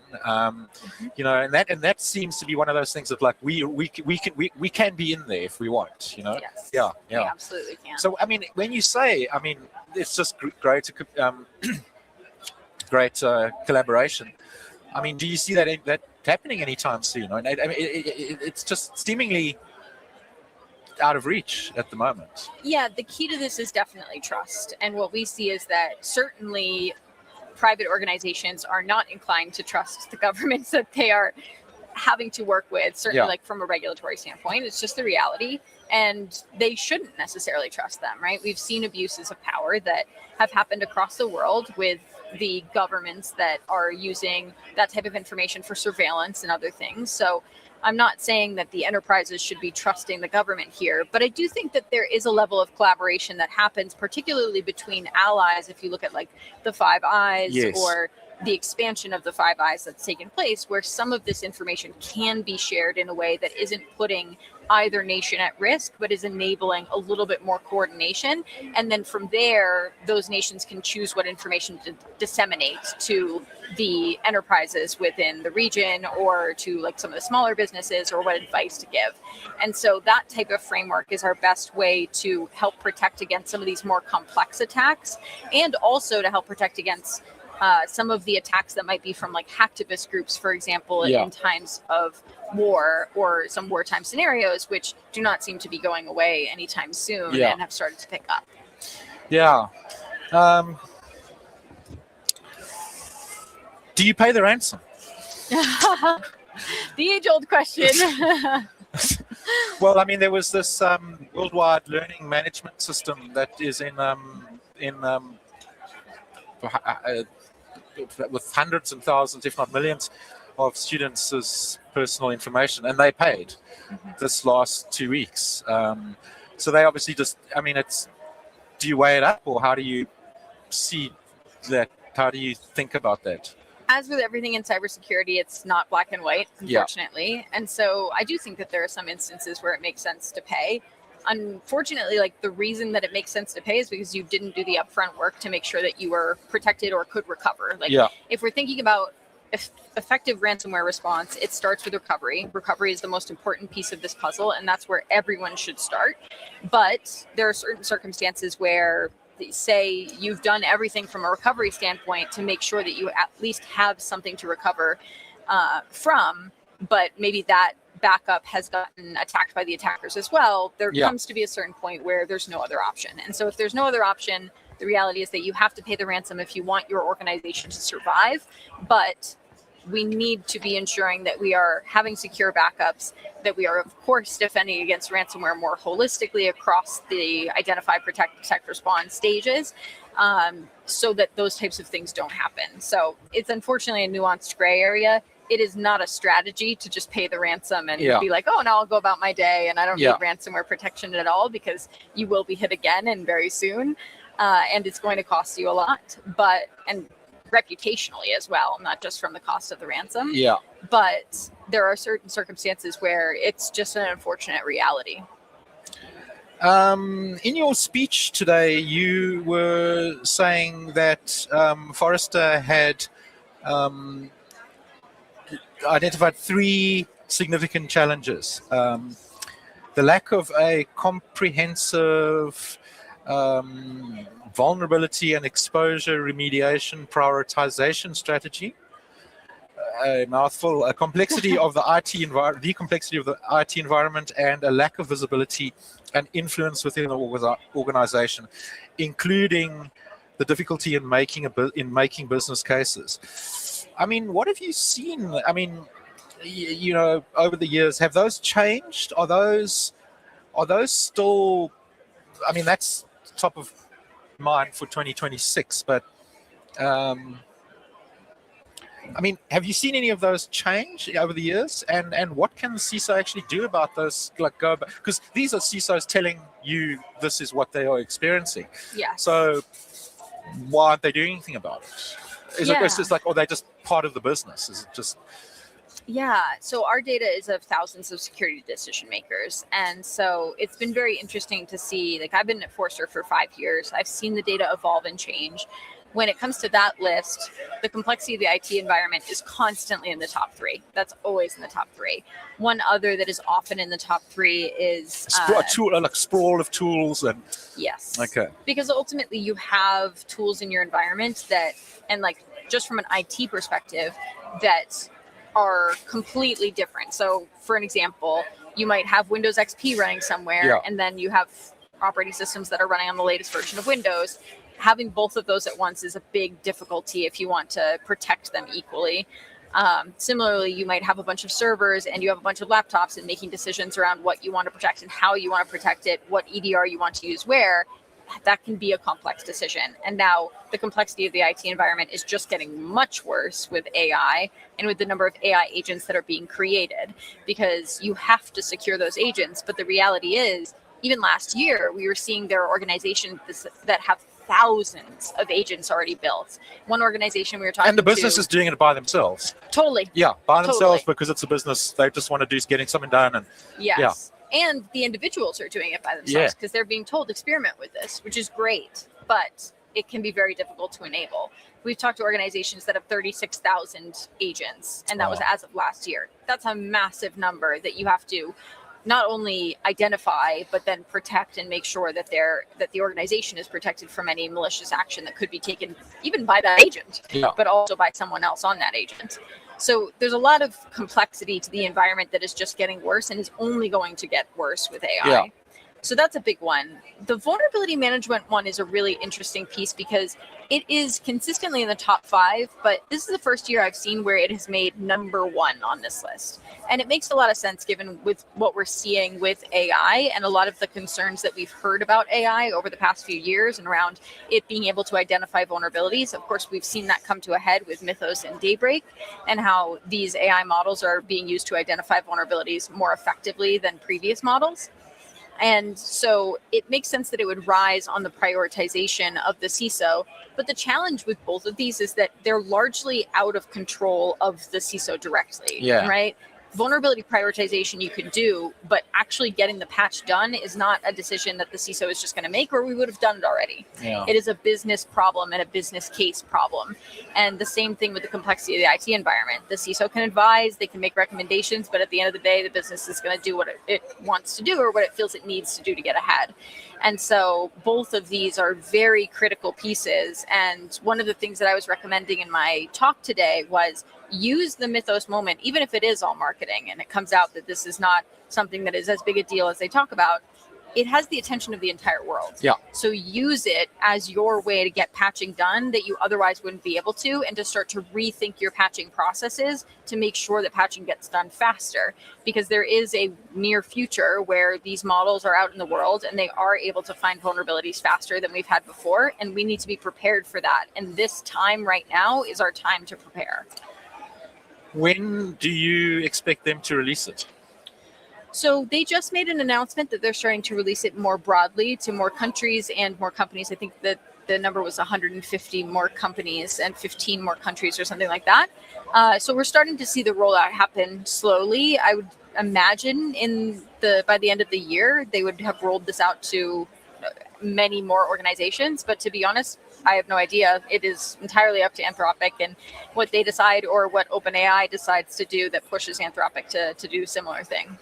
Yeah, I mean, what do you think? I mean, I know you said that you weren't you weren't as worried about 0 days as with the cadence of incursions. Yeah, that's what you think there'll be. That's what you think is going to be coming down the pike. Yes. This is very important because when I was a hacker, like I understood that there were certain things that limited how effective I could be, right? There's needing to understand the environment that you're operating in, needing to do the reconnaissance to understand that environment, needing to build exploits that are for certain vulnerabilities in that environment, and then needing to actually execute on that. A lot of those constraints disappear with AI, because if you can have an AI system that you tell it, land in the system, identify the operating system, build an exploit on the fly for this based on the vulnerabilities you know exist on this operating system, and then execute, you can do privilege escalation very quickly and get into an organization and get advanced privileges very quickly in that organization. And that is a much more dynamic way to approach malware than we've been able to do before. It's been comparatively very static if you're building for a specific vulnerability in a specific operating system in a specific environment.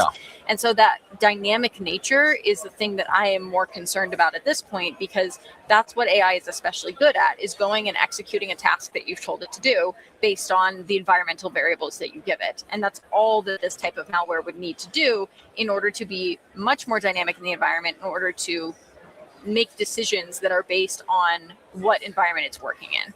And so that's a big concern for me moving forward, is not just the velocity of the attacks, or if we're going to see a bunch of 0 days, but the fact that we have vulnerabilities that have existed for Decades. 10 years, 20 years, and those can still be exploited today. That's the low-hanging fruit that they're going to take advantage of.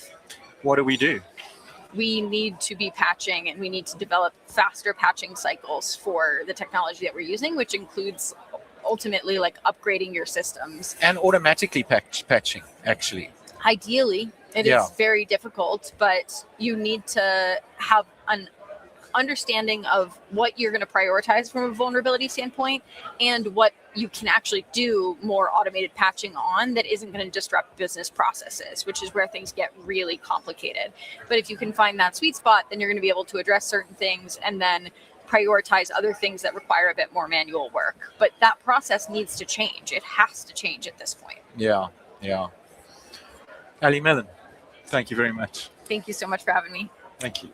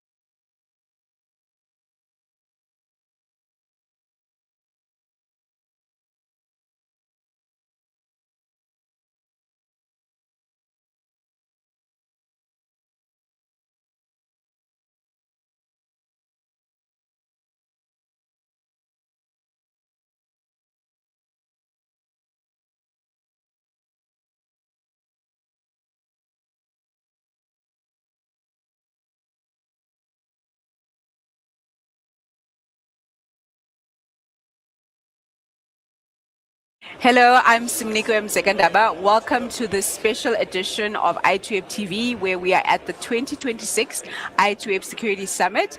And I have a special guest here with me. Joining me is Professor Noluntu Mbekwa. She is the Associate Professor for Institute and Sustainability at the Institute for Sustainability and Corporate Citizenship, College of Economic and Management Sciences at UNISA. And Prof is also a professional member of the IITPSA, as well as the IITPSA 6 Cyber Committee member. Prof, that was a mouthful. I know. You were fighting with the words. I was like, I'm trying to remember all your accomplishments. How are you? I'm good, thank you. How are you? I'm well, thank you. How has the conference been? Fabulous. It's beautiful meeting all the cyber experts with these lots of things to discuss, lots of things to see. But I must say it's one of those that is truly needed. Perhaps not once in a year. Exactly. Hey, given the climate that we're in, and we're seeing so much happening, and I know that you participated in a closed roundtable discussion focusing mainly on like rapid digital transformation in Africa, and how it's outpacing the robust security infrastructure and regulations. Like, what can you give us a bit of some of the highlights that came out of that closed discussion? What was the main key theme that came out for you? Look, one of the things that that was evident and was so obvious for all of us is that Africa, particularly South Africa, we're not ready. We are not ready to face a cyber incident at a national level that could affect a majority of our people on the ground. So we are not ready. We think we do have things that are in place, but in essence, what we had earlier on today is a scenario to say, what if something like this happens? Where do we start? And we realize that whatever that we thought we had is not necessarily good enough to actually handle such an incident. So it was a good exercise for us to sit back and reflect and look at the work that has been done. And obviously, there's so much that has been done. Government, public, private, and different sectors. So there's so much that has been done, but there's still so much that still needs to be done for us to be able to say we can face anything. And Prof, what do you think that we're so behind? What are some of the challenges that actually pose this on us, that we will find that the whole continent, even South Africa, is like a step back, is like a back foot type of way? It's to be honest with you, I wouldn't say that South Africa or the continent is behind, completely that behind from other countries or from other continents. It's a matter of that. One thing that I've learned through research is that Africa, we are late bloomers. We are called late bloomers because we tend to take time to warm up to digital solutions, to technology, and etc. So even when it comes to solutions and implementing measures, then we're going to be also the late bloomers. But given the resources that we have, we are trying to pace up with other countries and other continents. We are trying to scale up. We tried, for example, to compare with UK. We tried to compare with other countries and say, but we are not that far off. But we need to say, as much as we're not far off, what is it that we can do and what is still missing? Because the threat actors are probably 10 steps ahead, and it's a matter of being prepared and always trying to keep pace with what is happening with the changing environment. And we know that how AI has just kind of come and done a number, and we've seen so much happening in that space. But I just want to hear from you in terms of what about cybersecurity policy? What are the barriers for effective? Do you think it's not effective, the cybersecurity policies that we have, or like what's missing there? In terms of policies, we do have policies in place. And I think it's one biggest challenge that South Africa has is that we have good policies, and all of this that is clearly documented, nicely packaged and there, but we lack implementation. Yeah. So we always lack implementation, and part of implementation is saying who is responsible. Should an attack happen, who's going to be the driver? Who's going to be at the driver's seat to say, I'm leading, and let me call all the other stakeholders, be part of this, and let's fight this together. But we're always lacking that. Who's the driver? The policy is there, but we don't know who's driving, and we don't know what role do we play once we are called into this war room, etc. So I think some of those things that need to be ironed out in terms of implementation. And perhaps one of those we discussed was that, can we have scenarios and cases that once in a while we could have, and then we can say how it plays out, and so that we can actually see where are the things that are missing and where we need to work on.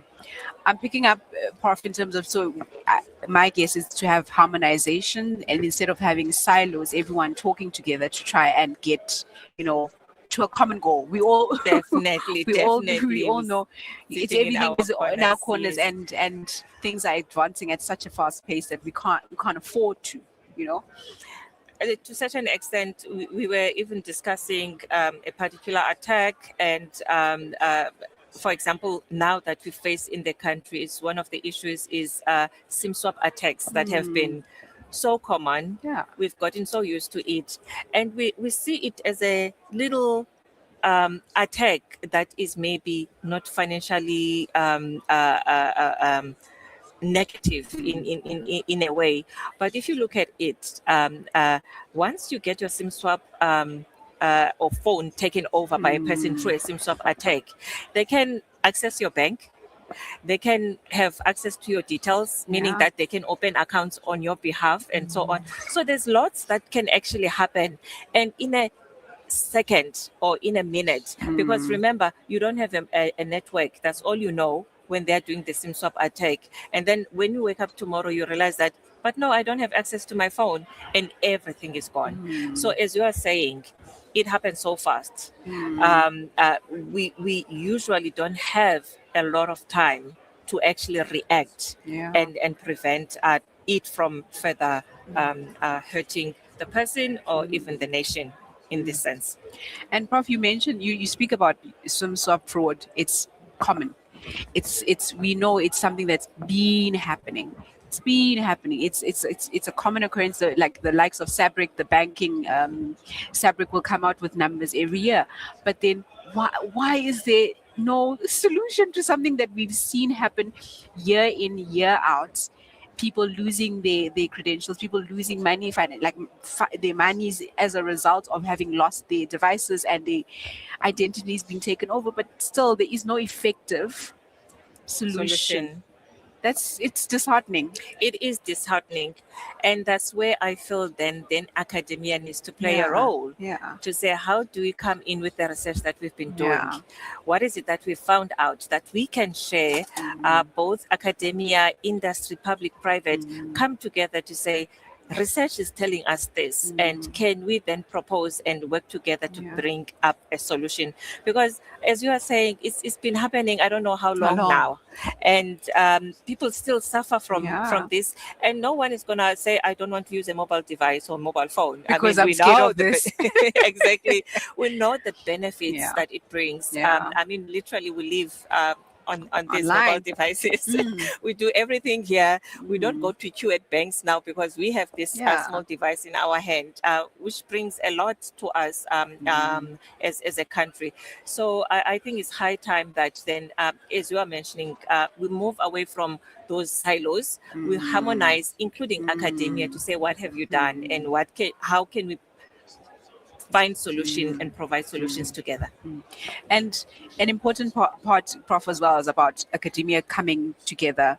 Let's say, because also what you find is that with law enforcement, because these threats are advancing, they probably are also like trying to get to grips with whatever is happening. So if they were to be provided with the necessary research, like backed up information, that research backed information, and ways to address these things. I think there probably could be a way around it, where they also feel confident in addressing some of these things that get, let's say if you go to a police station, you go report this thing, and then they'll be like, oh no, we know how, we've got our policy, we've had research with UNISA, we've had like a let's say an information sharing session, we know how to address this. And then that, for the end user or the citizen, it becomes more, you become more confident in being able to go to law enforcement to go report this, because you know that it would be addressed in such a way.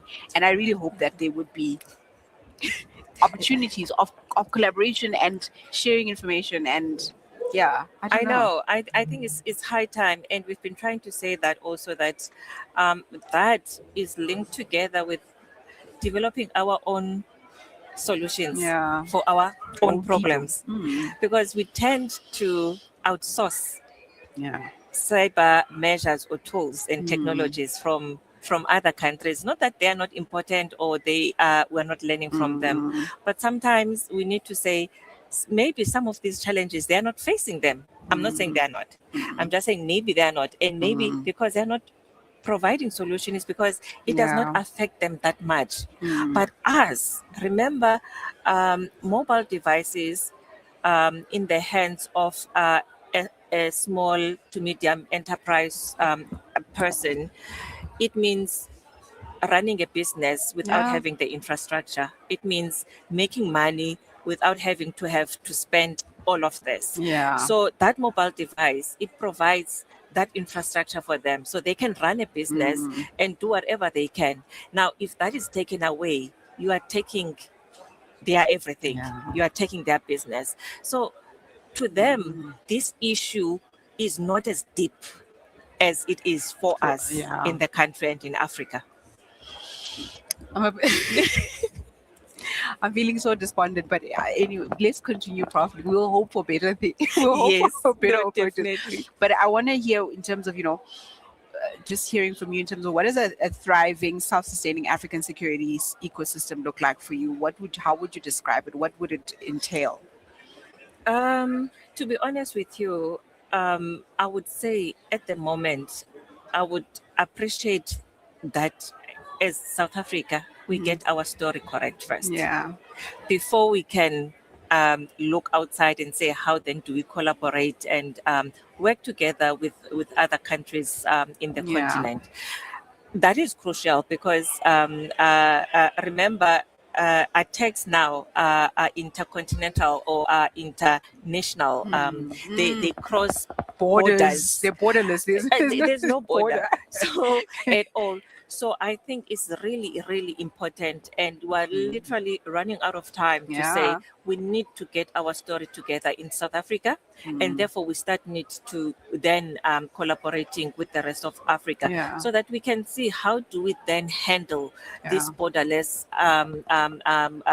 attacks that we are experiencing at the moment, because they're gonna get even faster. They're gonna get even worse than what we're experiencing at the moment.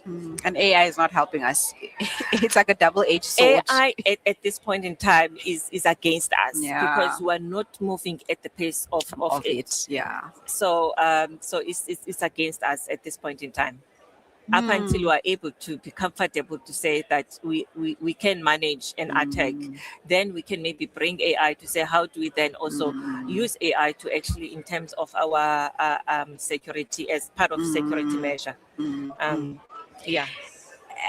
Prof, you have like over 16 years of of teaching in higher learning education and research involved, as well as research in that space. How is the climate in the education space, academic space, like in terms of what's happening around cybersecurity? What's happening there? Like imparting that knowledge to the students as they go out and try to protect cyberspace.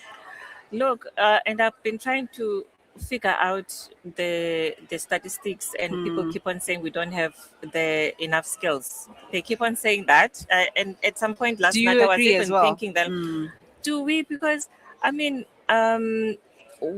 in one university at honors level, you can have about 60 students and all completing at honors with cyber skills and going into the industry. Of course, there's a balance in terms of, because now there's AI and Yeah. everyone is digitizing, Yeah. then there's a need for Yes. those skills. Yeah. That makes sense. It does.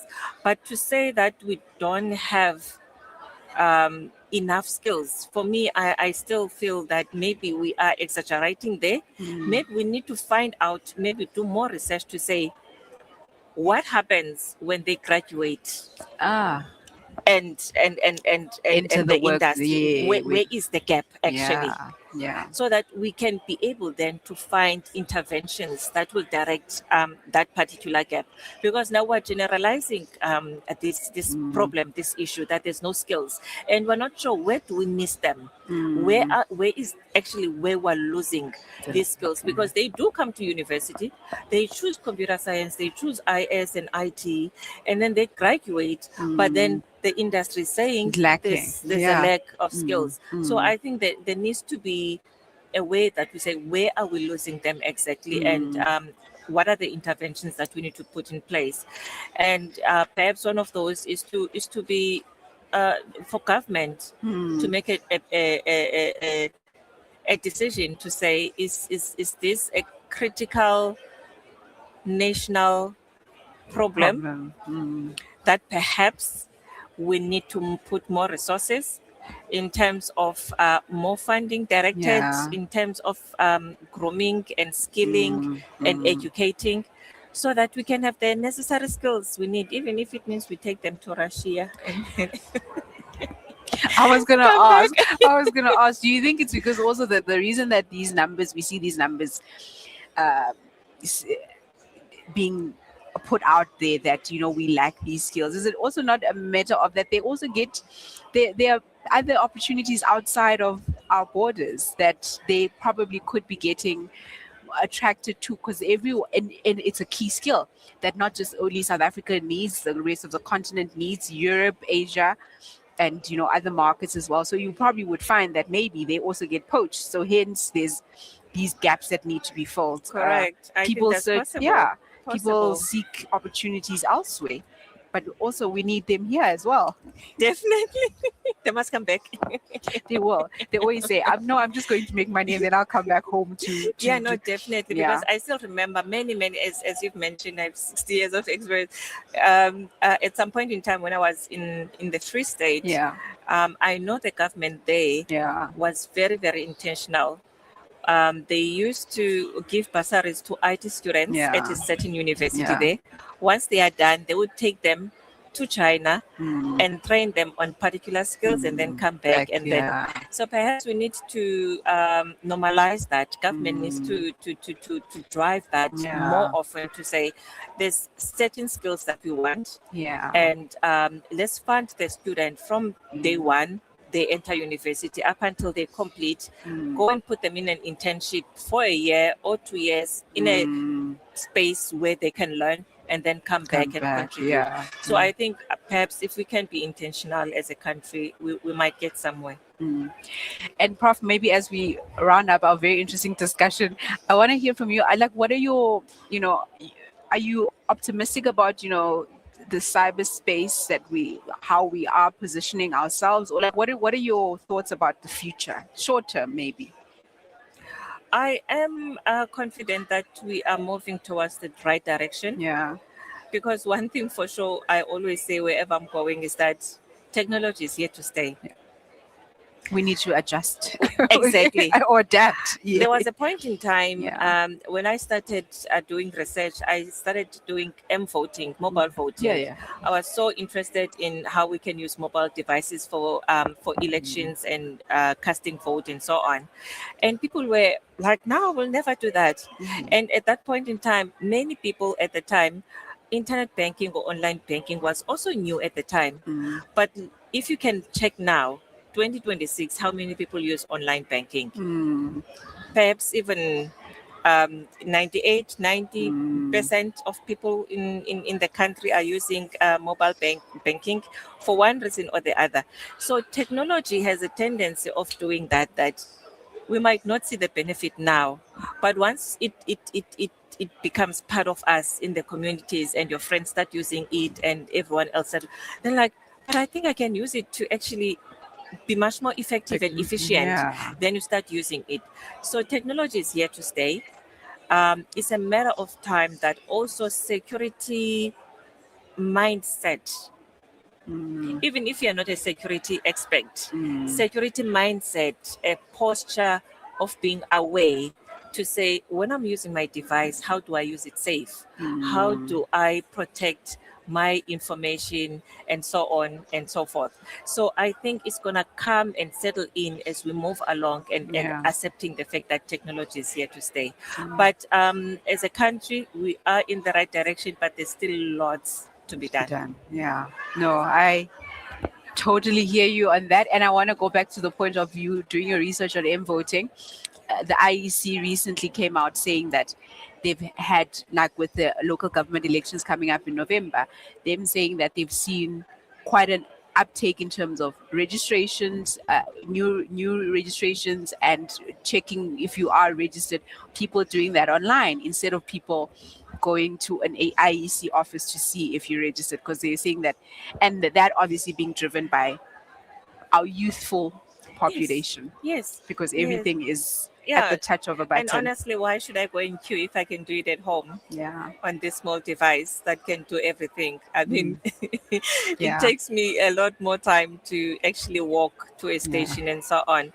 So I think also many other digital solution, technology-based solution, we will start using them because we will see the benefit and the Yeah. effectiveness of using them from the palm of our hands and Mm. from our comfortable homes. But that comes with security. Yes. Key. That's key. Thank you so much, Prof. Thank you for having me. Thanks. That was Professor Noluntu Lekwa. She is Associate Professor at UNISA. She's also a professional member of the IITPSA and an IITPSA 6 Cyber Committee member. For more on these, stay tuned.